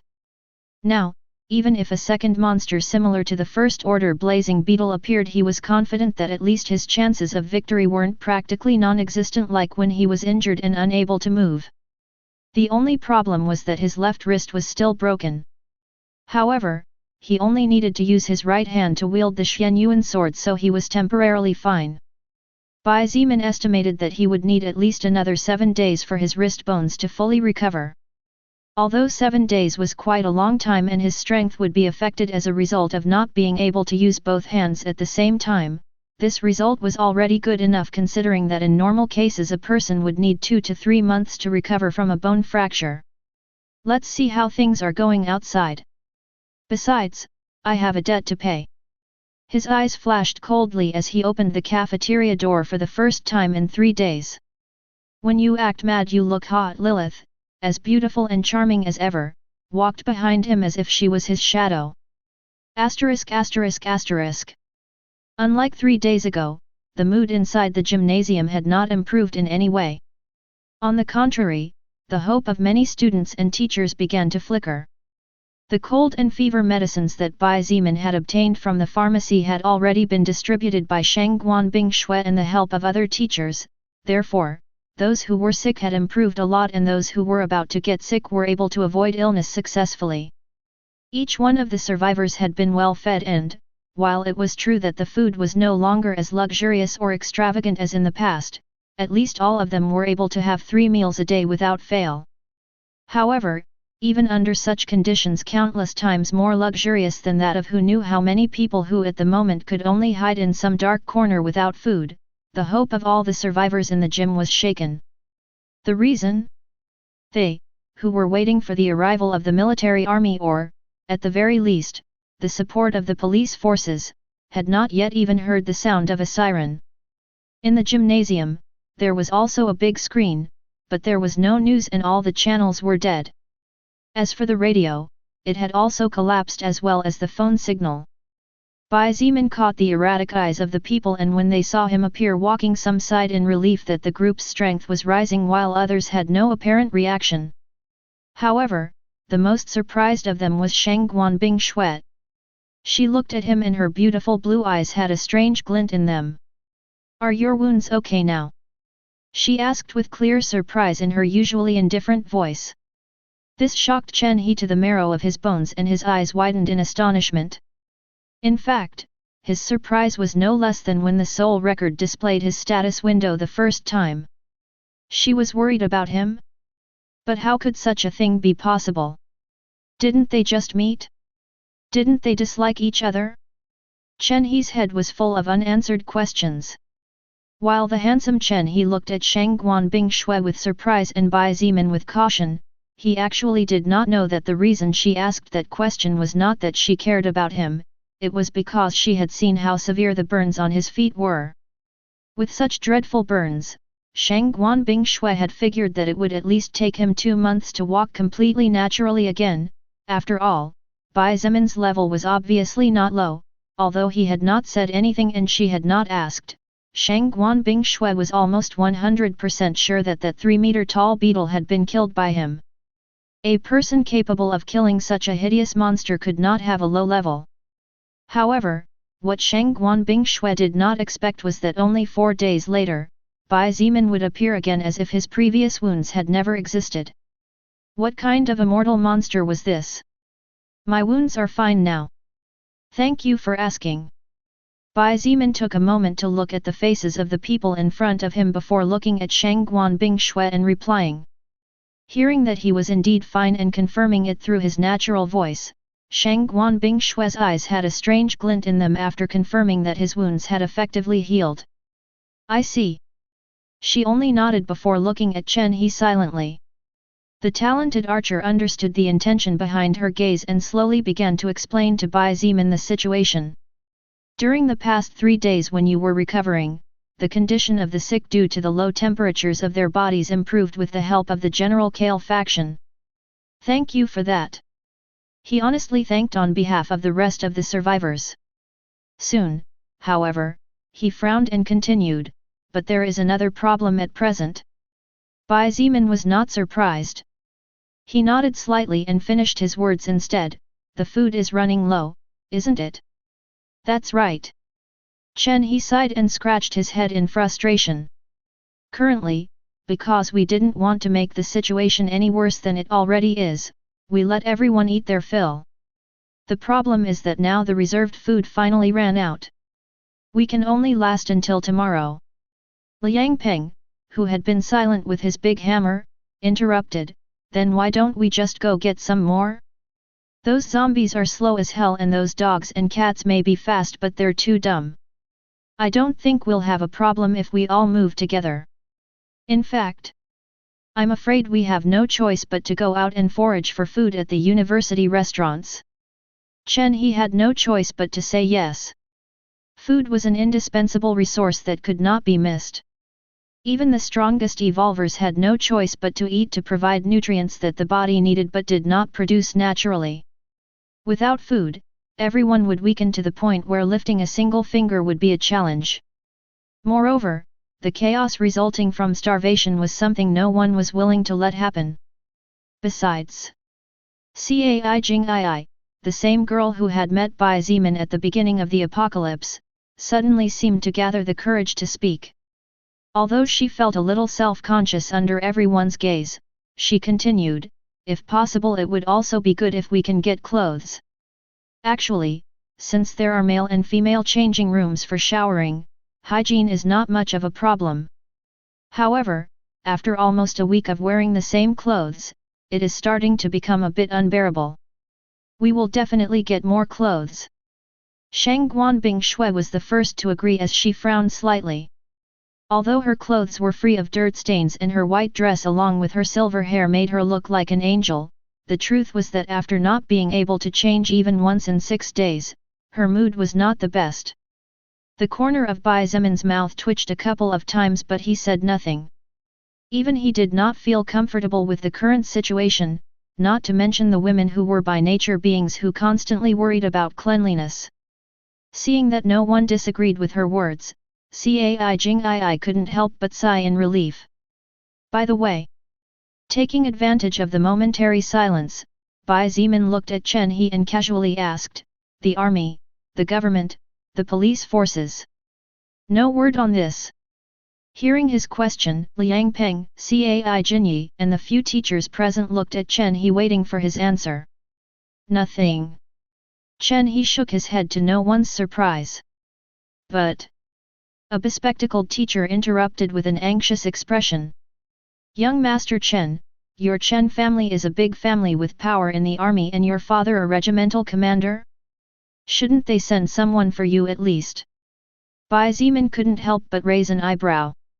Family with military backing? Regimental commander? He hadn't expected Chen He to have such a background. To think that this handsome guy's father was actually a veteran soldier with military rank colonel. Bai Zemin had a strange glint and his gaze could not help but shift slightly towards Shang Guanbing Shui. Then, her background should be similar or superior to Chen He's. Chen He's face changed slightly but soon returned to normal. He looked at Shang Guanbing Shui for a moment before sighing, indeed. I was hoping that my family would get here soon, but apparently the situation is far worse than we all thought. How can that be possible? The teacher who had spoken earlier looked desperate and his face lost all color. If even an important person like Chen He had been practically abandoned to his fate by his own family, how could they, people with no real backing, expect support from the government or the army? It was nothing but wishful thinking. They all looked desperate for a moment. The only two people whose expression remained unchanged were the indifferent Shang Guanbing Shui and Liang Peng who was casually looking around. Even Bai Zemin's expression turned a bit ugly. Not because of the lack of military or governmental response, but because of his family. The worse the situation was outside, the less likely it was that his family would survive amidst such chaos. They have to be okay. No matter what, definitely nothing could happen to them. Bai Zimin clenched his fists, ignoring the pain in his left hand. Every time he thought about his family, his heart squeezed hard as if a giant stone was pressing down on it. However, no matter how much he wanted to see them and run out to find them, he couldn't do that. As strong as he was, Bai Zimin did not know what kind of dangers dwelled outside this place, and he was not arrogant enough to believe that his strength was enough to overcome them all. Then, let's go find the food we can. Bai Zimin said coldly. His tone of voice lacked emotion, however, there should be some changes from now on. Everyone looked at him in surprise, noticing the change in his eyes, and his indifferent voice seemed to hold a higher weight than in the past. While Bai Zimin was previously indifferent, his current indifference contained several degrees of coldness that was not there before. What do you mean? Shang Guanbing Shui furrowed her eyebrows slightly, also secretly surprised by the abrupt change. Bai Zimin looked at her and slowly explained, from now on, those who are unwilling to help in any way will only be able to eat enough to not starve. To be honest, I have no time to waste with leeches here. If no one is willing to move to advance and get out of this damn place, then I will start moving on my own with people who really want to get out of this hellhole. But I definitely won't get dragged down by anyone. Lilith, who was visible only to Bai Zimin, stood silently beside him. When she heard his words, her eyes glittered and a silent smile rose on her lips. From a certain point of view, it could be said that this was the first major change in Bai Zimin after the world had changed. He had already saved many people out of kindness, but if they wanted to keep him using that kindness, then he would abandon them without even a second thought. To him, his family was everything. As long as he had such an impulse, then he would not be held back by anything. Lilith's only worry was that if Bai Zimin's family did not survive, it was probable that he would not be able to rally a motive to fight for, therefore, she had to think of countermeasures. No matter what, she couldn't just let him fall in this place. Wait a moment. Liang Peng raised his voice and looked at Bai Zimin with wide eyes. Are you crazy? Bai Zimin casually looked him up and down before looking him in the eyes and asking coldly, and you are what? My previous words were not a question. What I said is what will happen, whether you like it or not. You don't have a choice here. Bai Zimin's words stunned everyone present. Regardless of whether they were teachers or students, the people able to participate in this small meeting and express their opinions stared straight ahead with blank expressions. Shang Guanbing Shui frowned and suddenly felt that there was something wrong with this situation. Her brain was like a supercomputer, remembering what had just happened, and soon her eyes flashed softly as if she had finally understood everything. Chen He, who always had a calm expression on his face, could not help but gasp in a breath of cold air as he looked at Bai Zimin as if he was an unidentified alien. Until now, although the time they spent together was not much, Chen He had identified Bai Zimin as a person who enjoyed loneliness more than the company of others and was usually quite calm. Therefore, now that he saw him go crazy and say such arrogant words, he did not know how to react. Moreover, Chen He had seen how terrifying Liang Peng's strength was during the first day of the apocalypse after the arrival of the soul record to this world. A single blow from his hammer was enough to turn a zombie's body into a pile of meat paste. What arrogance, brat! Liang Peng's eyes opened as wide as those of an enraged bull. His beard quivered and he looked at Bai Zimin as if he was going to jump on him at any moment. Liang Peng had seen Bai Zimin's speed back then when he decapitated zombies. Although he was fast, Liang Peng believed that at such a distance he only needed to stretch out a hand to crush him like an ant, such was the confidence in his physical strength. Bai Zimin's eyes flashed with a hint of coldness as he looked at the man who was like a small giant. His current mood was gloomy to say the least. As if that wasn't enough, his left hand was still hurting, his family might be suffering from hunger or who knows what kind of hardship. Since this person does not understand in a good way and words could not reach him, a bit of pain might make him understand the meaning of the word terror. Bai Zimin took a step forward and was about to make his move when a cold but beautiful voice stopped him. Okay, let's do as you say. Everyone looked at Shangguan Bingshui in surprise and disbelief. Even Bai Zimin himself was surprised that this woman agreed with his words so easily and without argument. Bingshui, you. Are you sure of what you are saying? Chen He looked at his childhood friend in shock. It was no secret to anyone that he had been in love with her for years, therefore, he knew very well that she was an intelligent woman. However, he did not understand why she had accepted such an idea that was clearly not good at the moment. Shangguan Bingshui gently shook her head but did not explain anything. Among those present, only she had noticed that Bai Zimin's mood was on the floor, and if it wasn't for her interrupting just in time, it was likely that things would have gotten out of hand. Right now, the last thing they needed were internal battles. While I agree with what you said, I need you to explain better what you have in mind. Otherwise no one will accept such a wild idea like that. Shangguan Bingshui looked at Bai Zimin indifferently and slowly explained, at this point, everyone's mood is not good. The situation of the unknown world is getting worse and worse. If we suddenly tell them that their meals will be cut off, no one will accept it willingly. Bai Zimin looked at her and took a deep breath to calm down a bit before speaking slowly. Of course, what I want is not for everyone to suddenly have the courage to fight. I know something like that is illogical. Noticing that things had calmed down, the teachers present, Cai Jingii, and Chen He secretly let out a sigh of relief. As for Liang Peng, he only snorted and remained silent as he listened to what Bai Zimin had to say about it. Shangguan Bingshui nodded and indicated with her eyes for him to continue explaining his idea. If Bai Zimin had asked everyone to fight in order to eat, then even if the strength of the group fell she would have no choice but to ask him to left alone. After all, very few people were willing to risk their lives and the human mentality had not yet completely changed to adapt to the new world. Bai Zimin continued, my idea is simple. After we find food, the students and teachers who are unable to fight will carry it. In addition, when we look for clothes or other useful items, these people will also help. I also think it would be good to get some beds. In short, whatever is logistical support and does not require risking life and death, all those who want to eat their fill should cooperate. After a moment of silence, the handsome Chen He was the first to open his mouth. I agree.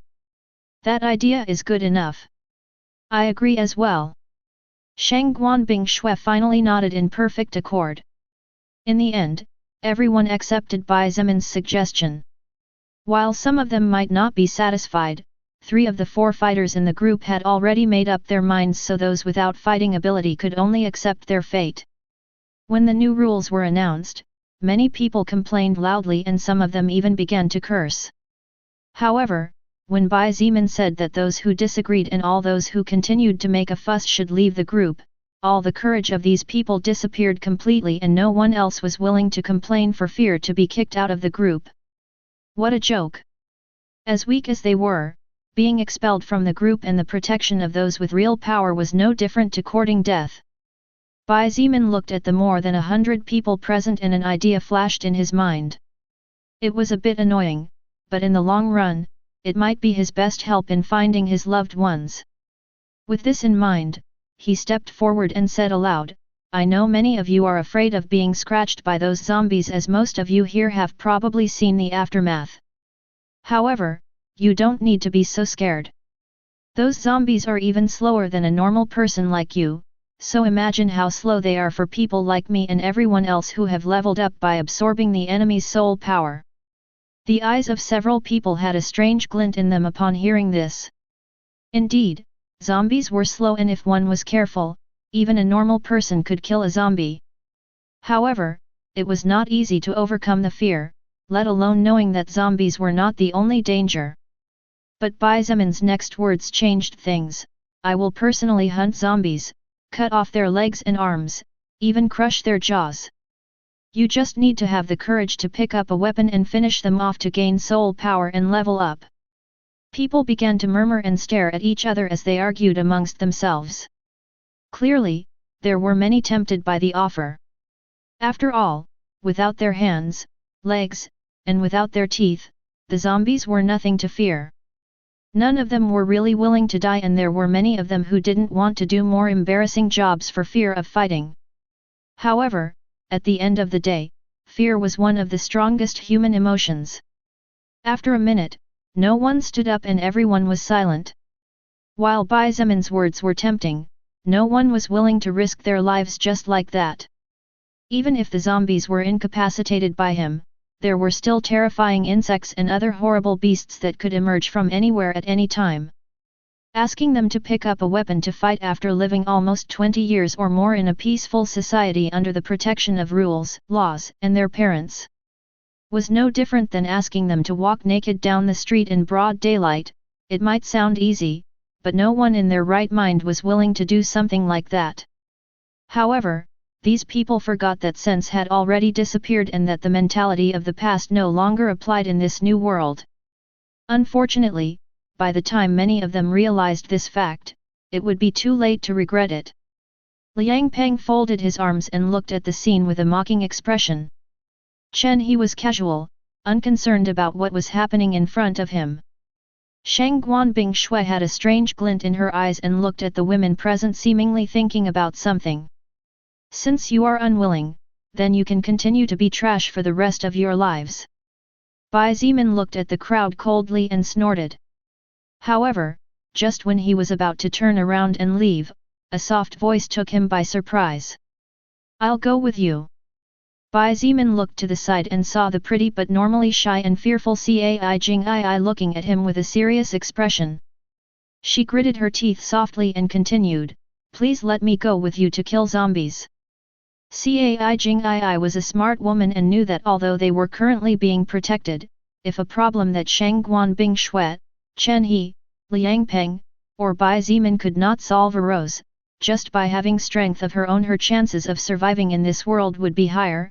Otherwise, it was only a matter of time before she would die for some reason or another. When a rock fell on a silent lake, waves always appeared no matter how small they were. Let me come with you, I want to kill zombies too. A young man around 19 years old, wearing glasses and whose body was thin, stood up and took a step forward. I also want to level up. Let me go with you please. Another young man in his 20s stood up and looked at Bai Zemin with determination. I'll go with you. A pretty female student with some freckles also stood up while gritting her teeth. Although her body shivered with fear, she still decided to step forward. Only 4 of them, hey. It will do for now. Bai Zemin thought silently, and a smile raised softly on his face as his eyes scanned the 4 people who had the courage to step forward. Sometimes, human beings just needed a little push to dare to do things they normally would have never even thought to do. There are even 2 women here who had the courage to stand up, but you, who call yourselves men, don't have the courage to take a step forward. Bai Zemin looked at the male students and even the male teachers with undisguised disdain. Hearing his words, all the men on the scene who did not dare to step forward blushed so much that it seemed like all the blood in their bodies had rushed up to their heads. However, none of them dared to look him back and, of course, none of them dared to step forward. On the other hand, the 2 male students who had the courage to step forward could not help but straighten their backs a little more. Even the glasses-wearing and slightly skinny student had more courage than men with bulky bodies. Bai Zemin no longer wasted his time with these people. They themselves would soon regret the opportunity they had just missed. Is it all right with you guys if we go out to look for food now? Bai Zemin looked at the other 3 leaders and asked. Fine with me. Chen He nodded and picked up his bow as he looked at the woman beside him. Shang Guanbing Shui simply stood up and walked towards the exit without saying anything. As for Liang Peng, he just snorted as he picked up his hammer and followed the other 2 without saying a word. Clearly still upset about what had happened earlier. Bai Zemin looked at the 4 people who decided to follow him and slowly said, You 4 follow me. You don't need to carry anything, but you should mentally prepare yourselves for what's coming. The four nodded quickly, indicating that they understood. Seeing this, Bai Zimin turned around and walked out with the four students behind him.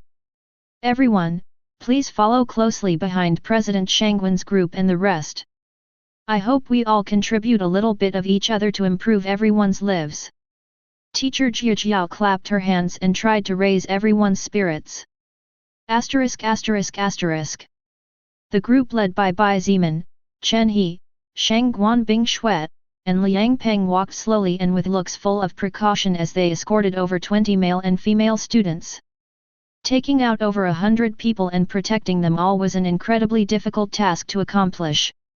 After all, unknown dangers lurked around every corner and slow zombies were the least of the worries of people who had been absorbing the enemy's soul power and constantly leveling up, but the danger of high-level mutated animals or evolved insects was much higher and was something that even they dared not take easily. Therefore, to prevent unnecessary losses and to make the job simpler for themselves, the four of them had decided to bring a few more than 20 people to carry the food on this occasion. Of course, the pretty and shy freshman, Cai Jingii, had registered all the people who were willing to go out and work but did not have the opportunity this time.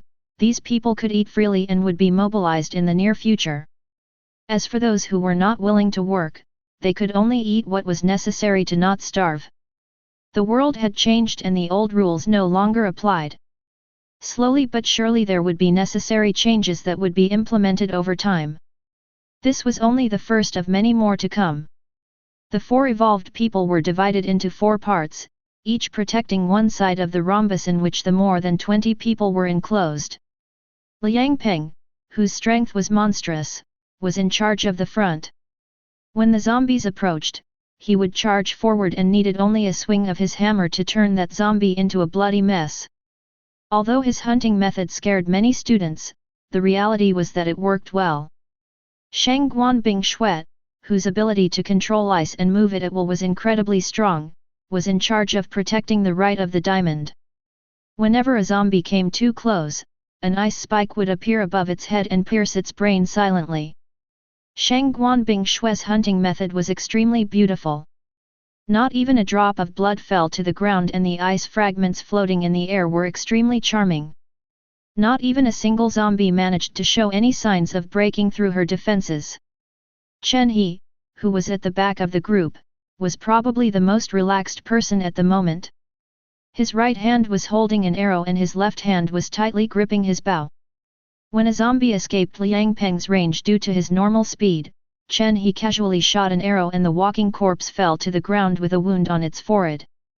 Bai Zimin, who was in charge of protecting the left side of the group, silently looked on as a zombie slowly crawled out of a building dragging its feet and approached towards the group. They really are slow. He couldn't help but shook his head softly. After so many upgrades to his agility stat, zombies were like moving turtles from his point of view.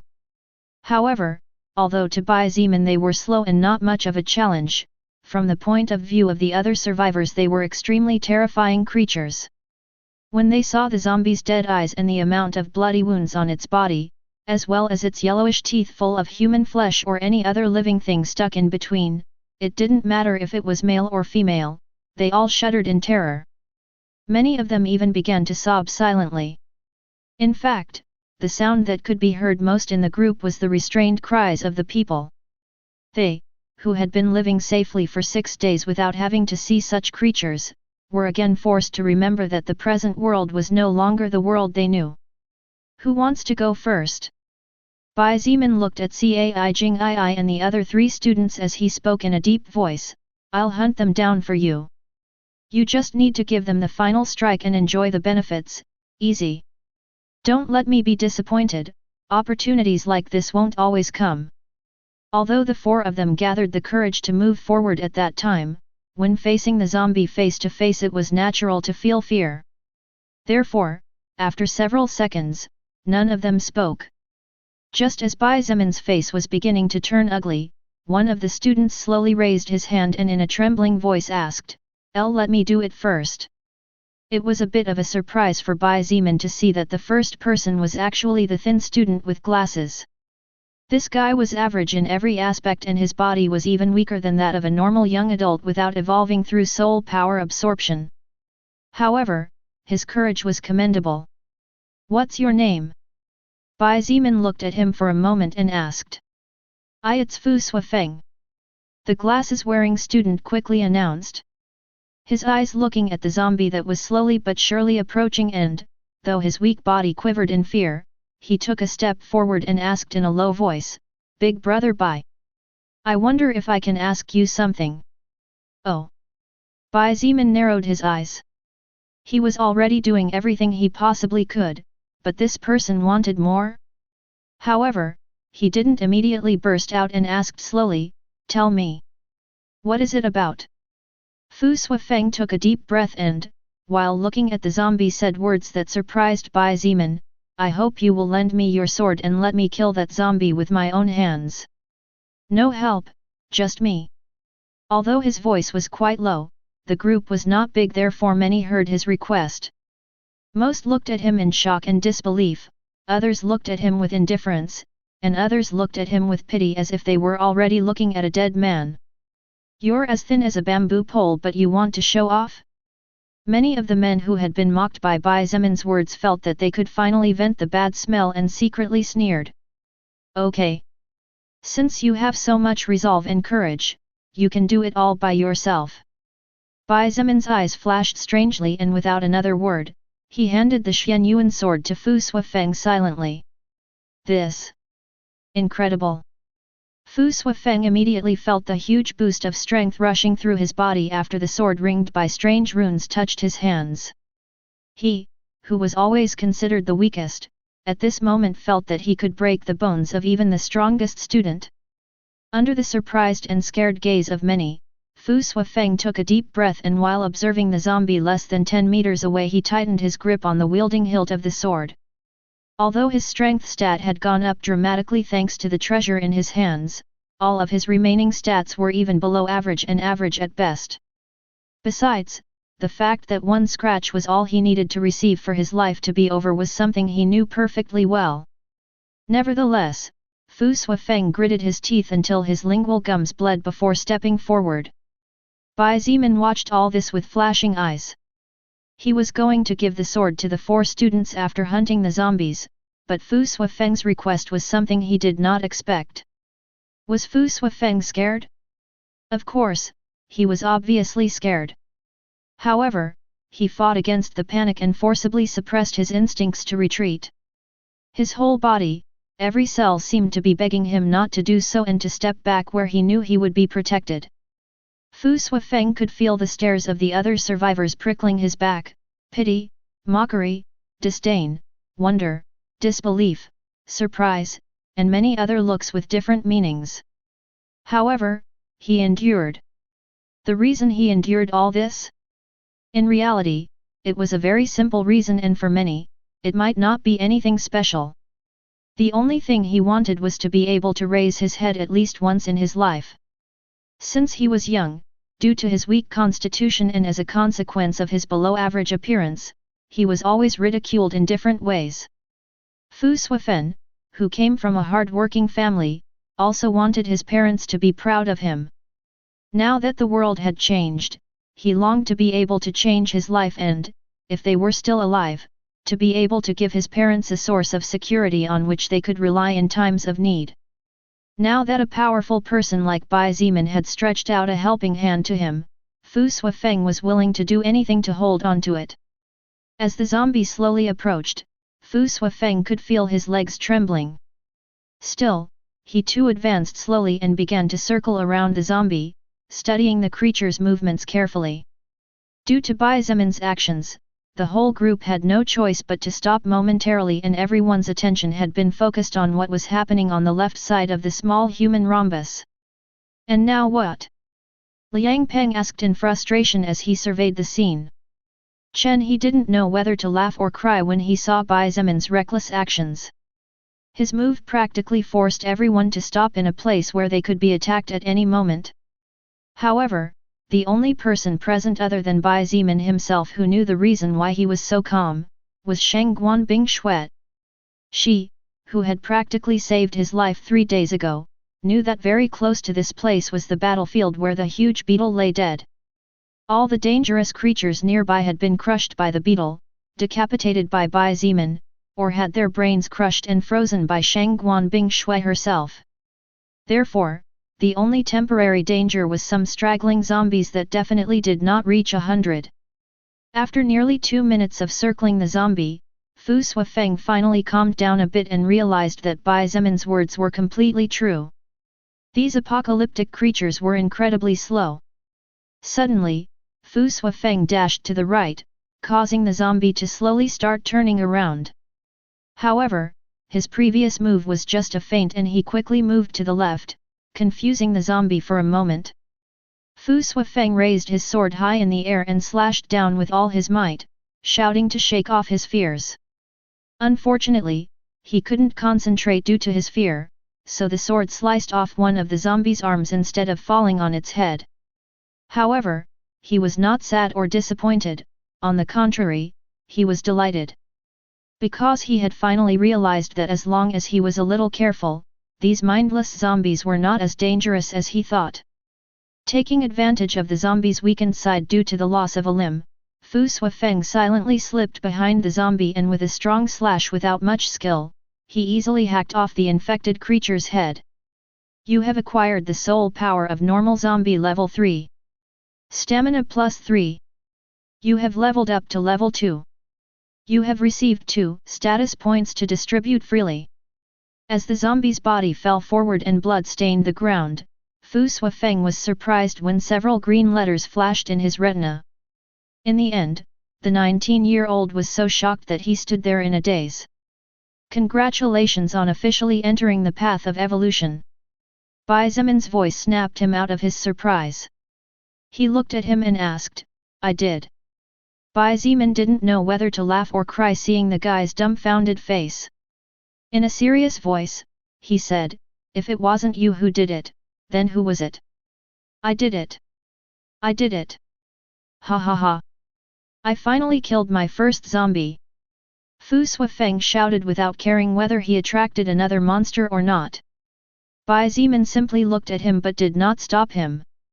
This guy was not only expressing his joy, but he was also shouting to shake off the lingering fear that still remained in him. After all, it wasn't easy to step forward to battle against death when you know that someone else was willing to do it for you. Moreover, none of those present mocked Fu Suifeng's childish attitude. On the contrary, they all looked at him with astonishment and disbelief while the looks of ridicule and disdain were long gone. Fu Suifeng suddenly ran forward and picked up a white scroll that had fallen from the zombie. Although he hesitated for a moment after knowing what it was, he gritted his teeth and walked toward Bai Zimin as he said, Big brother Bai, this skill, I give it to you. You give it to me. Bai Zimin picked up the scroll in a daze. He definitely did not expect this move. Stealth, First Order Active Skill, Level 1, erases your presence to some extent while weakening your body smell and the sound of your heart. It costs 10 mana points to activate and takes 4 stamina points per minute to keep activated. After deactivation, it has a cooldown time of 20 minutes. I give it to you. You use it. Bai Zimin handed the scroll back to him and shook his head. He looked at him with appreciation and said, Anyway, I never thought of taking what rightfully belonged to you. However, I like grateful people like you. I just hope you can continue to be like that and not get carried away by the emotion of the moment. Don't worry, big brother Bai. Although my family may be poor, my parents taught me values. Favor with favor is repaid, and this favor is so great that I will never forget it. Fu Suifeng clenched the skill scroll tightly and looked at Bai Zimin with eyes brimming with gratitude. Not only had Bai Zimin given him the courage he needed to fight, but he also spoke to him with respect and had even allowed him to keep a supernatural skill like the one in his hands. In this world where the strong devoured and fed on the weak, a skill, as useless as it seemed, was no different than possessing another life-saving source in times of need. Go get some rest for now. Also, I advise you to add your status points to agility and stamina. That way, with your stealth skill, you could become a terrific assassin. Bai Zimin gently patted his shoulder and advised honestly. Without hesitation, Fu Suifeng wished to learn the skill just as Bai Zimin had told him. Then, he silently handed the sword back to him before returning to the crowd with his back straight. Those who had previously glared at him now did not dare to stare at him for more than a second before looking away. Now that his initial fear was gone, as long as Fu Suifeng maintained that courage and as long as he was on good terms with one of the four main leaders of this group, his strength would only increase more and more. No one was foolish enough to look for trouble where there was none against such a person. "You're a mind manipulator," Lilith sneered beside him. However, even though it seemed like she was mocking, her eyes glittered with appreciation as she said, "Inflict fear first, then embarrass him with your previous talk to push them forward, finally give him power and respect. Kia little Zeman, big sister loves you more and more." Bai Zeman smiled slightly before turning around and walking back. Indeed, Lilith was right. What he was doing was manipulation. Right now, Bai Zeman might be much stronger than most. However, even he was not able to fight against thousands of zombies, his stamina would be drained sooner no matter how high it was. Therefore, he urgently needed people able to follow him willingly, people able to become his sword. Lilith was also delighted that Bai Zeman had understood this so soon. After all, even she herself was not invincible, let alone he who had barely taken his first steps in this new world of evolution and death. Besides, Bai Zeman's move also suited what Lilith needed and was a first step to what she hoped he could one day become. The group of people soon left the corpse of the zombie decapitated by Fu Suifeng, their first of many to come.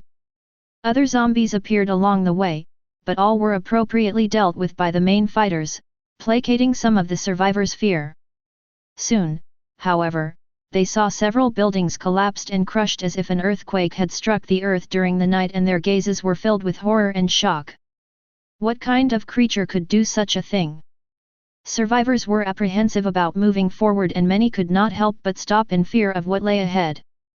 Not to mention the powerless survivors, even Chen He and Liang Peng had changes in their expressions when they saw the debris of different sizes scattered everywhere. The entire place looked as if several bombs had blown up the foundations of nearby buildings and demolished them in the process. What? What happened here? Chen He muttered, dumbfounded. Although his words were uttered unconsciously, everyone heard him clearly due to how awfully quiet the atmosphere was. No need to worry. Bai Zeman broke the silence and continued to move forward. No need to worry. Chen He looked at Bai Zeman's back and wondered if this person had gone crazy. If there was no need to worry about this, then what were they going to worry about? However, another person spoke up just then. Let's continue. It should be fine. Shang Guanbing Shui gently shook her head and also slowly moved forward. This. Chen He did not know what to say. His childhood friend had also gone crazy? Since the world changed, Shang Guanbing Shui's attitude had changed a little compared to his memories. This was something confused for the talented archer. Actually, it wasn't that she had changed. Shang Guanbing Shui was simply adapting to the new world and learning the new rules for survival. Simple as that. Being forced by the fighters who protected both sides of the diamond, Chen He and Liang Peng had no choice but to move forward. As a consequence, all the survivors were forced to walk whether they wanted to or not. After all, they could not survive alone as they lacked the power to do so. Asterisk asterisk asterisk. My God! What? What is that creepy thing? Beetle? How can there be such a big beetle? When the group of more than 20 people arrived at the place where the body of the First Order blazing beetle lay inert, it didn't matter if it was Chen He and Liang Peng or if it was a powerless survivor, they all gasped and took a step back. Seeing the creature's body that was over 3 meters tall and looked similar to a small flesh building, they were all shocked beyond words. Moreover, when they looked at that mighty horn and its long legs, they all felt as if their hair stood on end just imagining having to face something like that. What other monster could have been able to kill this terrifying beast? Liang Peng couldn't help but slowly reach out and touch the elephant beetle's shell, only to be surprised to realize that it felt like he was touching cold metal. Apparently the monster that fought this elephant beetle cut off a large part of its head. He noticed a large amount of dried blood running down the creature's slashed neck and quickly came to the conclusion. Shang Guanbing Shui simply stood silently as she stared at the giant beetle. Only she knew that the cause of all this was probably the man who was even younger than her and the person who had had the least interaction with the rest of the group. I wonder if the big monster that defeated this first-order beetle is also a monster in bed, Lilith joked as she listened to the human's conversation. She would never miss a chance to tease him as she loved his reactions. As for the monster that had ended the life of the first-order blazing beetle, Bai Zeman, he almost spits out 2 liters of old blood when he heard the words of the beautiful succubus beside him. This woman really didn't know when to give up. Bai Zeman secretly gritted his teeth, trying not to imagine wild scenes. Ignoring everyone's gaze and not caring about their comments, he walked towards the head of the giant elephant beetle and jumped approximately 3 meters with a loud stomp. Seeing this scene, everyone was amazed and astonished. A 3-meter high jump was something that in the past would be taken as superhuman, but now it was happening before their very eyes. Fu Suifeng clenched his fists tightly as he secretly vowed to become powerful enough to perform such feats. Cai Jing Ai and the other 2 students also had resolute looks in their eyes, further reinforcing the idea of becoming stronger. Are you sure it's here? Bai Zeman whispered softly as he approached the giant beetle's forehead. Little Zeman, are you doubting the older sister? Lilith folded her arms, emphasizing her already big attributes even more. Cough. Bai Zeman quickly turned his gaze away as he secretly cursed her. Without further ado and under everyone's confused gaze, Bai Zeman wielded the Xianyuan sword and using the tip easily pierced the beetle's flesh. He cut several centimeters deep until he reached about half a meter before finally stopping. Bai Zeman stuck his right arm in as he put the sword down for a moment and rummaged around before finally pulling his now blood-filled arm back out. However, his attention was on the dark yellow rock the size of a baby's fist in his hands. The rock was not perfect and had many imperfections in it. However, its glow was extremely enchanting. That's a first-order soul stone fire element. Lilith nodded and slowly explained, I had previously overlooked it as it is not valuable to me, but to the current you, it is. Soul stones are used to evolve skills, boost the power of spells cast from the same element, and can even boost treasures as long as you find a person with the blacksmith class and enough ability. In short, soul stones have many other uses that you will slowly learn about. Bai Zeman's eyes glittered when he heard her words. Such a treasure had almost been overlooked and fortunately Lilith remembered it or else he would have no tears to cry later. The more time passed, the more he realized how valuable the help that Lilith was giving him was. While he could learn all of this on his own as time went by, the truth was that it was an extremely big advantage in the beginning. Without saying a word, Bai Zeman took out a plastic bag from his backpack and carefully put away the first-order soul stone before putting it back into his backpack. Then, he took out an empty bottle and began to draw blood from the beetle. He had not forgotten the requirements to evolve his blood manipulation skill to second order. It was so difficult to defeat the first-order blazing beetle and his life was close to ending on so many occasions that Bai Zeman couldn't even imagine defeating 9 other similar or more powerful creatures. Worse yet, he also needed to defeat a second-order monster. One step at a time. One step at a time. Bai Zeman sighed as he continued his work. While everyone was dumbfounded, Shang Guanbing Shui's beautiful eyes glittered and without saying a word to anyone, she walked away from the group. Bing Shui? Where are you going? He called out to her but was completely ignored. A few seconds later and just when Bai Zeman had finished filling several bottles of blood just in case, Shang Guanbing Shui came back walking like an ice goddess. That woman is smart. Lilith praised as she looked at the silver-haired woman. She went back to look for the body of the mutated dog that was frozen to death 3 days ago to obtain its soul stone. What, those creatures have too? Bai Zeman was dumbfounded. Not all of them. Lilith shook her head and slowly explained, even evolved creatures don't necessarily form a soul stone. Besides, the value of an unranked creature is far less valuable than a soul stone from an officially evolved creature. But still, it's valuable to you. *CK its mother. Looks like I should go find the mantis corpse when I get the opportunity. Bai Zeman sighed, and after washing his hands with some water he climbed down from the giant beetle's body. Bang! Suddenly a bang sound forced Bai Zeman to look in that direction, and when he saw the scene his face became a little strange. Not only he had that strange reaction, Chen He, the rest of the survivors, and even the cold and indifferent Shangguan Bingshui had strange looks plastered on their faces. Lilith looked at the scene with a touch of amusement as well, waiting to see what would happen next. No one knew exactly how it happened, as everyone's attention was completely fixed on the mysterious actions of Bai Zeman and the disappearance and appearance of Shangguan Bingshui.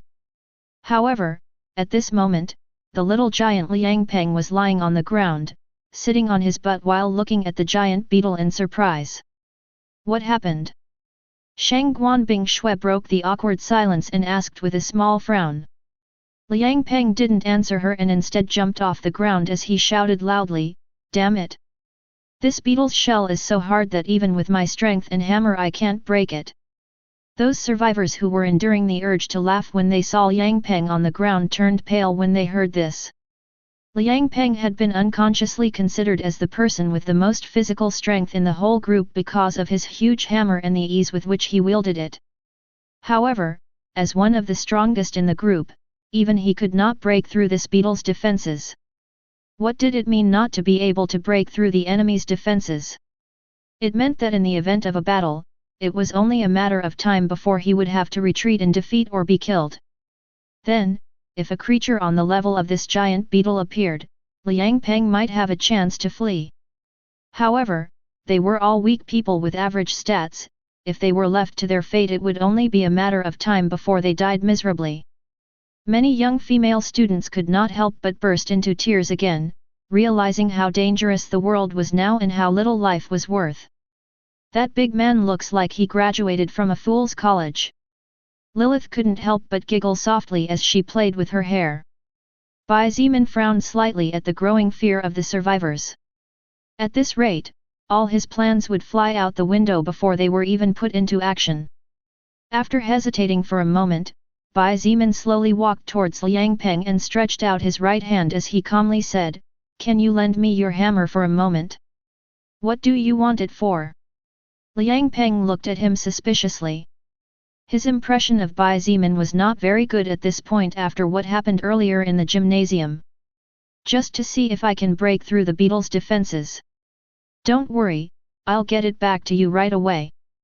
Bai Zeman looked at him seriously and assured him. Liang Peng looked at him as if he was an idiot and was about to say something when suddenly an idea flashed in his mind. With a strange smile, he raised his hammer and handed it to Bai Zeman. "Here." "Thank you." Bai Zeman nodded and stretched his hand forward. When Bai Zeman's hand came into contact with the hammer's handle, Liang Peng scoffed and released his grip. However, the scene of Bai Zeman being sent to the ground by the weight of the hammer did not happen, unlike what Liang Peng was imagining in his mind. Look! Bai Zeman can also hold Liang Peng's big hammer. Not only that, he's doing it with one hand. Some people began to whisper softly amidst the sound of sobbing. Chen He also blinked in surprise at Bai Zeman's physical strength. On the other hand, Shangguan Bingshui's blue eyes flashed as if she had finally confirmed her earlier theory. Skull-breaking hammer, normal treasure, a hammer over 2 meters long created with a metal called itium. It weighs 300 kilograms and is capable of crushing a medium-sized vehicle with ease if its wielder has enough power to wield it. When equipped, plus 20 strength. The hammer was bright blue in color, and while it brought the same amount of strength as Bai Zeman's Xianyuan sword, it was obvious from reading the description and seeing the difficulties of lifting the hammer that his sword was superior in every aspect. Bai Zeman took a big step forward as he lifted the hammer with his single healthy hand and, after raising his right arm above his head with the hammer pointing towards the sky, his 85 strength points fully burst out American Samoa. He smashed with all his power downwards. The weight of the hammer together with Bai Zemin's total strength being equivalent to almost 9 normal people before the evolution caused a loud bang as a result of the sudden movement. Boom!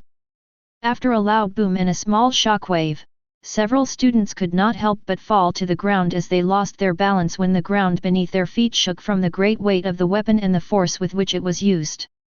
Everyone could not help but suck in a breath of cold air at the thought of what would happen if that strike landed on them. Wouldn't they be crushed into meat paste? Forget about them, even a normal house would collapse. Bai Zemin looked at the cracks in the giant elephant beetle's shell and nodded, seemingly satisfied. He turned to look at Liang Peng, who was stunned looking at the cracked shell, and said casually, "It really is tough. It looks like I can't break it. Here, thanks for your hammer." After picking up the hammer, Liang Peng couldn't help but reach over and touch the place where Bai Zemin had just banged. Crack! Crack! Bang! As if that was all that was necessary, when Liang Peng's hand came in contact with the shell, over 50 centimeters of the shell dropped to the ground, revealing the flesh and bloody cracks inside. This wasn't Bai Zemin supposed to be an evolved agility type? Besides, his strength is even superior to Liang Peng's. Chen He was dumbfounded as he looked at the ground split by the weight of the beetle, the weight of the hammer, and the heavy blow Bai Zemin had just made. Who knows? Even I haven't shown everything yet. Come, an idea occurred to me. Shang Guanbing Shui shook her head slightly before walking towards Bai Zemin and Liang Peng. I guess everyone hides their own secrets. Chen He nodded. He followed Shang Guanbing Shui, and as he looked at her back he couldn't help but think under his breath, although I wish you trusted me enough to not have secrets. Then Bai Zemin looked at Shang Guanbing Shui and said with a somewhat surprised tone, "You want us to use the beetle meat as food?" Shang Guanbing Shui nodded indifferently and continued, "The energy called mana empowers the living beings in the world. Then, it is likely that the giant beetle's meat also contains some remaining mana. I assume that the probabilities that it is beneficial to the human body are high, and it is also a good source of food." Apart from the 4 main leaders, XIETIAN was also present, as she had demonstrated good ideas during the early days of the evolutionary apocalypse. Meanwhile, the other survivors were inside the pharmacy looking for and storing as much medicine and medical utilities simple to move. In this world where unwanted surprises awaited in every corner, it was unlikely that social order would be established soon, and the laboratories in charge of producing medicine would not be in operation either. Therefore, it was best to get as much as possible now that they had the opportunity to do so. I think it's a good idea. Chen He agreed without hesitation. Bai Zemin secretly sneered. As Shang Guanbing Shui's suitor, it was natural for Chen He to agree with whatever she said. Liang Peng and XIETIAN also agreed with her suggestion. Not only could they obtain a source of food, but they could also fortify the body by consuming the monster's meat. After all, the reason for the apocalypse was not a virus, the reason why everything changed was caused by the mana. After some discussion, the 5 people finally came to the conclusion that they should first secure the surroundings and get some tools to take care of the elephant beetle's flesh. In the meantime, the monster's body could only stay here. No one was worried about the meat suddenly going bad because as an energy booster, the mana was doing a good job. 30 minutes later, the group left the practically collapsed area and continued advancing in a northwesterly direction. Although there was still medicine left in the pharmacy, there were 2 survivors carrying 2 big backpacks each and some plastic bags full of all kinds of medicines. The next point the group was aiming for was a nearby restaurant in search of food, being this place not only the closest but also the one that was relatively less ringed by buildings in comparison, facilitating the vision of the surroundings, mobility, and preventing them from being trapped in case a large group of zombies appeared without warning. Inside a 3-story building that used to hold classes in the past, 2 people were hiding next to the window looking out at the restaurant 50 meters distant. This building that had previously been used to hold classes had now become a hellhole. Blood stains were everywhere, tables and chairs turned carelessly over, doors broken.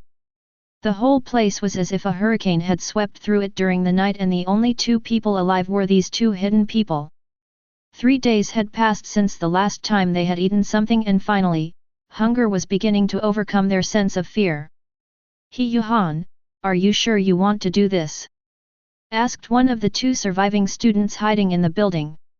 Su Fen, do we have any other choice? He Yuhan, a tall and fit young man in his 20s, replied helplessly.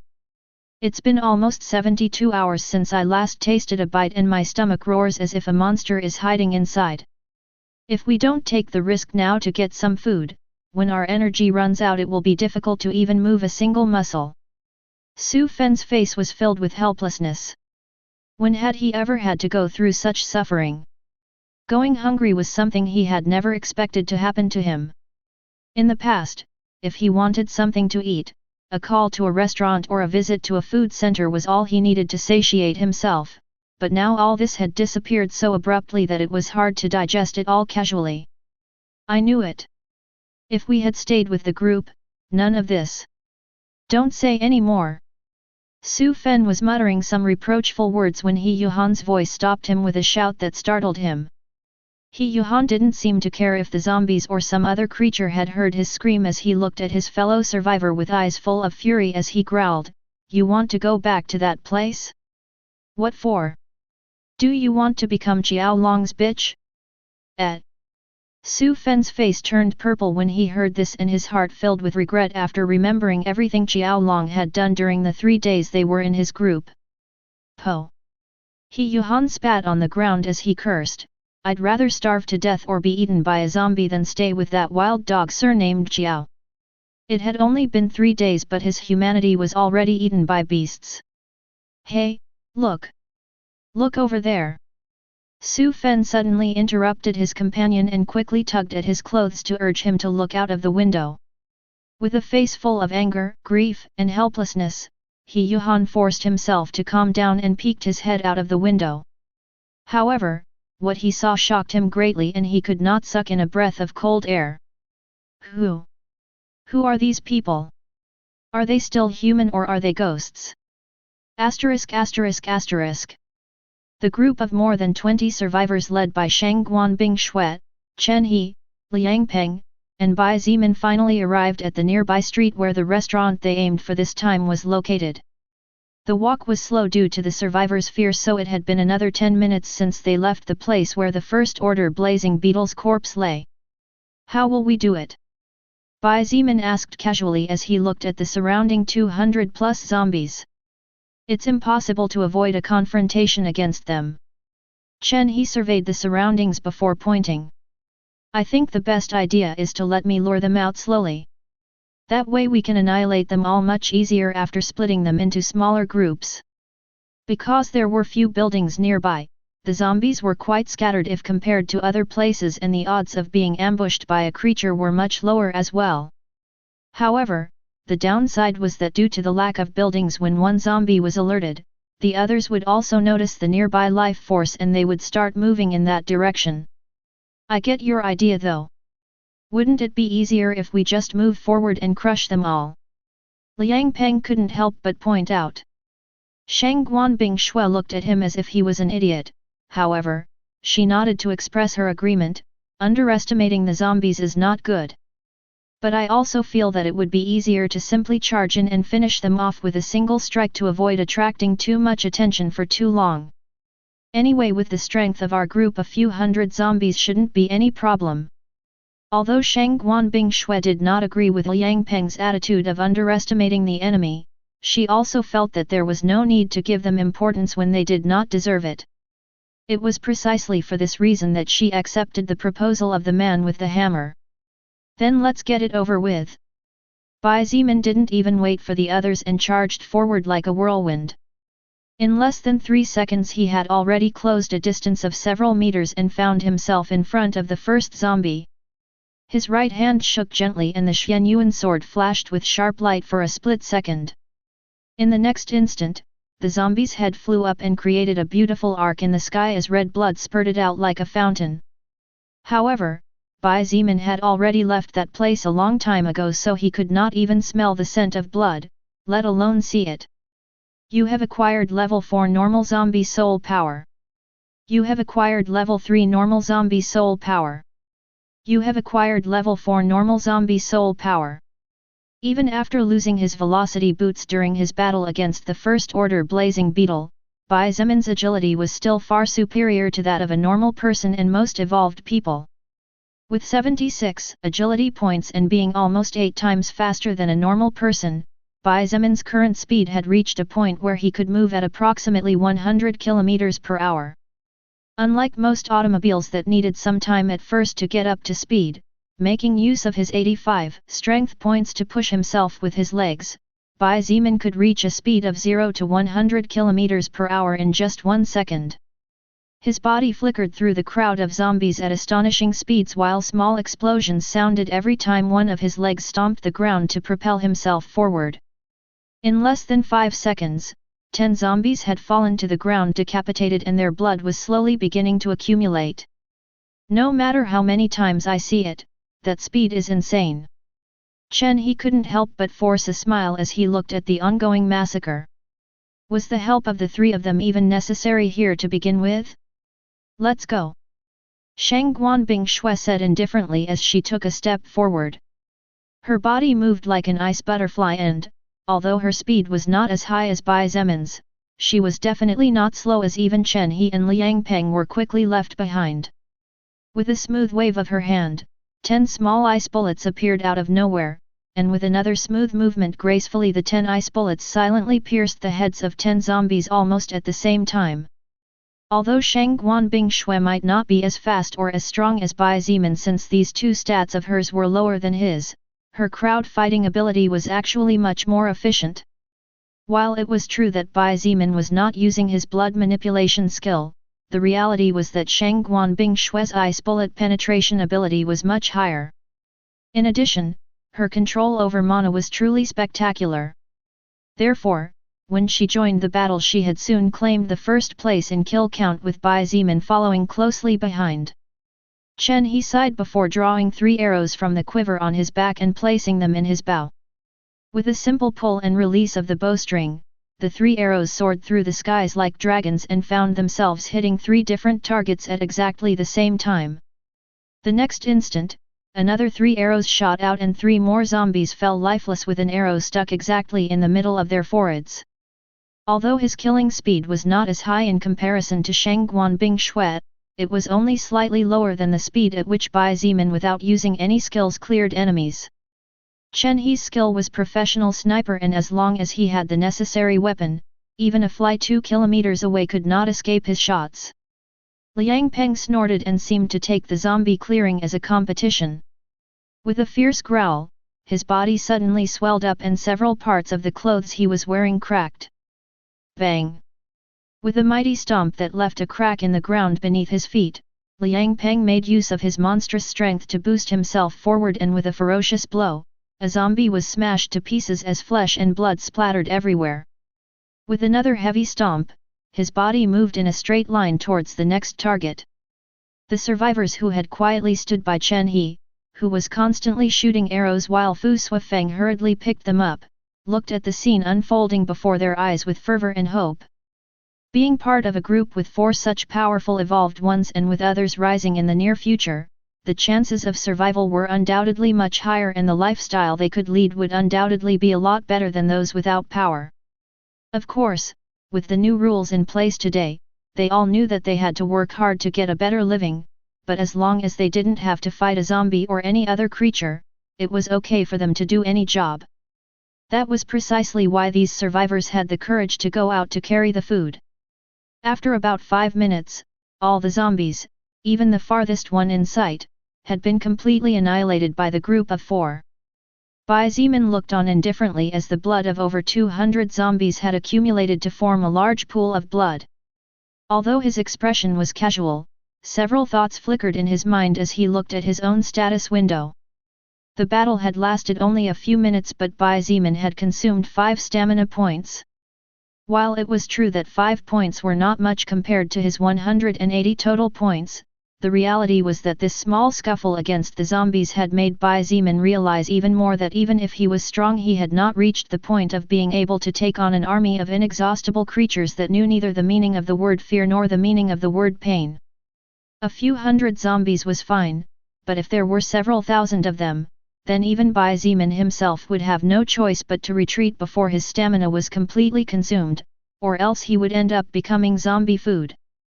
Liang Peng was panting slightly, obviously his stamina stats were not particularly high and he had probably consumed even more than Bai Zimin, whose body had evolved steadily and more evenly. Chen he was picking up some arrows while rubbing his fingers softly, seemingly numb. Moreover, his chest was rising and falling smoothly, even if he hadn't had to run all over the place. The optimal concentration he had to exert to shoot 3 arrows at the same time with total accuracy was not a simple thing and the pressure was immense for him. As for Shang Guanbing Shui, she was as indifferent as ever and it was simply impossible to know what was going through her mind. Soon, the group of survivors entered the restaurant and began to inspect what they could and could not take. As they passed by the blood-filled corpses, the smell of iron assaulted their nostrils and many of them had to be supported by others in order to move forward as their legs had softened to the point where they could fall to the ground at any moment. Asterisk. What do we do? Su Fen whispered quietly as he looked out the window of the small building. He Yuhan was silent for more than a minute before finally saying somewhat hesitantly, I think we should try to contact them. What? And what if they also end up being just like Xiaolong and abuse of their power? Su Fen didn't seem very willing. Although he had previously asked what to do, he actually hoped not to have to leave this place. Fear and the things he had seen over the past week had turned Su Fen into a frightened person who would rather starve to death than take the slightest risk. He Yuhan also hesitated a little when he heard this. However, he shook his head and said resolutely, No, I don't think they are the same as that bitch surnamed Jiao. The president of the student association Shang Guanbing Shui was with them and she is known for her impartiality. Besides, as a woman, she definitely won't allow such atrocious acts like Xiaolong committed to happen before her. Su Fen could not help but nod. He had also recognized Shang Guanbing Shui among the survivors. She was an extremely strong and capable fighter with the ability to create ice at will and control it as if it was something she had been doing all her life. Considering that Shang Guanbing Shui was known to be extremely righteous in her decisions in the past, Su Fen believed that she would not turn into a beast with human skin so soon. Besides, if we don't go with them, we'll die like starving dogs here. Worse yet, a zombie might appear at night and eat us without us noticing. He Yuhan shook his head and slowly stood up, fighting the dizziness that struck him as a result of not having eaten anything for 3 whole days. Seeing him walk towards the door, Su Fen gritted his teeth before standing up and following closely behind. Asterisk. The group of more than 20 survivors found plenty of food in the restaurant. The only unfortunate thing was that most of the food was not durable as canned food was not particularly popular here. Even so, over 30 kg of rice, noodles, flour, and other miscellaneous items were found that did not need any particular care except to be kept away from moisture. This type of food could last a long time without too much specific care, which was a good thing. Apart from plain food, they also found white meat and red meat, but because the gymnasium's refrigerator was not particularly large, they could only take a few kilos before they had to leave the rest there since defrosted meat would not last long before going bad anyway. After filling approximately 60 backpacks with all kinds of food and drink, the group that had found enough food to feed 100 people for at least another 2 weeks was about to leave when 2 people came into view. Other survivors. Chen He was surprised and moved forward. However, before he could go too far, Shang Guanbing Shui stopped him and gestured for him to stay in his place. She looked at the 2 people cautiously and asked, My name is Shang Guanbing Shui, may I know who you are? Shangguan President. My name is He Yuhan, a 3rd-year student. He Yuhan could not help but stammer nervously before introducing himself. However, the other young man did not introduce himself and instead stared dazedly at Shang Guanbing Shui with wide eyes. What a beautiful woman! Su Fen had never had the opportunity to see Shang Guanbing Shui up close, and this was the first time such an opportunity had come his way. However, when he saw how beautiful she was, he could not help but be stupefied to the point where his brain seemed to have stopped working. Her cold face was like that of an ice angel, and the curves of her body were so lovely that even her dress could not fully cover them. Su Fen felt all the lack of energy he felt before disappear just by seeing her. Shang Guanbing Shui couldn't help but furrow her eyebrows slightly, and a look of disgust flashed in her eyes. Although she was already used to such looks, such impudence to stare at her undisguisedly was still unbearable. Hey, didn't anyone teach you politeness? A cold voice snapped Su Fen out of his daze, and he was startled when he saw Chen He staring at him with icy coldness. Bai Zimin secretly raised an eyebrow. To think that this handsome and kind guy was actually capable of speaking in that tone and giving that kind of look. Interesting, he thought. I am sorry. Su Fen blushed fiercely and quickly apologized before introducing himself. The atmosphere became extremely awkward after what happened earlier, and after the introduction of the two newcomers, everyone fell silent. So, Bai Zimin broke the silence as he looked at the two men around his own age and questioned, "What do you guys want? Join our group?" He Yuhan's eyes lit up and he nodded hurriedly, "That's right. We would like to join your group. Although we can't fight, doing jobs like carrying food should be easy." He Yuhan was a smart guy. Previously he had seen how the survivors worked with the food while the 4 fighters and 3 other people did nothing, therefore, he had come to the conclusion that this was a group with certain tactical rules. That's good. Bai Zimin nodded with a small smile.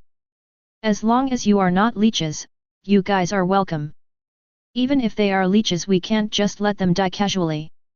Shang Guanbing Shui pointed out. Bai Zimin looked at her briefly before saying lightly, "Well, you'll have to give them some of your food in that case. Personally, I am not anyone's father here. This group was formed to survive and live better, not to drag burdens. Aren't your words a bit rude?" Chen He couldn't help but frown. To him, Shang Guanbing Shui was the most important person in the world, even more than his family. Therefore, he always cared about everything related to her. He. Bai Zimin chuckled before looking at him with a touch of sympathy as he said, "Let me see how far you go with your kind-hearted mentality. When your kindness and hesitation become an obstacle, your life will not be the only thing in danger." Saying that, Bai Zimin's gaze momentarily paused on the silver-haired woman before turning his attention away from this pair of strange friends. Shang Guanbing Shui looked at Chen He and then looked at Bai Zimin, who looked casual. She sighed in her heart. While it was true that Bai Zimin's words were not pleasant to listen to and Chen He was helping her, the reality was that in this new world Bai Zimin's words were far more logical. Moreover, while Chen He's personality was almost perfect, this was in the world before the soul record came to this planet. In this new era, such a personality would only attract troubles. It was just that for her it was not simple to abandon people. She was raised in a very powerful government family, and Shang Guanbing Shui felt it was her responsibility to protect others when in fact it was not. While He Yuhan and Su Fen looked at the people who were apparently the leaders, upon more careful observation they realized that the union of this group was not particularly good. In fact, He Yuhan had subtly noticed that except for Shang Guanbing Shui and Chen He, both famous people on campus, the guy with the sword whose name was unknown to them and the leader of the team in charge of maintaining guard Liang Peng were not particularly close to any person present. Bai Zimin did not bother too much with useless introductions. While these people claimed to be able to do some jobs without danger, what he lacked most now were fighters. As for the matter of Chen He didn't even think about it for a second before forgetting that. Shang Guanbing Shui saw that Chen He's expression had turned a little ugly. As for Bai Zimin's expression, he was so indifferent that he seemed to be competing with her. Not wanting the group to have more problems than they already had, she looked at the two foreigners and asked suspiciously, "You two, would you mind telling me how you were able to survive for a whole week? Not only are you not evolved people who absorbed soul power from the soul record, neither are there any particularly safe places here to casually rest for 6 days without food. Bai Zimin's ears twitched softly upon hearing this, and he focused his attention on the two people again. If it wasn't for Shang Guanbing Shui's sharp mind, he really wouldn't have cared about something as small as that, but now he really was curious. Besides, he was still hoping to get information about the person who had conspired against him 3 days ago. While Bai Zimin was recovering from his most severe wounds, Lilith had told him that a man who did not belong to the group he was part of had lured many zombies to surround him after he finished his battle to the death against the First Order Blazing Beetle. Back then, if not for Shang Guanbing Shui's timely appearance, Bai Zimin might have actually died in that place. It was precisely for this reason that his attitude towards her had become slightly more tolerant, as he knew he was in debt. Bai Zimin was always a person who remembered favors. But he also remembered enmities. In the past, a person close to him betrayed him in the cruelest way. As revenge, when Bai Zimin recovered from his depression, he secretly sneaked into that person's bedroom and broke his legs as well as his arms with a metal pipe during the night. How could he forget about someone who intended to turn him into zombie food? Although Bai Zimin did not expect to find such a person from the mouths of these people, pleasant surprises still happened even in hell. He Yuhan's eyes flashed with anger, reproach, sadness, and many complex emotions when he heard Shang Guanbing Shui's question. In a low voice, he began to narrate the events that he and Su Fen had witnessed the first few days that the world changed. Before everything became chaotic, He Yuhan was escorting his girlfriend back to the women's dormitory after they had been together most of the day when the storm broke out without warning. Not long after, He Yuhan felt as if he had been punched in the stomach, forcing him to stop his steps in his tracks as he knelt on the ground. The pain only lasted a few seconds, however, when he looked to his side, he was shocked and startled to realize that his pretty girlfriend was standing under the rain in a daze. He Yuhan tried to call out to her, but when he saw her dying white eyes he was so frightened that he couldn't help but turn away. It was then that chaos erupted. Being the closest building, He Yuhan ran to the female dormitory and locked himself in a room before sealing the entrance with anything useful. A day later, the door was broken down by a good-looking strong-muscled man named Xiao Long. Xiao Long was a person who had trained hard in some kind of martial arts since childhood, so he somehow managed to kill several zombies, absorb soul power, and evolve. However, his lucky break came when he encountered two high-level mutated dogs seriously injured after fighting each other. Taking the opportunity, Xiao Long killed both mutated dogs and directly evolved to level 15. However, Xiao Long was actually a cruel snake who hid his fangs behind his facade of a handsome man. After gaining power, he understood and accepted very quickly that the world and the rules of the past were no longer valid. The only valid rule in this new world was that all rules were written by whoever had the strongest fist. Having understood the whole situation, Xiao Long showed outstanding adaptability. However, he also unleashed all his darkest desires without caring about anything but enjoying the new life. Within his group, Xiao Long had forced everyone to call him king.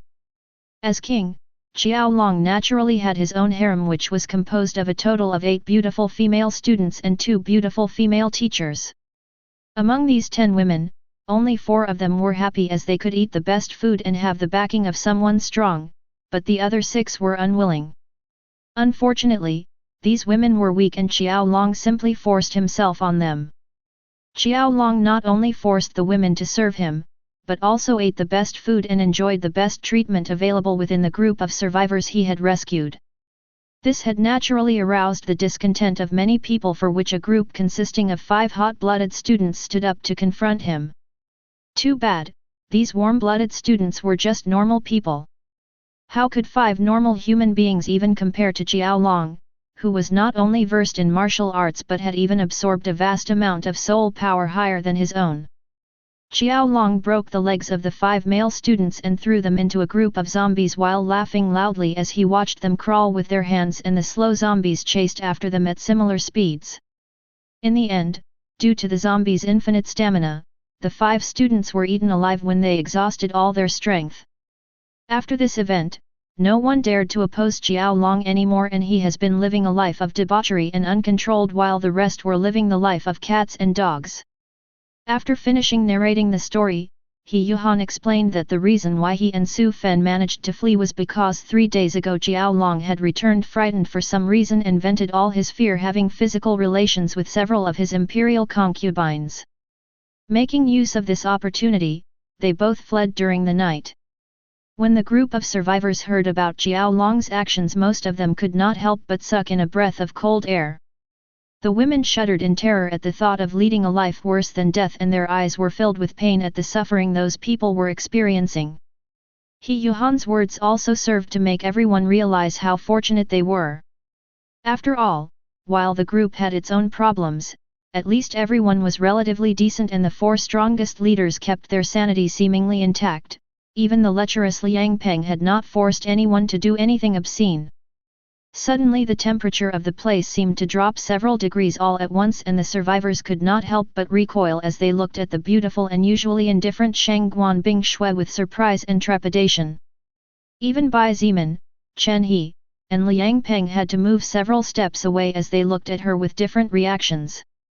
A part of the ground under her feet had frozen completely, while her eyes seemed to burn with fire as she looked at He Yuhan. Very slowly, she uttered word by word, "You. Lead me to the place where Xiao Long is." Her voice was as cold as millennial ice that had been cut off from all warmth and seemed to have forgotten all about emotions. In a building north of the university campus, 4th floor. This place was previously used as an important meeting room by the teachers and directors of the university, therefore, the decoration was quite elegant. The glass windows were almost 2 meters high, which provided a beautiful view from the 4th floor to the outside. However, while the view was beautiful, the danger was also high, because in this new world such a place without any protection was definitely not a good place to stay too long.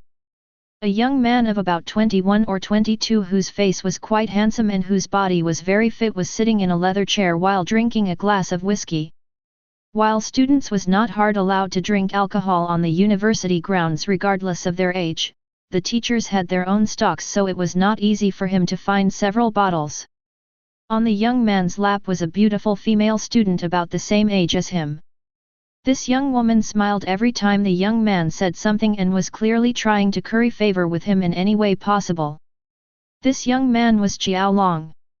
That little dog Su Min sure is arrogant. Xiao Long spat as he clung tightly to the woman's slender waist in his embrace. Does he think that just because he's a teacher he can give me orders? Let's see if now that I've broken his legs he'll learn to be more careful next time.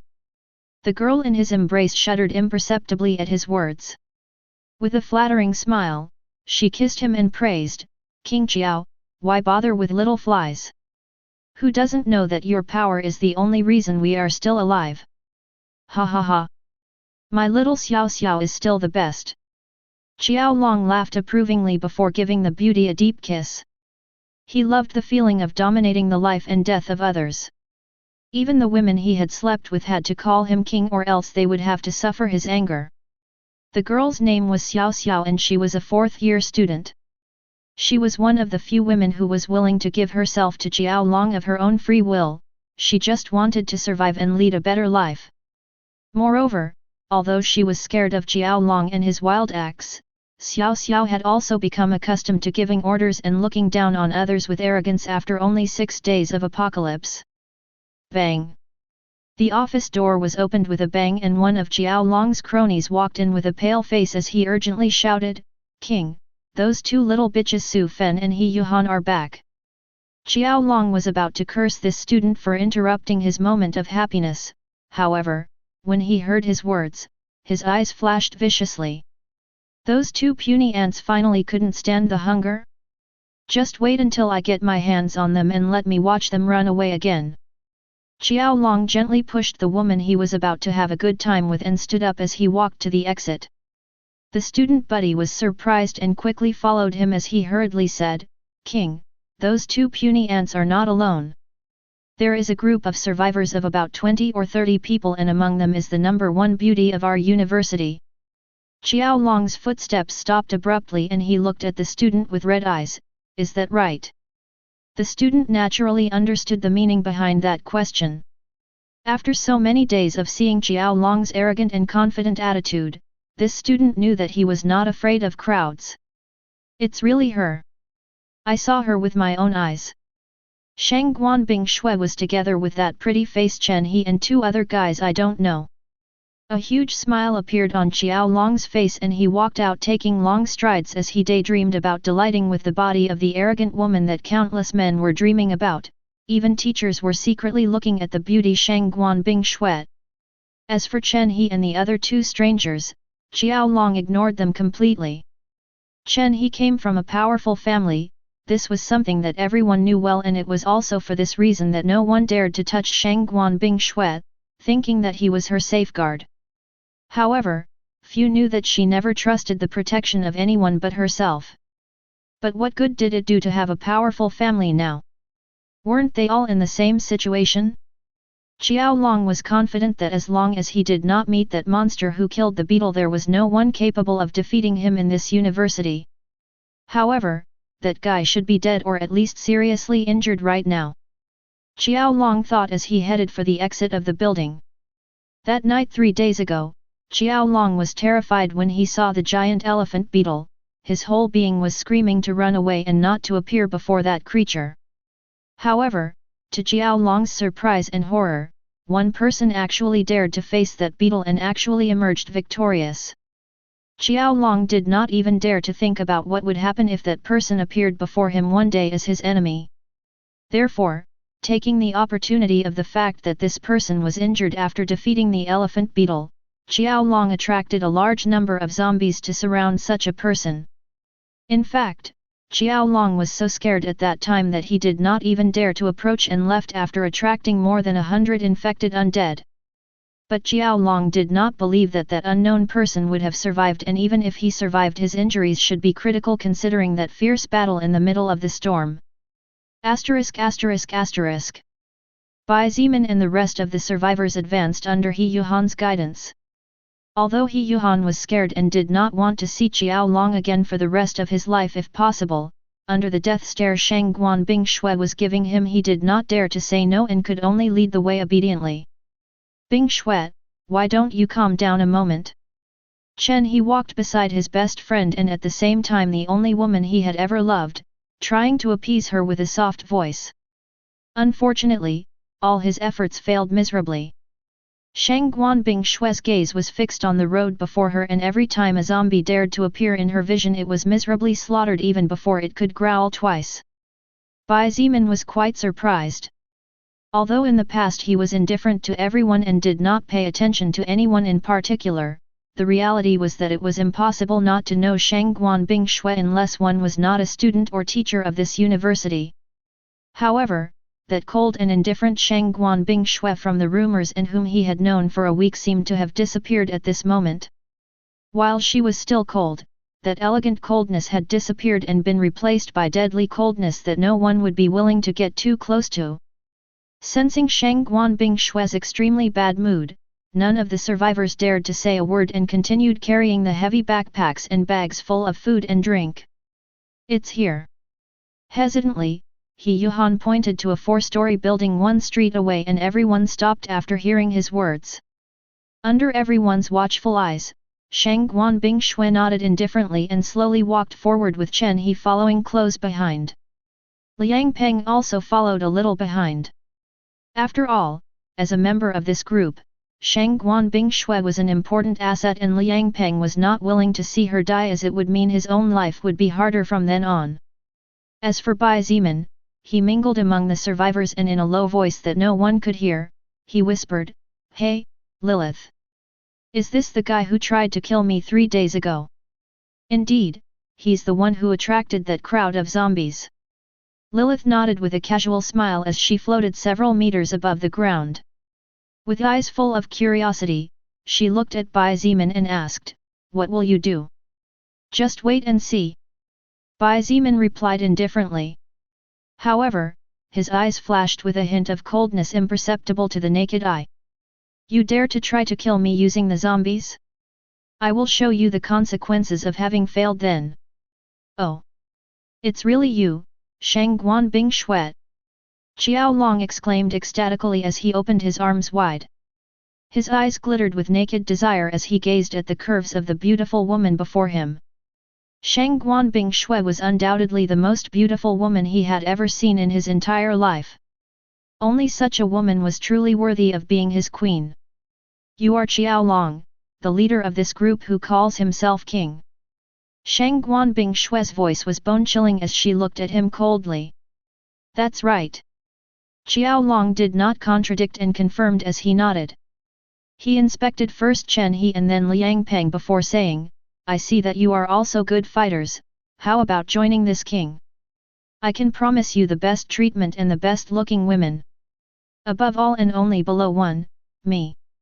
Chen He looked at him as if he was an idiot. This person surely lost his brain just like the zombies.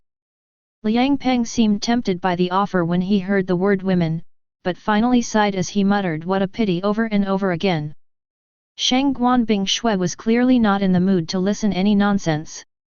She waved her right hand gently and 2 ice pikes appeared floating above her head before shooting out towards Qiao Long's arms. She clearly intended to disable him immediately. Since you won't agree to be mine for good, then I'll make you my personal bitch when I get my hands on you. Qiao Long snorted in response. He was already expecting things not to go his way, so he was secretly on his guard. Break! Qiao Long shouted and punched a fist forward. Bang! Qiao Long's punch seemed to be strong enough to make the air in front of him bang noisily. As if an air cannon had formed after that blow, Shangguan Bing Shui's 2 ice pikes were shattered by the strong pressure. With a stomp, Qiao Long's body shot forward at full speed while staring at Shangguan Bing Shui and having identified her as a ranged fighter. Shangguan Bing Shui's expression remained unchanged. With a wave of her hand, 10 ice pikes appeared above her head and shot towards the enemy. Seeing the 10 ice pikes approaching at full speed, Qiao Long's face changed slightly and he was forced to jump to the side. He had barely rolled on the ground and dodged 3 pikes when the other 7 changed course and continued to pursue him. In response, Qiao Long clenched both fists and launched a flurry of punches forward. Bang! Bang! Bang! Bang! In a moment, the 7 ice pikes were crushed into tiny pieces of ice that fell powerlessly on the ground. In retaliation, Qiao Long clenched both fists and fiercely punched forward while glaring at Chen He and Liang Peng. The air blasted noisily and 2 air cannons shot out toward the 2 men who apparently had no intention of participating. The 2 men were stupefied. Neither of them expected that this person would suddenly attack them when he was fighting another person. Shangguan Bing Shui's face finally had a slight change upon seeing this. Without delay, she waved both hands and 2 thin walls of ice appeared in front of the 2 men. Bang! Bang! The 2 thin walls of ice were crushed by the force of the air cannon, but they managed to stop the sneak attack successfully. Unfortunately, Shangguan Bing Shui had spent a lot of mana to create those 2 ice walls. After all, her ice maker skill was a first-order skill and she did not have perfect control over it. He. Qiao Long laughed and charged forward as he took the opportunity of lack of attacks. Damn bastard! Chen He blushed in embarrassment and couldn't help but curse. If it wasn't for Shangguan Bing Shui, he might have been seriously injured or even killed by the previous attack. But worst of all was that because of him she had to face incoming troubles. With swift and expert movements, Chen He pulled out 3 arrows from the quiver on his back and with fiery anger shot the 3 arrows towards Qiao Long. Are you still trying to be soft? You trash! Qiao Long looked at Chen He and sneered. With a strong punch, the 3 arrows aimed at his limbs were easily torn apart. Shangguan Bing Shui crafted 20 ice bullets and shot them all forward at the same time. She no longer seemed to care about her enemy's life as many attacks targeted areas like the head and heart. Qiao Long also noticed the change in the pattern of enemy attacks and immediately realized that, to his frustration, he was actually weaker than her. With no other choice, he was forced to change his strategy. While Shang Guanbing Shui thought that Xiao Long would continue charging towards her, he suddenly turned his body and charged towards Chen He, who was still shocked by the ease with which his attack was crushed. "Chen He, watch out!" Shang Guanbing Shui couldn't help but exclaim as she built up a wall of ice in front of him. "Ha ha ha ha! You fall little beauty!" Xiao Long laughed out loud like a lunatic whose plan succeeded. A whirlwind of wind appeared under his feet and his speed soared to new heights. Under everyone's dumbfounded gaze, Xiao Long dashed toward Shang Guanbing Shui once again. However, she had no time to create more attacks this time since she was still dazed by what had just happened. Powerless, she could only watch as his hand stretched forward in an attempt to catch her. "How dare you, you damn brat!" An enraged roar sounded from the side followed by a loud pressure. Xiao Long's face turned pale when he saw a huge hammer just a meter away from his head. If that blow reached him, forget about being seriously injured, his head would undoubtedly explode into several hundred pieces. Surprisingly, instead of backing away, Xiao Long gritted his teeth and punched his fist forward. Boom! A powerful air cannon collided with the huge hammer, stopping the attack and giving Xiao Long time to retreat and change direction. At the same time, Liang Peng's timely interruption ended up buying Shang Guanbing Shui the necessary time. Among the crowd of survivors, Bai Zimin looked at everything coolly. "What a surprise!" Lilith's voice sounded beside him. "To think that human actually has a skill as strong as your blood manipulation." "No. His skill is weaker." Bai Zimin shook his head softly and replied in a whisper. "Good. It's true that in advanced stages your skill is stronger. But how do you know?" Lilith looked at him with a raised eyebrow, waiting for his answer. "Instinct." Bai Zimin smiled slightly. "Bah!" Lilith rolled her eyes. Xiao Long was really strong. Although not as much as Shang Guanbing Shui, he was powerful. His skill had already been discovered by Bai Zimin and was indeed very strong, however, it was strong in the initial stages. Bai Zimin knew that his blood manipulation skill was going to become extremely horrifying in the future. On the other hand, Xiao Long's skill would only become more and more insignificant in comparison. "Why don't you go and finish him off?" Lilith was getting a little bored and apparently wanted to see some blood. "Although I know I am strong, in my battle against the blazing beetle the reason I survived and emerged victorious was because of my intelligence and not my strength as I was clearly weaker." Bai Zimin narrowed his eyes and a strange glint flashed deep inside it. "Now, we are all in the same group, but in the future, it won't necessarily be like that." Lilith's eyes widened and she looked at him with noticeable surprise as she asked in amazement, "You? Are you studying the strength and weaknesses of each of them?" Bai Zimin smiled faintly but did not reply. Instead, he focused on the movements of Shang Guanbing Shui, Chen He, and Liang Peng. "Know what you are capable of doing, learn about your enemy, plan, and you will emerge invincible in every battle." This was a proverb that Bai Zimin had been fond of since he was young. Although he and they were currently allies, Bai Zimin had already suffered an assassination attempt from a person he did not even know. Bai Zimin had no desire to be stabbed in the back ever again in his life, once in the past was enough. "Better safe than sorry," he whispered to himself. As she looked at Bai Zimin acting as if he was a computer, Lilith couldn't help but feel even a bit of pity in the midst of her happiness. She was happy that he thought that way since his survival would be much smoother and the probability of him dying would be much lower. However, she also felt pity as he was changing too fast. Compared to that young man she had seen for the first time, that young man who had been scared when he saw his first zombie and even screamed when he saw the level 5 Big B, the current he was a lot more cold and cold-hearted. What skill did he acquire? Lilith was going crazy trying to find out but she couldn't get to the answer she was looking for. It was simply impossible for him to change so much in just 6 days. Therefore, he must have acquired a powerful passive skill but with side effects as a consequence. As Lilith looked at him with complicated emotions, while Bai Zimin analyzed the movements of each evolved, the battle continued. Shang Guanbing Shui was clearly stronger, but Jiao Long was extremely cunning and used Chen He's safety to force her to stop her ice attacks and erect defensive walls, which was causing her to expend a large amount of mana.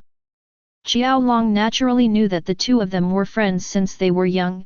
After all, Shang Guanbing Shui and Chen He were both well-known characters before the apocalypse. Therefore, he used this against them. Chen He was strong, but his forte was in ranged attacks. However, every time he wanted to move away, Jiao Long would appear before him at higher speeds than him, so he was completely and utterly suppressed. As for Liang Peng, although he possessed the power to threaten Jiao Long's life, his agility was simply too low to catch up with him. Therefore, Liang Peng stood beside Shang Guanbing Shui without allowing Jiao Long a chance to get close. Bai Zimin, what are you doing? You still don't plan to move? Shang Guanbing Shui finally couldn't help but get frustrated and shouted out loud while looking back. She really intended to kill Jiao Long, but he was like a slippery cockroach running around. As if that wasn't enough, she had exhausted almost all of her mana protecting Chen He, and her mood had turned extremely ugly at this moment. Jiao Long's face changed when he heard Shang Guanbing Shui's words, and he hurriedly retreated while making use of 2 air cannons under his feet. Currently he was already in huge trouble. If another evolved appeared, then it was likely that he would have no choice but to retreat. Sure. I just thought you wanted to do it by yourself. Bai Zimin walked out with casual steps as he looked at Jiao Long with a smile that wasn't a smile. It's you. When Jiao Long saw him, his pupils contracted to the size of a needle and he couldn't help but gasp. In fact, he was shocked to the point where he couldn't help but yell out.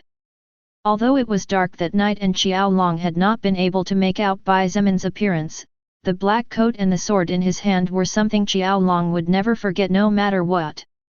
I'm glad you remember me. Bai Zimin nodded with a smile, as if greeting an old friend. Since Jiao Long wasn't playing dumb, it was easier for him to not have to beat around the bush. You know this scumbag? Shang Guanbing Shui looked at Bai Zimin cautiously and walked away from him. Bai Zimin looked at her and instead of answering, he asked, that stormy night 3 days ago, the reason those zombies surrounded me was because of him. Do you think I know him or not? At first, she was surprised. However, she soon let out a small sigh of relief. Since Jiao Long had planned to kill him, that meant they were not friends. If Bai Zimin and Jiao Long were friends and joined forces, then things would be difficult. Bang! Jiao Long's face turned pale and without even a moment's hesitation, he turned around to flee. The ground under his feet cracked slightly due to the air cannons and he sped away. The people in Jiao Long's group were shocked to the point of not being able to believe what they were seeing. He, who was arrogant as hell and called himself king, was actually running away like a cowardly chicken. But how could Bai Zimin allow him to come and go at will? Where do you think you are going? Suddenly, Jiao Long's footsteps stopped abruptly. A moment later, he spat out a mouthful of fresh blood and knelt on the ground while clutching his stomach, growling lowly. Bai Zimin approached step by step and without haste. At this point, he didn't mind showing off a bit of his main skill. Anyway, it was unlikely that anyone would be able to identify it with such little testing. Arriving next to Jiao Long, Bai Zimin squatted down and with his healthy hand grabbed him by the hair, forcing his head up and to look directly into his eyes. Ugh! Jiao Long couldn't help but grimace in pain. However, when he looked into Bai Zimin's eyes, he was so startled that for a moment he forgot the pain he was feeling. Shang Guanbing Shui's eyes were cold by nature and it was as if all her life she had had that frozen gaze with no sign of emotion. But the coldness emanating from Bai Zimin's gaze was brimming with a cruelty that seemed to come from every fiber of his being. A little bird told me that you like to play with zombies? Sounds interesting. A little bird told me that you like to play with zombies? Sounds interesting. Hearing the words that Bai Zimin had just spoken, the crowd of people inside the building who were silently observing the battle and the survivors who were guided by He Yuan could not help but gasp. What did Bai Zimin mean by play with zombies? Of course they all understood. How could they not understand the intention behind those words? After all, while the group of survivors led by Qiao Long had seen him throw live people to the zombies, the group led by Bai Zimin and the others had heard the story of the events less than an hour ago. Chen He's face turned a little ugly when he heard this. Even now he couldn't just casually go and kill a person. Being raised in a family with a military background, Chen He always believed and still now did believe that criminals should face the law. This person is crazy? He's joking, isn't he? Chen He asked dumbfounded. Who knows? Shang Guanbing Shui replied absently and without much interest. Currently, her thoughts were on something else. What happened just now? Why did Qiao Long, who was acting all-powerful just a moment ago, suddenly become as weak as an insect and coughed up a mouthful of blood? Shang Guanbing Shui was trying to find answers to these questions while looking at Bai Zimin with eyes filled with doubt. Bing Shui, are you okay with this? Your family won't accept it either if they find out. Considering how many witnesses there are here. Chen He hesitated for a moment before pointing. From his point of view, while it was true that the world had changed, it was impossible that the army could not defeat the zombies considering how slow they were. It was only a matter of time before everything regained a certain level of normalcy, and even if the world could no longer return to the way it was only natural to Chen He that the laws would be enforced. Shang Guanbing Shui looked at him a little exasperated. She knew that Chen He was saying those words to stop Bai Zimin out of kindness, but that kindness in this world without rules was somewhat annoying. Then you want me to kill him? She asked casually, as if killing a person was not difficult at all. With my family backing me up, even if I kill him in front of so many people it should be fine. What? That's not what I meant and you know it. Chen He couldn't help but look at her as if she was crazy. Anyway, that scum will die in one way or another. Shang Guanbing Shui shook her head before looking at Qiao Long with disgust and hatred. Such a scum of a man. That's why they shouldn't exist to begin with. Chen He was slightly dumbfounded as he heard her final words. In the end, he could only sigh as his eyes flashed with complex emotions. Asterisk asterisk asterisk. On the other hand, while the survivors were looking at him with terror and while Chen He and Shang Guanbing Shui had different thoughts about the current situation, Bai Zimin was dragging Qiao Long on the ground as if he was a broken rag. Let me go, you f***ing bastard! Qiao Long roared furiously and tried to activate his skill to free himself. However, cough. Qiao Long felt all his internal organs clench, it was as if they were about to break into pieces. In the end, he couldn't help but cough out a mouthful of blood for the second time. What? What's going on? Qiao Long was scared. The pain was so great that it was about to become unbearable. You can't activate your air manipulation skill, right? Bai Zimin questioned indifferently as he continued to drag Qiao Long on the ground. Bai Zimin's hand was like a pair of unbreakable iron pincers that clung tightly to Qiao Long's head, unwilling to let go. What? How do you know the name of my skill? Qiao Long looked at him as if he was looking at a ghost in broad daylight. About that. Bai Zimin replied unhurriedly as he stopped and smiled slightly at the group of 10 zombies slowly approaching. Due to the sound of the previous battle, some creatures were attracted, so Bai Zimin hadn't even walked 30 meters before a group of zombies came into view. While you were fighting before, I noticed that you were trying to hide your skill by using your fists. Bai Zimin explained as he released his grip on Qiao Long. Qiao Long wanted to take the opportunity to run away, but before he could react, Bai Zimin had already struck with his right leg. Argh! You damn bastard! I'll kill you! I swear to God I'll kill you! Qiao Long cried out in pain as he felt the bones in his leg breaking into pieces. His eyes widened as he glared at Bai Zimin as a bloodthirsty demon. Bai Zimin did not even react to his threat and kicked his other leg again with all his strength. The bones of Jiao Long's other leg were also crushed into countless pieces and his sharp cry of pain echoed everywhere. As I was telling you before. Bai Zimin looked at him with a smile and explained, although you were hiding your skill well, you made a very big mistake when you boosted your speed. That's when I realized that your skill was similar to mine. Bai Zimin ignored the look of hatred, fear, and surprise on Qiao Long's face. Instead, he looked at Lilith with a smile and said casually, you see? Even if there is air in the entire atmosphere and this trash's skill is stronger than my blood manipulation at the beginning, what good is it if he can't activate it? You. Lilith looked at him as if he was a monster. Not only was Bai Zimin many times stronger than his actual level, but he did not get carried away by that strength and instead analyzed each situation carefully in detail before stepping forward. This was extremely alarming. Because the higher existences were precisely superior beings to the lower existences, everyone disdained them and gave them no importance. However, Lilith opened her eyes again as she looked at the glint of indifference in Bai Zimin's gaze. Bai Zimin, what skill did you obtain back then? She finally couldn't help but ask. That's a secret for now. He replied as he looked at the zombies approaching step by step. You do realize that your behavior isn't normal, right? Lilith frowned a bit worriedly. If I'm not mistaken, this should be the first time you're going to kill a person, but your hand didn't even flinch for a second and your gaze doesn't even have a wave in it. Do you think that the past you would act like this? Bai Zimin was a bit surprised when he heard this and frowned as he realized that Lilith was a bit right. Indeed, he did not feel that he was doing anything wrong, nor did he feel fear for what he was about to do. Was this the effect of the stone heart skill? Bai Zimin analyzed the situation.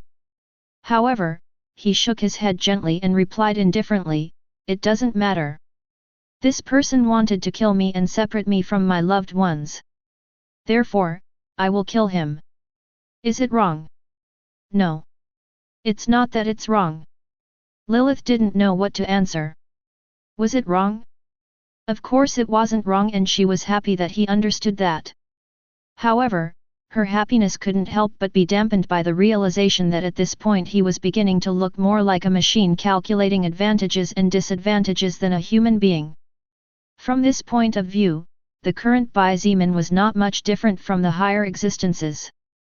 Qiao Long screamed in terror when he felt the zombies' closeness and their growls. He tried to activate his air manipulation skill, but all his tries were crushed by the sickening pain he felt every time Bai Zimin activated his blood manipulation skill. As long as it is for my sake and the sake of my loved ones, even if I have to kill hundreds of people, I can kill without remorse.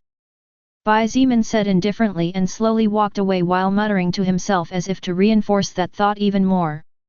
Don't come close to me, you damn creatures. Qiao Long crawled backwards with his hands as he activated his air manipulation skill, demonstrating that the use of his fists earlier was only to hide the true nature of his skill, just as Bai Zimin had said before. Bang! Bang! Bang! 3 air cannons blew off the heads of 3 zombies and the ground soon became a bloody mess. Immediately afterwards, 3 other oversized air cannons exploded the heads of 3 other nearby zombies. However, to Qiao Long's horror, when he wanted to create another 3 air cannons, he realized that he had no more mana left. In their previous battle, Shangguan Bingshui had not been the only one who had consumed a lot of mana, Qiao Long was the same. Due to the sharp and dangerous attacks that she was making with the intention of killing him, Qiao Long was forced to push his skill to the maximum possible, and unfortunately to him, Shangguan Bingshui's ice maker skill was his perfect counter, as she could create walls of ice to defend against his cannons and ice bullets or ice pikes to keep him away from her. Qiao Long's air manipulation skill allowed him to control the air near him, but unlike Bai Zimin's blood manipulation skill, Qiao Long could not control the air inside people. Each skill had its pros and cons. However, both were very powerful. The mana consumption of powerful skills is also much higher than normal. Bai Zimin's voice getting farther and farther away reached Qiao Long's ears. Under his terrified and panicked gaze, a zombie reached forward and grabbed his head before taking a sharp bite on his face. Arg! It hurts. It hurts so much. Another zombie knelt down beside him and bit onto his arm, tearing off a large chunk of flesh in the process. Help me. I'm sorry for what I did before. A third zombie latched onto his other arm and began to eat his hand, tearing off 2 fingers with a single bite. I'm willing to be your dog. I'll work like a mule to death for you. Xiao Long's desperate screams echoed everywhere, causing his voice to bounce between the nearby buildings, creating a great high-pitched echo that shook the eardrums of all those who heard it. Under the care of 4 zombies, Xiao Long was bitten all over to the point where his body had become a mess of blood and flesh. His screams of pain and agony stopped when one of the zombies bit his throat. The survivors shuddered in fear as they witnessed such a horrific scene with their own eyes. Something that should only happen in movies, novels, or fantasy books was actually happening before them without any censorship and leaving nothing to the imagination. Everyone's gaze was unconsciously directed at Bai Zimin, who was about 20 meters away. However, none of them dared to look at him for more than a few seconds before hurriedly looking away as if they were afraid that he would suddenly throw them into the zombies. Even the teachers inside the building where the group rescued by Xiao Long was in the past were looking at Bai Zimin with surprise and trepidation. Who would have thought that this young man could actually be so cruel? But the most surprising thing was that his expression was so indifferent, as if what he had just done was none of his business. However, there were some people who looked at Xiao Long's death with endless hatred, and when their gazes fell on Bai Zimin's back, that hatred turned to gratitude. These people were the women who had suffered from Xiao Long's tyranny. After being abused and objectified for almost a week, these women were willing to do anything to get revenge. Too bad, they were too weak to do anything about it. But Bai Zimin's appearance was similar to the sun rising after such a long time of darkness. How ironic, this guy, who could have been one of the strongest powers of the mankind in the future to fight against the different races, actually ended up dying at the hands of another human less than a week after acquiring his powers, Lilith commented with a casual smile as she watched Xiao Long being slowly devoured. She was obviously already used to such sights. In fact, Xiao Long was destined to be someone great, and with his skill air manipulation as his mainstay, as long as he didn't encounter monsters of a higher order, surviving shouldn't be much of a problem for him. That bright destiny vanished that thunderstorm night 3 days ago when he tried to kill me. Bai Zimin finished as he took a step forward. Swoosh! Swoosh! Swoosh! Swoosh! Making 4 slashes at lightning speed, 4 heads flew through the air right before falling to the ground and rolling a couple of times before finally stopping. Ignoring the approaching zombies, Bai Zimin crouched down next to Xiao Long's shattered corpse and couldn't help but frown slightly at the incredibly gruesome and disgusting sight. Suppressing the urge to vomit, he began to rummage through the body before finally finding some interesting things. Hurricane necklace, rare grade treasure, contains great wind-like elemental power inside. Once a day it can release a hurricane in a straight line and send nearby targets flying. When equipped, magic +10. Draftbane dagger, normal grade treasure, an easy to conceal and easy to carry dagger created with a metal called harbenite. It is harder than steel and lighter than cork. When equipped, strength +5. Although there were only 2 treasures in Xiao Long's body, they were 2 new items for Bai Zimin. By defeating human powerhouses, it was not only possible to acquire soul power and experience just like with monsters, but also to obtain all the items that the loser had gathered and accumulated. Of course, while it was true that the higher the level of the enemy and the greater the number of treasures they possessed turned a person into a walking treasure trove, the reality was that defeating such beings was also proportionally difficult. Moreover, although the current Bai Zimin had no qualms about killing people, he did not consider himself a mad machine who killed people just to gather a couple of treasures. As long as someone did not obstruct his path, Bai Zimin would not consider that person his enemy and therefore would not attack them either. However, just because Bai Zimin thought that way did not mean that everyone thought that way. There would definitely be people who would hunt humans to take their belongings. Bai Zimin's face suddenly changed, but he soon relaxed. Swoosh! An ice bullet shot out from the distance and accurately hit the head of Jiao Long's corpse. Surprisingly, after penetrating the brain, the ice bullet released a terrifying amount of frost that froze practically the entire head in and turned it into an ice cube. Even though that scum's life was over after being devoured by those zombies, he could still become one of them. A light voice sounded a few meters away. Raising his head slightly, Bai Zimin saw Shang Guanbing Shui approaching. Behind her, Chen He and Liang Peng were looking at him with different emotions, but both shared one thing, a touch of fear and wariness.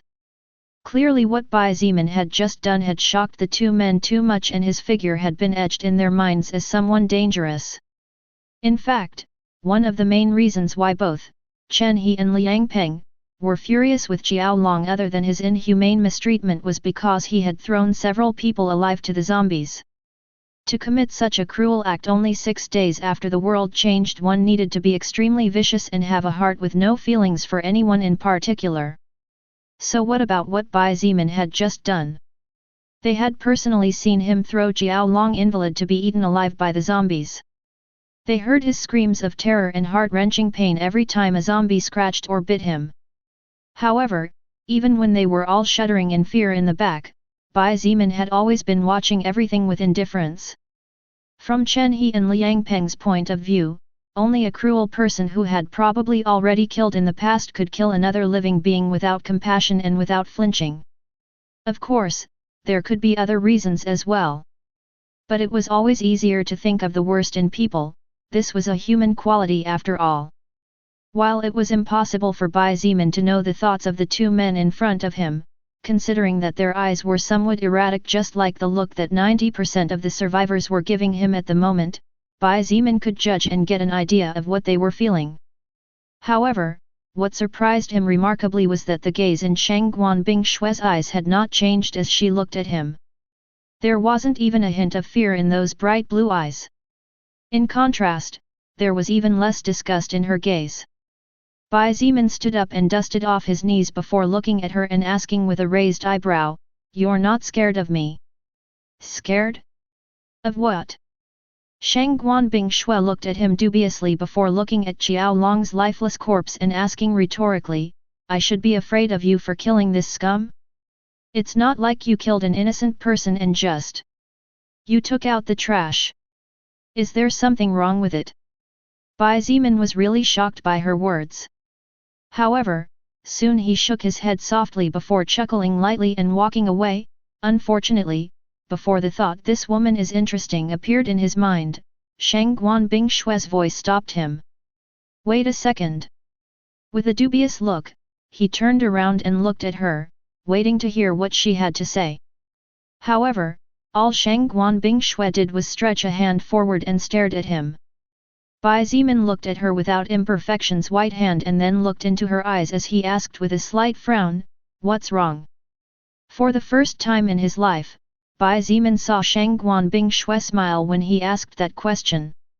Her smile was beautiful to the point where it seemed to have the ability to freeze the entire world, as no one would be willing to miss the chance to see it. In fact, all of Shang Guanbing Shui's overall beauty had easily increased by 100% just by smiling. Unfortunately, Bai Zimin did not have much time to appreciate such a beautiful sight, as the following words pronounced by Shang Guanbing Shui completely destroyed it. "Don't you think you owe me a treasure?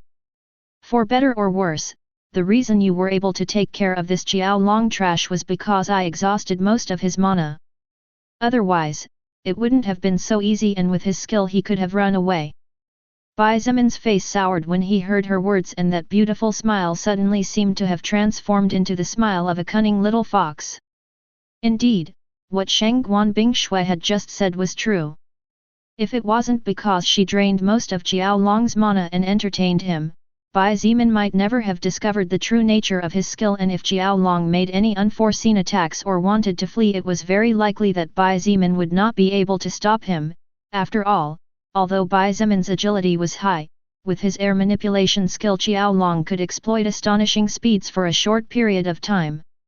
Besides, Bai Zimin might also have been forced to expose more than he wanted to. Of course, if Qiaolong dared to approach Bai Zimin, no matter how good his martial arts were, in front of Bai Zimin, who was basically a special forces soldier after learning a role of skills, he could easily crush him. To Shang Guanbing Shui's surprise, Bai Zimin also smiled back at her. He stretched his hand forward and said kindly, "Sure. Here you go." Shang Guanbing Shui took the dagger with a frown and looked at Bai Zimin bitterly. The dagger was a good item, but what she wanted was the necklace. Even without knowing what it was, everyone knew that the accessories were especially valuable. Without waiting for an answer, Bai Zimin went into the building under everyone's scared gaze. Every time he passed next to a survivor, that survivor would flinch and turn their eyes to the ground in fear. Tisk. Shang Guanbing Shui clicked her tongue but still kept the dagger to herself. As she was preparing to enter the building and organize the remaining survivors as well as the supplies that were controlled by Qiaolong before, she noticed that Chen He was looking at her in a state of shock. "Chen He, are you okay?" she asked with a frown. "I'm fine," Chen He forced a smile and nodded slightly. "Is that so?" Shang Guanbing Shui realized that something was wrong but her mood was not the best, so she simply nodded and walked into the building without giving the matter too much thought. Although Qiaolong had died and she had acquired a treasure for her efforts, the reality was that Chen He's lack of courage had bothered her a little. She knew that if he had not hesitated and really given it his all, Qiaolong might not have casually toyed with them. However, Chen He did not have the courage to shoot to kill, which gave Qiaolong the opportunity to capture her and, if not for Liang Peng, she might have been in trouble.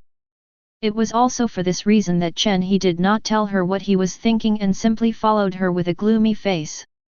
After all, how could he not know about his mistakes?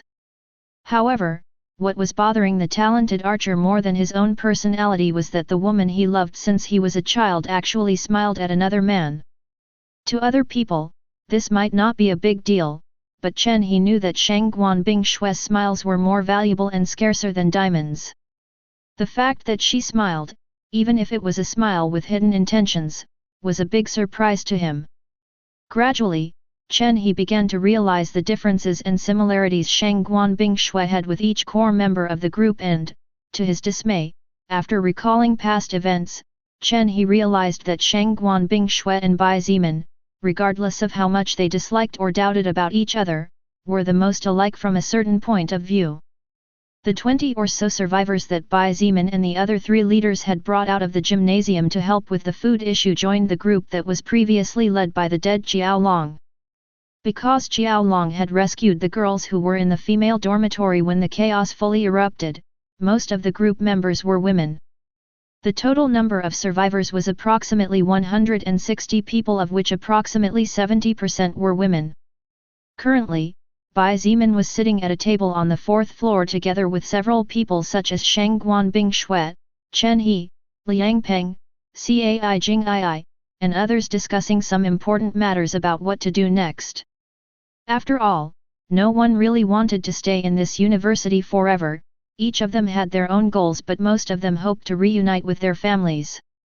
Most of the survivors feared Bai Zimin after seeing what he did, therefore, no one dared to try to disrespect him, and in fact, his words were beginning to become slightly heavier than those of Shang Guanbing Shui, Chen He, and Liang Peng. "Excuse me." As they were discussing going back to the restaurant for more imperishable food now that the number of people had increased, a somewhat trembling voice came from the door and interrupted the meeting. Chen He saw that the person was a young woman who was scared, so he smiled kindly and said in a soft voice, "You don't need to be afraid. None of us here are like Qiaolong. What is your name?" At the door, a rather pretty little young girl cringed in fear as everyone turned in her direction. Fortunately, Chen He's appearance and voice actually helped calm her nerves a bit as the girl nodded and spoke hesitantly, "My name is Ming Shui Shui. This. If possible. Could you please go to the female dormitory? There are people in there and they're probably starving right now. Isn't Qiaolong supposed to have already cleared that area?" Shang Guanbing Shui asked, her gaze full of surprise. If what this girl said was true, then those people would probably be experiencing a lot of hunger right now. After all, it had already been 6 days since the world changed, and considering that no one kept too much food in the dormitories, they should have exhausted everything at least 4 days ago. Ming Shui Shui shook her head and quickly explained, "No. Actually, King. Actually, Xiao Long was only able to reach the 3rd floor before he was forced to retreat. Before we left, it was only by accident that I caught a glimpse of a strange zombie whose skin was blue with glowing green eyes." Hearing the girl's explanation, Bai Zemin's face changed slightly and he couldn't help but think in the first order blazing beetle. If this zombie was also an officially evolved creature, then it would be really troublesome to fight it, and honestly Bai Zemin was not 100% confident in defeating it. Shang Guanbing Shui had especially sharp eyes, and noticing the change in his expression, she narrowed her eyes and asked, "Bai Zemin, do you think that strange zombie is also a monster on the same level as that beetle you killed back then?" Hearing Shang Guanbing Shui's question, Liang Peng and Chen He's disbelieving gaze fell on Bai Zemin immediately. Wait a moment." Liang Peng slammed the table and jumped to his feet as he looked at Shang Guanbing Shui with wide eyes. "You're saying that giant scary beetle from earlier was defeated and killed by Bai Zemin?" Liang Peng could not believe it. He himself had felt the overwhelming power emanating from the body of the dead giant elephant beetle. Then he couldn't even imagine how dreadful it was alive. However, Bai Zemin had defeated it alone? Liang Peng was incredulous. "Bing Shui, are you sure about that?" Chen He also hesitated before asking, "I mean, you saw him defeating the beetle yourself?" Chen He's words were clear, "Are you sure he killed it and didn't lie?" From a certain point of view, Chen He's doubts were just as valid as those of Liang Peng. However, Shang Guanbing Shui did not have time to answer since the current situation was simply too bad, and she hoped that Bai Zemin would shake his head at her earlier question. Unfortunately for her, wishes were not always granted, and even less so in a chaotic world. After some hesitation, Bai Zemin nodded and said in a deep voice, "I'm at least 80% sure that zombie is a first-order creature." "First order?" Shang Guanbing Shui quickly asked, noticing new words. Then, Bai Zemin began to slowly explain the name of the beetle that appeared in his retina when he defeated it and its level. Then he used some interesting theories to express his thoughts regarding evolution in a way that did not reveal too much or raise doubts from others. The atmosphere turned extremely heavy and everyone's face became extremely ugly after listening to Bai Zemin's explanation and hearing how horrifying the strength of the first-order blazing beetle was. Everyone's gaze toward Bai Zemin had changed again, adding another layer of fear and respect. After all, if everything he had just said was real, then his current stats were probably far higher than his actual level. Seeing everyone's expression and taking advantage of the silence, Bai Zemin said in a serious voice, "I'll be honest. I have no intention of going to risk my life to save people I don't know and who probably won't even thank me properly." "What? How can you be so selfish? There could be dozens or even hundreds of women in that place." For the first time, Shang Guanbing Shui raised her voice upon hearing Bai Zemin's words. "What about me?" Bai Zemin looked at her indifferently and slowly replied, "To be honest, my only goal currently other than surviving is to find my family." During his battle against the first-order blazing beetle, the reason why Bai Zemin managed to win and survive was because of various reasons. The beetle was slower than him, its mobility was limited, its attack pattern predictable, and so on. However, fighting a first-order evolved zombie was something completely different compared to fighting against an insect. If the first-order evolved zombie could match Bai Zemin's speed, then Bai Zemin's life could be at real risk, since a small carelessness or mistake would cause the zombie to manage to scratch him. Unlike Bai Zemin, who needed to finish off the enemy's brain to win, the zombie only needed a light hit to cause its enemy's death. Since Bai Zemin had no reason to move, he would not do so no matter how selfish it was. Suddenly Shang Guanbing Shui's eyes glittered, and just as her improved perception towards Bai Zemin was vanishing, an idea flickered in her mind. With narrowed eyes, she questioned, Didn't you say before that you owed me a favor and would do your best to save my life once as payback? Then come with me. Or what, are you so low man that your word and your promises are empty? Shang Guanbing Shui's words cooled the atmosphere even more than it already was in the eyes of the few present, including the newcomer Ming Shi, unconsciously turned in Bai Zemin's direction waiting for his response. Shang Guanbing Shui's gaze was fixed in Bai Zemin's eyes. She wanted to wait and see what kind of answer he would give after she said those words. However, she figured that considering how indifferent Bai Zemin had been so far, he would refuse. After all, who would risk their own life for a mere worthless word that was mentioned in the past? Let alone considering that he was a man. Honestly, Shang Guanbing Shui was already mentally prepared to hear his negative response. However, Bai Zemin surprisingly nodded calmly and slowly said, "Good. Since you put it that way, then I'll help you rescue those people. At the very least, I promise to do my best." Bai Zemin's father was a severe man who rarely expressed his emotions and did not get so involved in Bai Zemin's education because he knew that his thoughts were outdated. However, there was only one thing he always reminded Bai Zemin since he was a little kid: a man's word is more valuable than gold itself. If you can't even keep your own promises, then you are not worthy of being called a man. Bai Zemin might have countless flaws, but he always kept his word and respected his parents, who sacrificed everything to raise him and give him the best life possible. Poor? Yes. But never a coward or a liar.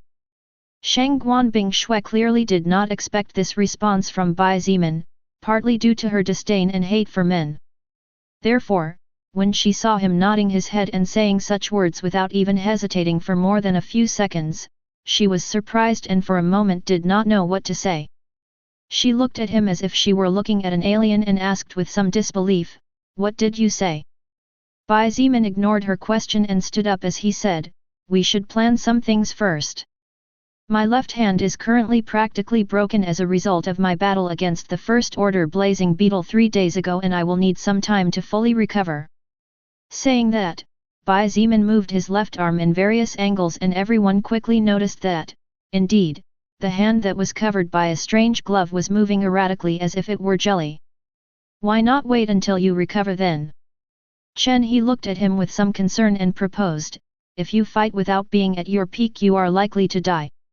After all, that zombie might be just as strong or even stronger than the blazing beetle you faced before.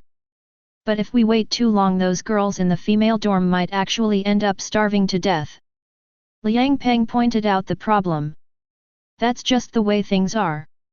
Bai Zemin looked at everyone one by one, studying the reaction of certain people and trying to understand what they were thinking. Chen He looked at him with some surprise, jealousy, a hint of fear, and another hint of worry. Liang Peng looked at him with complex eyes. After all, not long ago the two of them had had a verbal confrontation that had almost turned into a confrontation of muscle and, considering what Liang Peng had seen so far from Bai Zemin, it was simply impossible for him to win. Cai Jingii, Fu Suifeng and the other two students who had decided to follow Bai Zemin earlier were looking at him with concern. After all, Bai Zemin was basically the only source from which they could currently obtain power. Especially Fu Suifeng, who also felt extremely grateful to him. As for Shang Guanbing Shui, she was still seemingly stunned by something Bai Zemin did not understand. "Then, listen carefully as I will need your help for the odds of success to increase. Otherwise we only have at most a 50 to 60% chance of getting out of that place alive." Bai Zemin began to explain each person's role as well as his idea for dealing with the evolved zombie. ******. In the female dormitory. Inside a room on the 4th floor, several items were stacked in front of the door to block it. 4 girls were crowded on a bed, eyes filled with fear and exhaustion.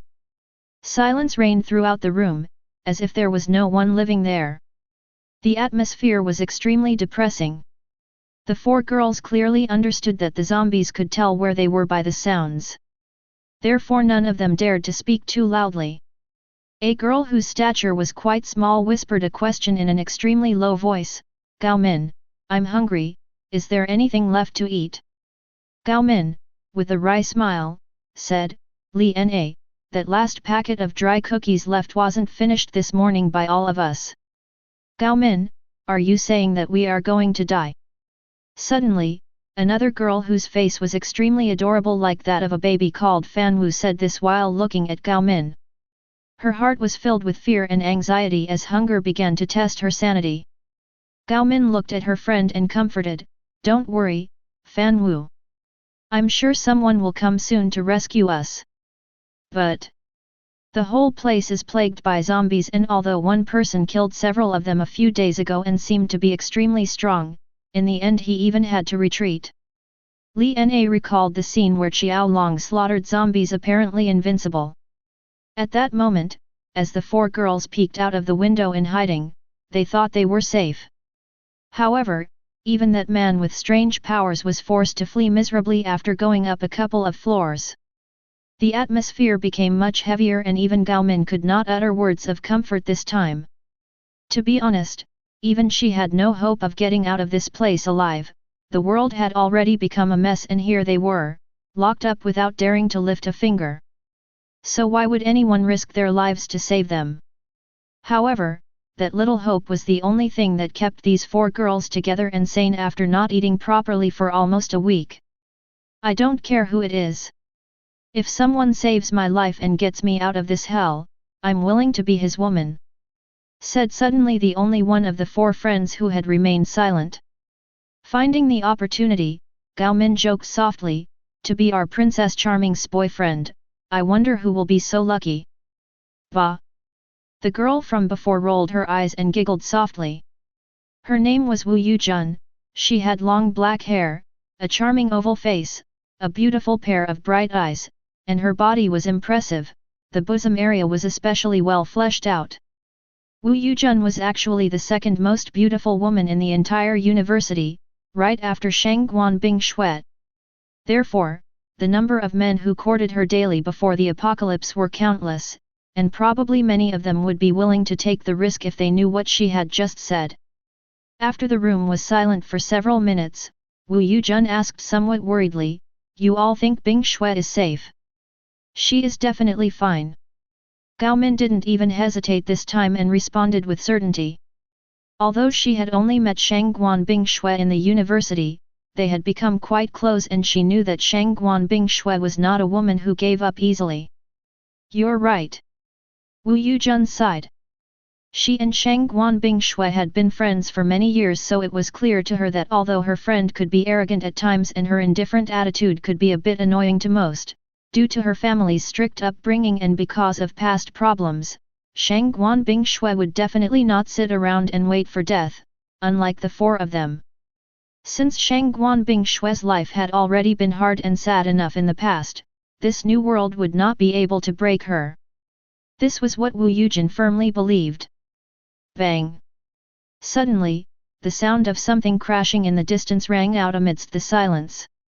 The four girls approached to the window carefully, their eyes were filled with fear, but at the same time there was a small glimmer of hope in the midst of that terror, hope to be rescued and released from this building that had now become a prison that kept them safe but at the same time was slowly killing them. Look, it's a person! Gao Min couldn't help but exclaim in delight as she tried to keep her voice under control. Could it be that help finally arrived? Lin observed as the zombies in the surrounding area began to move due to the sudden sound. These creatures that had been surrounding the place silently and without moving were the reason why none of the girls had tried to escape through the window even with the hunger they felt. However, the sudden noise that broke the silence successfully lured them in.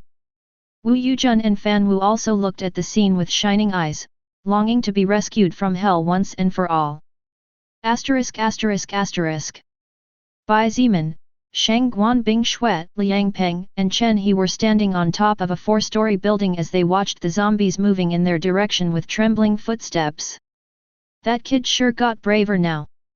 Liang Peng couldn't help but point out as he looked ahead in slight surprise. Several meters away, on the ground, Fu Suifeng was destroying the windows of the nearby buildings by hitting them with whatever he found in the middle of the road. In his hand, the Xianyuan sword was responsible for decapitating any zombies that came too close, and the full coat that Bai Zimin lent him temporarily had practically eliminated 70% of the risk of being infected by the creatures. With stats at least 2 to 3 times higher thanks to the gear equipped, Fu Suifeng no longer feared the zombies, and after killing a few dozen of them he had already absorbed enough soul power to become a level 6 evolver. Fu Suifeng also decided to follow Bai Zimin's advice and assigned his acquired status points to agility and stamina every time he leveled up. With each time he felt his power increase, his gratitude to Bai Zimin only grew, and at the same time, he began to realize how big the difference in power was between himself and others. More than 2 hours had passed since Bai Zimin and the others had finished discussing the matter of rescuing the people locked in the female dormitory. During the meeting, a plan was formulated which consisted of 4 parts. The first part of the plan was to lure all the zombies or any other creature in the vicinity by making noise. That way they could avoid having to face other enemies and practically cut off the chances of being surrounded. At the same time, it would also open a path in case it was necessary to retreat. Cai Jingii, it's your turn. Fu Suifeng approached the pretty Cai Jingii and took off the full coat and handed her the Xianyuan sword. Cai Jingii nodded and took a deep breath before stepping forward and slowly approaching as she looked fearfully at the group of zombies whose limbs had been hacked off by Fu Suifeng earlier. More than 20 zombies lay on the ground writhing in their own blood that kept pouring out of the wounds as they constantly growled in her direction. Although their expressions were extremely atrocious and the smell of blood extremely repulsive, Cai Jingii gritted her teeth and raised the sword high before fiercely slashing downwards. You have acquired the soul power of normal zombie level 4. Stamina plus 4. You have leveled up to level 2. You acquire 2 status points to distribute freely. Due to the spectacular edge possessed by the Xianyuan sword, a rare grade treasure with the ability to pierce through the defenses of almost any level 40 monster or enemy, the zombie's head split off as easily as if it were a hot knife cutting through butter. Cai Jingii was clearly surprised as she did not expect to end the zombie's life so easily. Precisely for this reason she had used so much strength in her previous cut, and if it wasn't for the sickening sensation of cutting flesh that traveled from the blade of the sword to her hands, she might have even cut a part of the ground. Still scared but at the same time feeling a bit braver and curious, she carefully walked towards another zombie, and seeing that there was really no danger she cut again. Suddenly a mutated dog appeared in a corner and, attracted by the sound and smell of blood, charged forward while looking at Cai Jingii with eyes filled with murderous intent. Cai Jingii's face turned white as a sheet and her brain seemed to stop working as all she could do was watch in fright as the mutated dog approached. The current situation was very different from the incapacitated zombies. Besides, with Cai Jingii's average person's speed, she could never escape from the mutated dog that was at least 3 to 4 times faster than a normal person. Swoosh! Swoosh! Swoosh! 3 high-pitched hisses sounded from the distance, and the next thing that the scared Cai Jingii saw was how the mutated dog fell down to the ground without even a growl of pain. An arrow had pierced the beast's head, another arrow had pierced its neck, and another arrow was firmly buried in its stomach. Red blood began to pour out of the hole slowly, forming a small puddle around the now lifeless body. Cai Jingii looked at the mutated dog that had been killed in a split second before turning around to look at the building across the street, and quickly remembered that she wasn't really alone. Breathing a sigh of relief and smiling in thanks, she began to kill the rest of the zombies and level up. Each time she leveled up she added a point in agility and a point in stamina, just like Fu Suifeng, since in the beginning these 2 stats were the most important for survival. With enough agility one could evade attacks and flee as well as give the possibility to fight, but stamina was needed to withstand the exhaustion, or otherwise nothing would make sense. Chen He sighed softly and lowered his bow. Currently, Chen He's bow was not a treasure, it was just a normal bow just like his arrows. Therefore, to pierce through the mutated dog's fur he needed to imbue some mana into the tips of the arrows using some magic power. However, because he was not yet good enough at controlling this new power energy, the consumption was quite high in the long run. We should start with the third part of the plan soon. Bai Zimin said and jumped out of the building without waiting for a reply. The second part of the plan was precisely to take advantage of the opportunity to empower those people with the courage to fight, and currently there was little time left to finish. Therefore, it was time to implement the last two parts that represented the real beginning of the real battle. Fu Suifeng! Bai Zimin shouted loudly without worrying about attracting other creatures or more zombies. In fact, that was the idea. Fu Suifeng approached him quickly and with a look filled with adoration and gratitude asked, "Big brother Bai, do you need anything? That's enough for now." Have Cai Jing Ai, Zhongde, and Kong Lan returned to rest. Bai Zimin ordered in a deep voice. Zhongde was the other man who had decided to follow Bai Zimin. His body was in good condition due to being part of the university's substitute basketball team in the past. As for Kong Lan, she was the girl with glasses who also stood up, being the last of the only four who dared to accept Bai Zimin's tempting but dangerous offer. In the past she was very studious and generally did not distinguish herself in anything, however, beneath her quiet appearance was a very brave and tenacious woman. When the four of them returned, Kong Lan handed the Xianyuan sword and the full coat to Bai Zimin. She had been the last of the four to kill zombies. "What levels are each of you?" Bai Zimin asked as he received the skill rolls they had obtained after hunting their first zombies. In order to have the people under his command more under control, he had requested that before using a skill they should be shown it to him. This was an idea he had come up with after what had happened with Fu Suifeng. "My level is 5. I distributed equitably my points in agility and stamina." Cai Jing Ai announced while staring at him. "Level 5. My choice was strength and agility." Zhongde responded in a serious voice before remaining silent. "My level is also 5 but..." Kong Lan seemed to want to say something but hesitated. However, in the end, she slowly explained, "I haven't distributed my status points yet, I have 10 free." "Oh." Bai Zimin looked at her a little confused and slowly asked, "Why is that so? If you look at the skill I got you'll understand." Kong Lan pointed to the scroll she had handed to Bai Zimin. Bai Zimin said nothing and nodded silently before he began to inspect the skill scrolls. Agility Boost, Unclassified Passive Skill, Level 3, after learning this skill increases agility by plus 20 points permanently.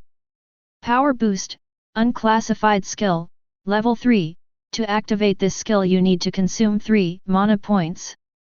After activation, it increases strength by plus 35 points for 5 minutes. After the effect is finished, the skill has a cooldown time of 20 minutes. Lesser Healing, First Order Skill, Level 1, to activate this skill, 10 mana points must be consumed and the user must possess at least 5 magic points. It can heal minor wounds and its constant use can accelerate the healing of bone fractures. Magical power influences the healing. It can be used twice a day and after that it goes into cooldown for 12 hours. Agility Boost had been acquired by Cai Jing Ai. Power Boost had been acquired by Zhongde. And Lesser Healing had been acquired by Kong Lan. For the first two skills, Bai Zimin's reaction was quite casual. However, upon seeing the skill obtained by Kong Lan he could not help but be surprised. Even when Fu Suifeng had incapacitated the zombies, Kong Lan actually obtained such a good skill. This was something Bai Zimin did not expect.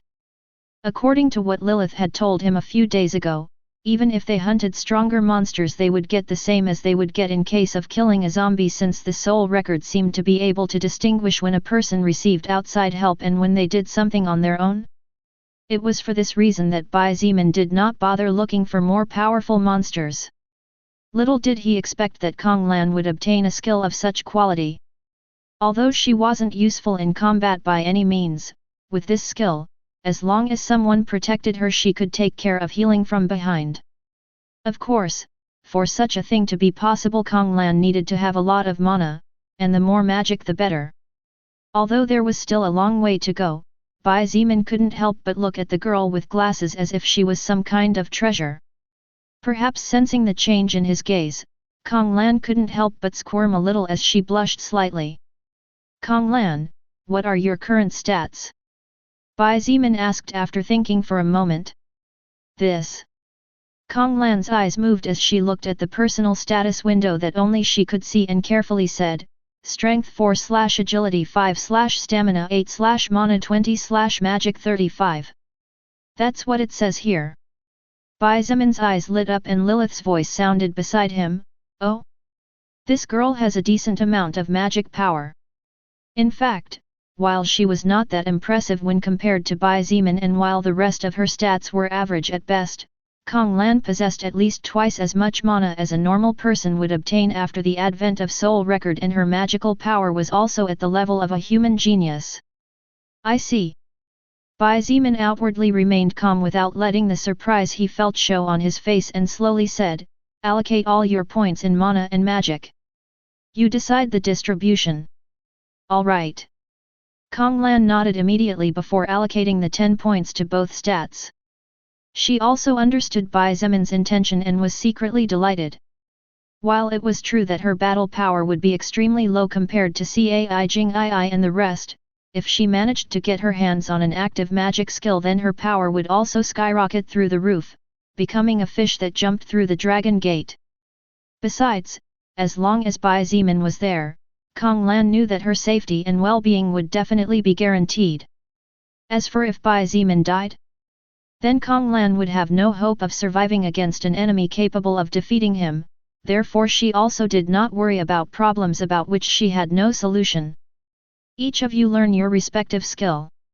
Bai Zimin handed back the skill scrolls before looking at Kong Lan and commanded, Kong Lan, use your skill on my left hand. The scroll in her hands turned into countless white light particles that entered her body. Deep within her soul, a transparent colored rune with strange white lines formed. Kong Lan stretched both hands forward and as if she had done it all her life, she activated the skill. A faint pale white light flashed in her hands and enveloped Bai Zimin's broken hand. Kong Lan's face turned a little pale after the abrupt loss of half of her mana reserves. However, seeing Bai Zimin still staring at her, she gritted her teeth and activated her skill once again, thus expending all her mana in a matter of seconds. Bai Zimin felt the changes immediately as he could clearly feel his broken wrist being repaired and the sound of bones clinking together once again was extremely clear, sending a shiver down everyone's spine. Bai Zimin felt a great amount of pain coming from inside his wrist. The pain was such that he was forced to grit his teeth to prevent a grunt from escaping his mouth. However, that excruciating pain soon began to turn into itching, extremely uncomfortable itching. Fortunately, that feeling was also short-lived, probably thanks to Kong Lan's skill. Kong Lan's face turned completely pale and her previously red lips began to lose their color as if she was suddenly suffering from some kind of illness. She staggered slightly at the sudden dizziness that hit her mercilessly. Fortunately, Bai Zimin had already expected something like this to happen due to the fact that he himself had experienced the same feeling during his battle against the First Order Blazing Beetle after spending all of his mana abruptly. Good job, Kong Lan. Bai Zimin smiled slightly at her and nodded as he gently supported her while keeping her from falling. No. It's nothing. She forced a smile. Although she was exhausted and felt somewhat nauseated as a consequence of using all her mana in such a short time, she actually felt extremely satisfied since receiving such praise from Bai Zimin, who was usually indifferent and casual with others, meant that he really appreciated her previous act no matter how small it was. He looked at XIETIAN and said in a deep voice, XIETIAN, support Kong Lan and help her rest. XIETIAN nodded and quickly stepped forward to support her and they both retreated inside the building. After freeing himself, Bai Zimin looked at Fu Suifeng and Zhongda in front of him and began to give a series of simple orders and instructions about what they were to do next. Meanwhile, Liang Peng, Chen He, and Shang Guan Bingshui were preparing to start and implement the third part of the plan to defeat the zombie. Although they weren't 100% sure if it was a first-order evolved creature or not, in this new world where death was only half a step away, it was best to prepare as best as possible to even fight the weakest enemy. This should be enough. Shang Guanbing Shui retracted both hands as she panted softly. Her chest was rising and falling steadily as a small bead of sweat slowly slipped down from her beautiful face that now looked sickly white instead of perfect white as before. In front of her was an ice stake about half a meter long. Along the length of the ice stake were ice spikes about 5 centimeters long that pointed outward. It was a weapon with great piercing power, capable of entering the target's body with ease and, because of the spikes along the body in the opposite direction, it would be extremely difficult for anyone who was pierced by it to break free easily. "Are you okay?" Chen He asked as he patted her back.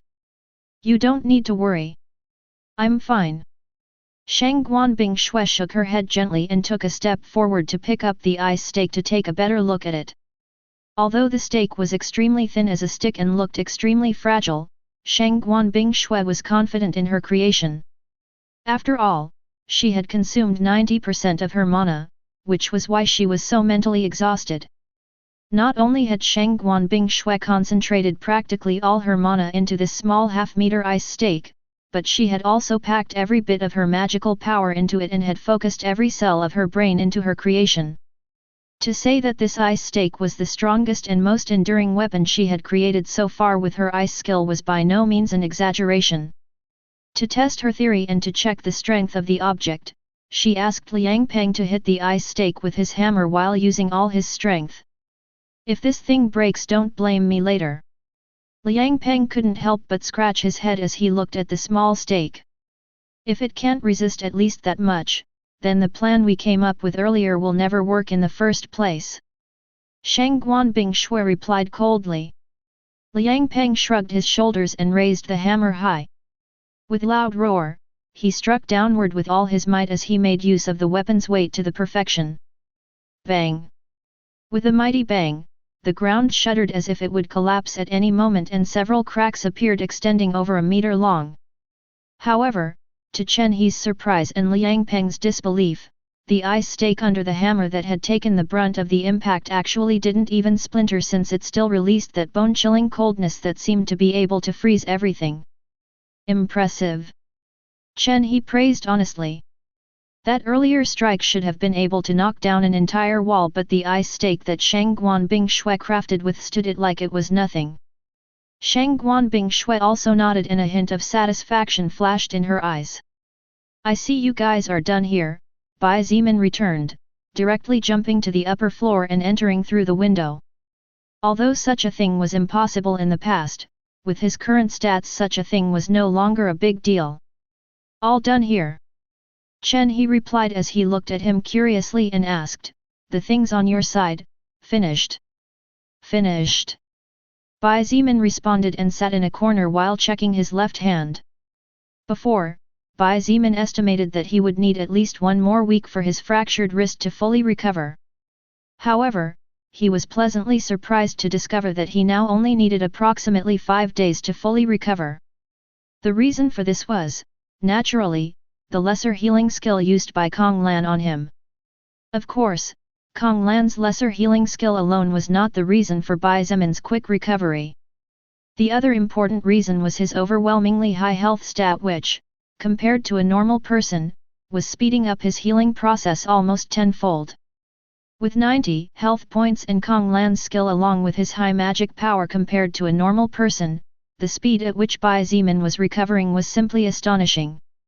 Bai Zimin estimated that, with treatment twice a day for 3 days, his broken bones would be reattached and repaired.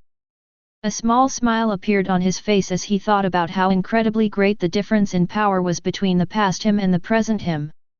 Bai Zimin couldn't wait to see what the future held for him. Of course, first he needed to survive the next battle in which a scratch meant death. Only then was it possible to think about a possible future. However, if he couldn't survive even that much, then it meant that somewhere along the way, sooner or later, he would end up falling. While Bai Zimin checked his physical condition, Shang Guanbing Shui had sat down in another corner to recover the consumed mana. After all, she was an essential fighter in the upcoming battle. Moreover, occasionally, she looked in his direction with complicated eyes. There was hate, but there was also gratitude, there was approval, but there was also rejection. Complex and opposing emotions were constantly mixed together. Shang Guanbing Shui was a wary person by nature.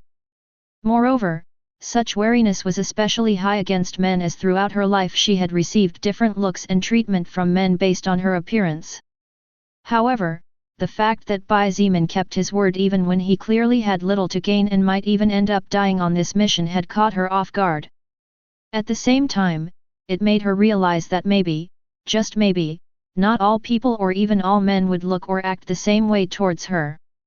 Of course, such a thought was still in its infantile stages and was just that, a fleeting thought. As to whether that thought would turn into something more, such as confidence, it was too early to say. After staying inside the building for 3 whole hours, Shang Guanbing Shui's mana had recovered enough to influence the battle to come. During these 3 hours none of the 4 especially did anything, with only Chen He and Shang Guanbing Shui chatting occasionally and Liang Peng's sudden interruption by saying something not too meaningful and inconsequential. As for Bai Zimin, he just sat quietly in a corner while looking at a small picture with a longing look that no one could see except Lilith, who was silently sitting beside him. There were 4 people standing in the picture, with an adult couple behind a little boy and girl of barely 8 or 9 years old. In the background was the beautiful green view where the trees spread out in the distance like an endless sea. This picture was a family photograph of Bai Zimin's parents, his little sister, and himself. At that time he had just had his birthday and his mother decided to go with the whole family to visit the Great Wall of China and other beautiful places with history. This was a treasured memory that Bai Zimin always took everywhere with him since due to the distance between the university and his home he could not see his family often. Now, in this crazy world where trust and betrayal went hand in hand even more than in the past, Bai Zimin could only gather warmth from past memories that previously had not been so important to him as he considered it something normal. Family? Lilith asked even though she already knew the answer.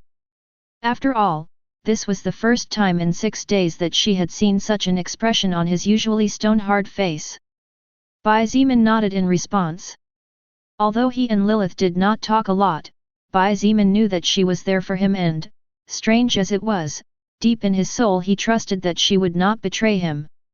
Although he and she were usually silent, Bai Zimin felt very comfortable since he had never been a person of many words even before the arrival of the soul record to this world.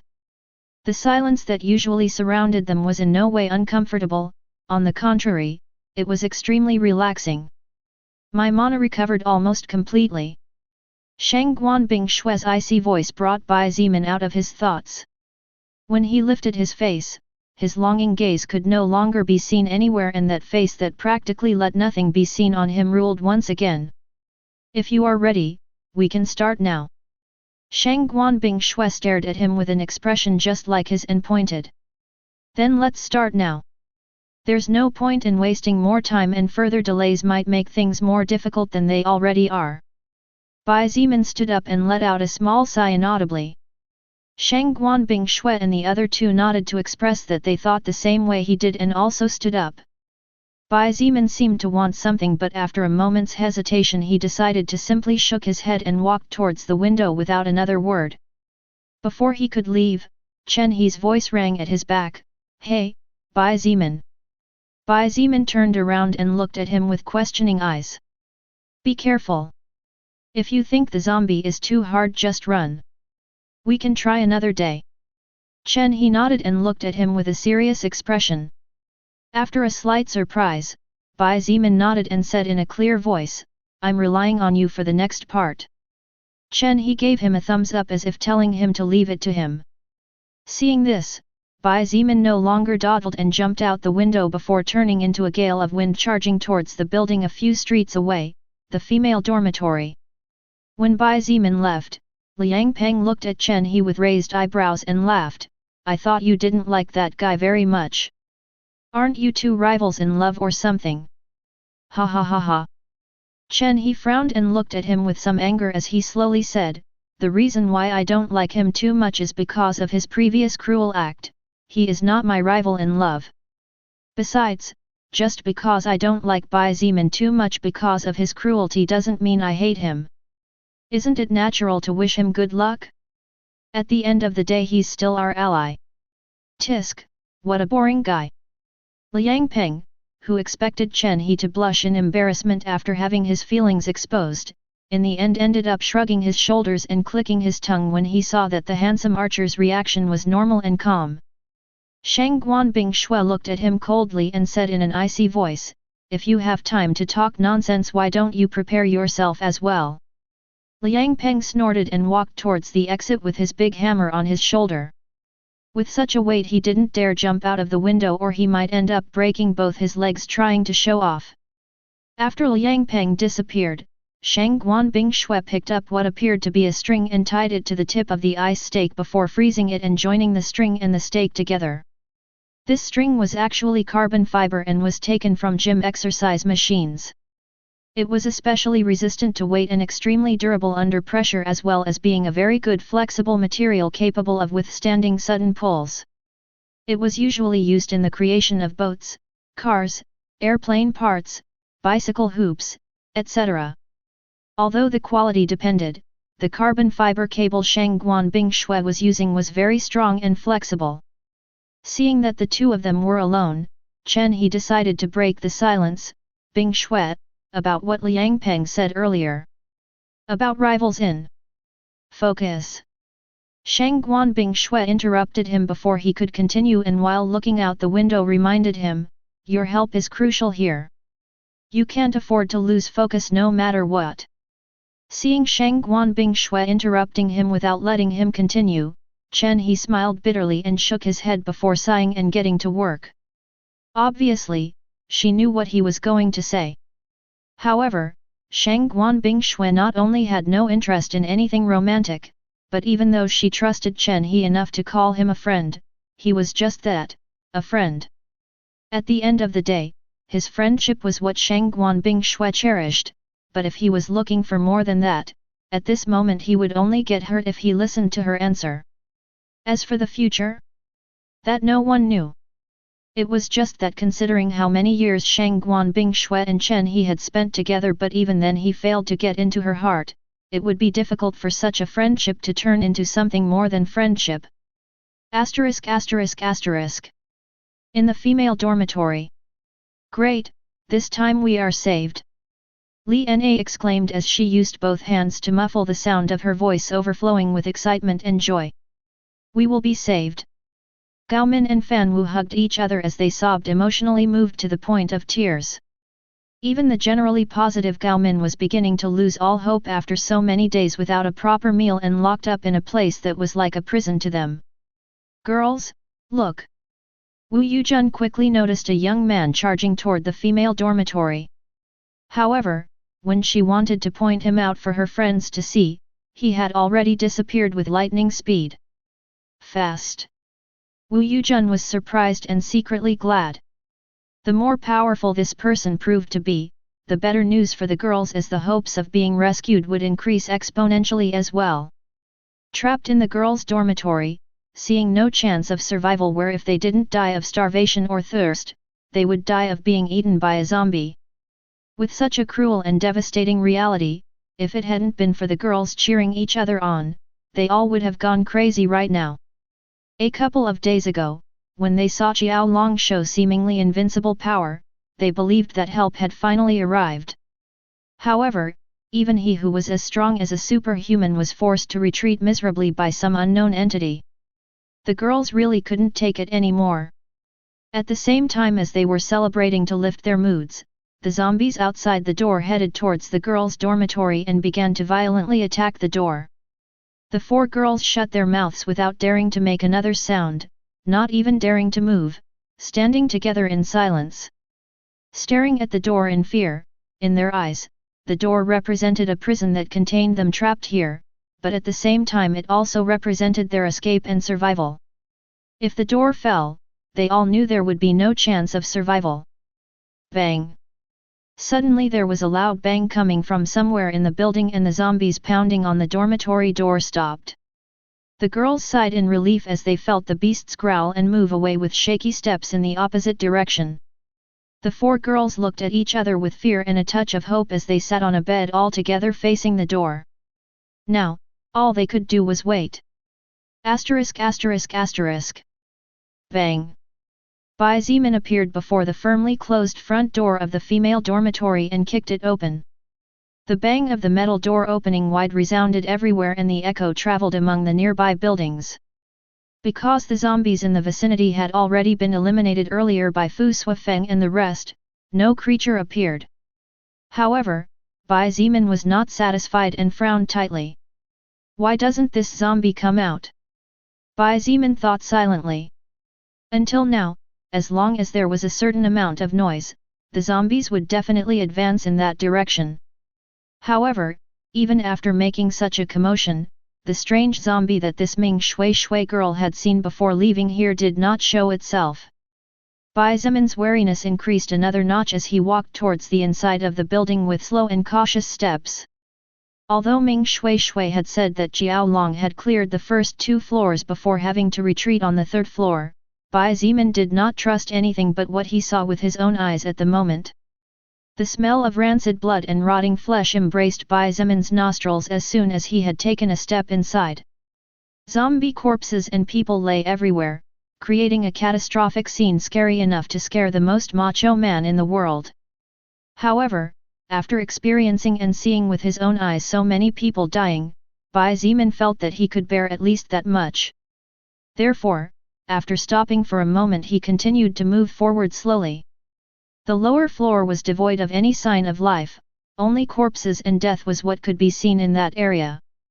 Upon reaching the 2nd floor after carefully climbing the stairs, what greeted Bai Zimin was exactly the same sight he had seen on the 1st floor, and if it wasn't for the different clothing on each body or the position they were in after dropping dead he might have thought that he was still on the previous floor. It was upon reaching the 3rd floor that Bai Zimin finally saw signs of movement. More than 50 zombies were slowly advancing down the corridor in the direction of the stairs. All of these zombies were women who had been infected after being scratched or bitten or who simply became mindless creatures after the arrival of the soul record and the mana movement. While 50 zombies were no challenge at all for someone like Bai Zimin, when you put those 50 zombies in an enclosed space where there was hardly any room left to move properly, things were different and the difficulty was multiplied by countless times. Fortunately for him, thanks to his rare grade treasure full coat, things were not as complicated as they seemed to be. Moreover, unlike zombies and unintelligent animals, humans could think of countermeasures to adapt to whatever situation they had to face. After a moment's thought and considering that there was a creature capable of threatening his life, Bai Zimin decided to play it safe instead of trying to show off before Lilith. He retreated towards the stairs until he reached the 2nd floor and waited for the zombies there. His back was almost touching one of the walls and the left side of his body was against the corner where the staircase wall and the wall of the lower floor met. This way, he could prevent being attacked from behind, he could avoid receiving attacks with his damaged hand, and at the same time he would be able to react with his right hand immediately in case someone tried to attack him from the only possible angle there was. The first zombies soon reached the stairs and began to descend. However, as expected, they fell on their faces as they rolled down to where Bai Zimin was waiting for them. Because the zombies could not control their own bodies properly and because they only knew how to advance in a straight line, the steps of the stairs became their doom. Bai Zimin swung his sword relentlessly up and down again and again. The zombies' heads rolled on the floor constantly and blood had begun to accumulate after the escalating slaughter, forming a small red pool under his own feet. But it wasn't just Bai Zimin who was killing zombies. Zombies coming from behind were often stomping other zombies to death and many other zombies were falling head over heels, breaking their necks after hitting the floor hard. 2 minutes later, all 50 zombies had been completely obliterated by Bai Zimin. Not a single zombie could even react after falling before their heads rolled on the ground. You've gotten a little better with the sword. Lilith smiled slightly as she looked down at his crotch and said in a playful voice, I wonder if you are also so good with that sword down there. The corner of Bai Zimin's mouth constricted a couple of times. However, instead of remaining silent as usual, this time he decided to ask a question that had been bothering him for several days now.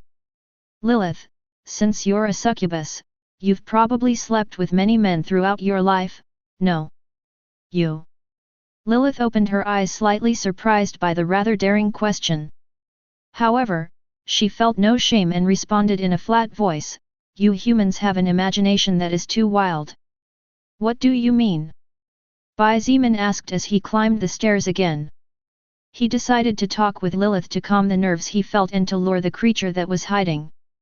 In fact, Lilith's jokes often relaxed Bai Zimin's heavy mood, and she was undoubtedly one of the reasons why he was still able to stay completely sane. "Even though I'm a succubus, that doesn't mean I have to sleep with a man to gain power." Lilith followed him a few steps behind and rolled her eyes as she slowly said, "Isn't it obvious? Just like you, to evolve further and become more powerful I need to defeat powerful enemies and absorb massive amounts of soul power." Bai Zimin couldn't help but look back with slight surprise on his face and asked the stupidest question of his entire life, "But, aren't you a succubus? For the love of the devil! Are you dumb?" Lilith couldn't help but smack him upside the head and say in a serious voice, "While among us succubi there are some who are promiscuous, I'm not like that. Do you think that just because I joke with you I have slept with many men? Hard as it may be to believe, in my entire life I have never allowed a man to even see my naked body, let alone sleep with one." Bai Zimin's footsteps stalled and he stared at her with eyes filled with disbelief. "Virgin! What's wrong with that?" Lilith looked at him with a seductive smile and said in a whisper, "Could it be that you want to take my purity now? Kia little Zeman, you are such a bad guy." Bai Zimin's breathing became somewhat ragged upon hearing the demon's whisper and he quickly shook his head, regretting asking that. Lilith also stopped joking, knowing that Bai Zimin's life was on the line here, and started to explain some things slowly. "What you humans imagine and the stories you create are not exactly correct. For example, we succubi are beautiful by nature, and our sex appeal incredibly high. But that's just it, our charm is higher. Well, although I am probably one of the most beautiful women in existence and even among the higher existences, I have yet to meet a woman capable of exceeding me. Feel honored, little Zeman. Whoa! Your humility is truly incredible." Bai Zeman joked as he decapitated a group of 3 zombies that came out of a room whose door had been kicked down. "Hey! I'm serious." Lilith began to act like a little girl who had been bullied. Her innocent act was extremely cute and attractive, creating a beautiful contrast to her seductive body. "Yes, yes." Bai Zeman casually nodded as he continued slaughtering zombies. "Whatever you say, Your Majesty, beautiful queen." Tisk. Lilith knew that Bai Zeman didn't believe her, so she simply clicked her tongue and her eyes glittered with a hint of hesitation. However, in the end, she shook her head softly and decided not to do what she was thinking or things might get out of hand. On the other hand, Bai Zeman had already finished off over 1,300 zombies that were scattered all over the 3rd floor. The female dormitory was huge, as was the male dormitory. After all, the university was extremely large and the number of students simply too many to count. While it was true that not everyone stayed on campus, at least 40% did. The men's dormitory and the female dormitory were large buildings, only 4 or 5 stories high but stretching for several yards around. You have acquired the soul power of normal zombie level 5. You have leveled up to level 21. You have acquired 2 status points to distribute freely. Phew! Good timing. Bai Zeman was starting to feel a bit exhausted. However, after killing the 500th zombie, the sweet message telling him that he had leveled up appeared in his retina, relieving that exhaustion immediately. After about 10 minutes, Bai Zeman had finally cleared the way to the stairs leading to the 4th floor. According to the story told by Ming Shui Shui, Xiao Long had been repulsed by a strange zombie upon reaching the 3rd floor and, so far, almost everything matched, as Bai Zeman could not see corpses destroyed by the air cannons of Xiao Long's skill. But where was that zombie then? Bai Zeman's answer came soon enough, because as soon as he stepped on the top step of the staircase that led to the 4th floor of the building, a horrifying pressure enveloped his body as if it wanted to devour him in one piece. This pressure was so strong that Bai Zeman had only felt something similar once in his life so far. The pressure Bai Zimin felt when his feet reached the fourth floor of the building was very great, and although he did not know how it felt to have a waterfall of water hitting him from several meters high, he estimated that surely it should feel similar to what he was feeling at that moment. However, the corner of Bai Zimin's mouth turned up into a small smile instead of twitching. I really have become stronger, haha. Bai Zimin laughed out loud and took a step forward as he tightened his grip on the hilt of the Xianyuan sword. Right. The current Bai Zimin was no longer the same Bai Zimin of the past. The current him was no longer the same level 15 Bai Zimin who could only run and plan to barely have a slim chance of victory against the First Order Blazing Beetle. He was currently a powerful level 21 evolver who had absorbed massive amounts of pure soul power, including the soul power of a First Order monster. Bai Zimin stopped hesitating when he realized that while he might be unable to win in one-on-one, he wouldn't necessarily lose either. It would all depend on what kind of skill the evolved zombie possessed. With a steady gaze, Bai Zimin activated his First Order blood manipulation skill and cast it on himself. Of course, his intention was not to hurt himself, his aim was different from all the previous times. What was adrenaline? Adrenaline was a hormone and could also be considered a substance. The substance possessed the ability to constrict the blood vessels, dilate the airways and increase the heart rate. But when did this substance show itself? The body begins to secrete adrenaline when it feels threatened or in danger, and this substance travels through the blood as a means to reach every part of the body. In addition, adrenaline had great benefits, some of them being the improvement of reflexes, increased reaction speed, and many other effects. So, what would happen if Bai Zimin increased his own blood flow and made the adrenaline start traveling at faster speeds? Would it enhance those characteristics even more? You're crazy. Lilith's eyes widened in disbelief as she stared at Bai Zimin as if he was an unknown beast. Honestly, Bai Zimin was not the only existence capable of manipulating blood to some extent.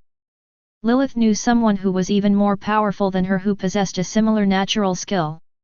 However, that other existence had clearly never thought of using such a skill in a self-destructive manner on himself when he was still weak. The reason? Using one's own skill on one's own body was extremely dangerous unless such a skill was a blessing or benefit of some sort. However, Bai Zimin's blood manipulation skill was a skill intended for attack and not to be used on himself. Even less so when he did not even possess initial mastery over his own skill. Although it was risky, Bai Zimin's situation was already dangerous to begin with.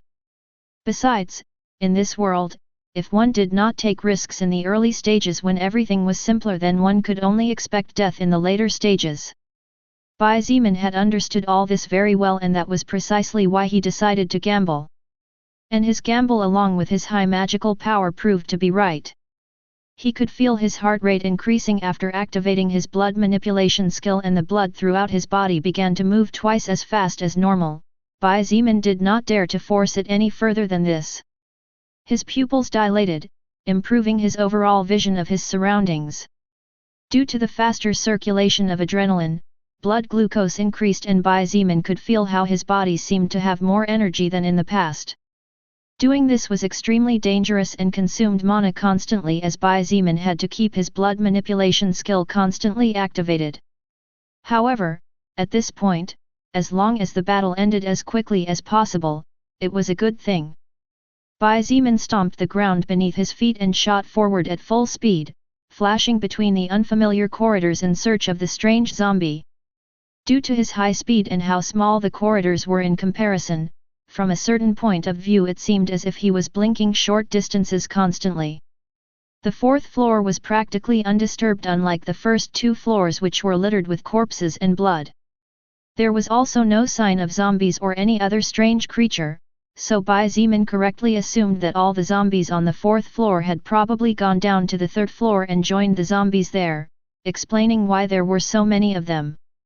Another strange thing was that no door had been broken down yet, and while there were many open, most were firmly closed, so the odds were high that there were still people alive inside, since if they were zombies they probably would have fought to destroy the door the first day the world changed in search of food.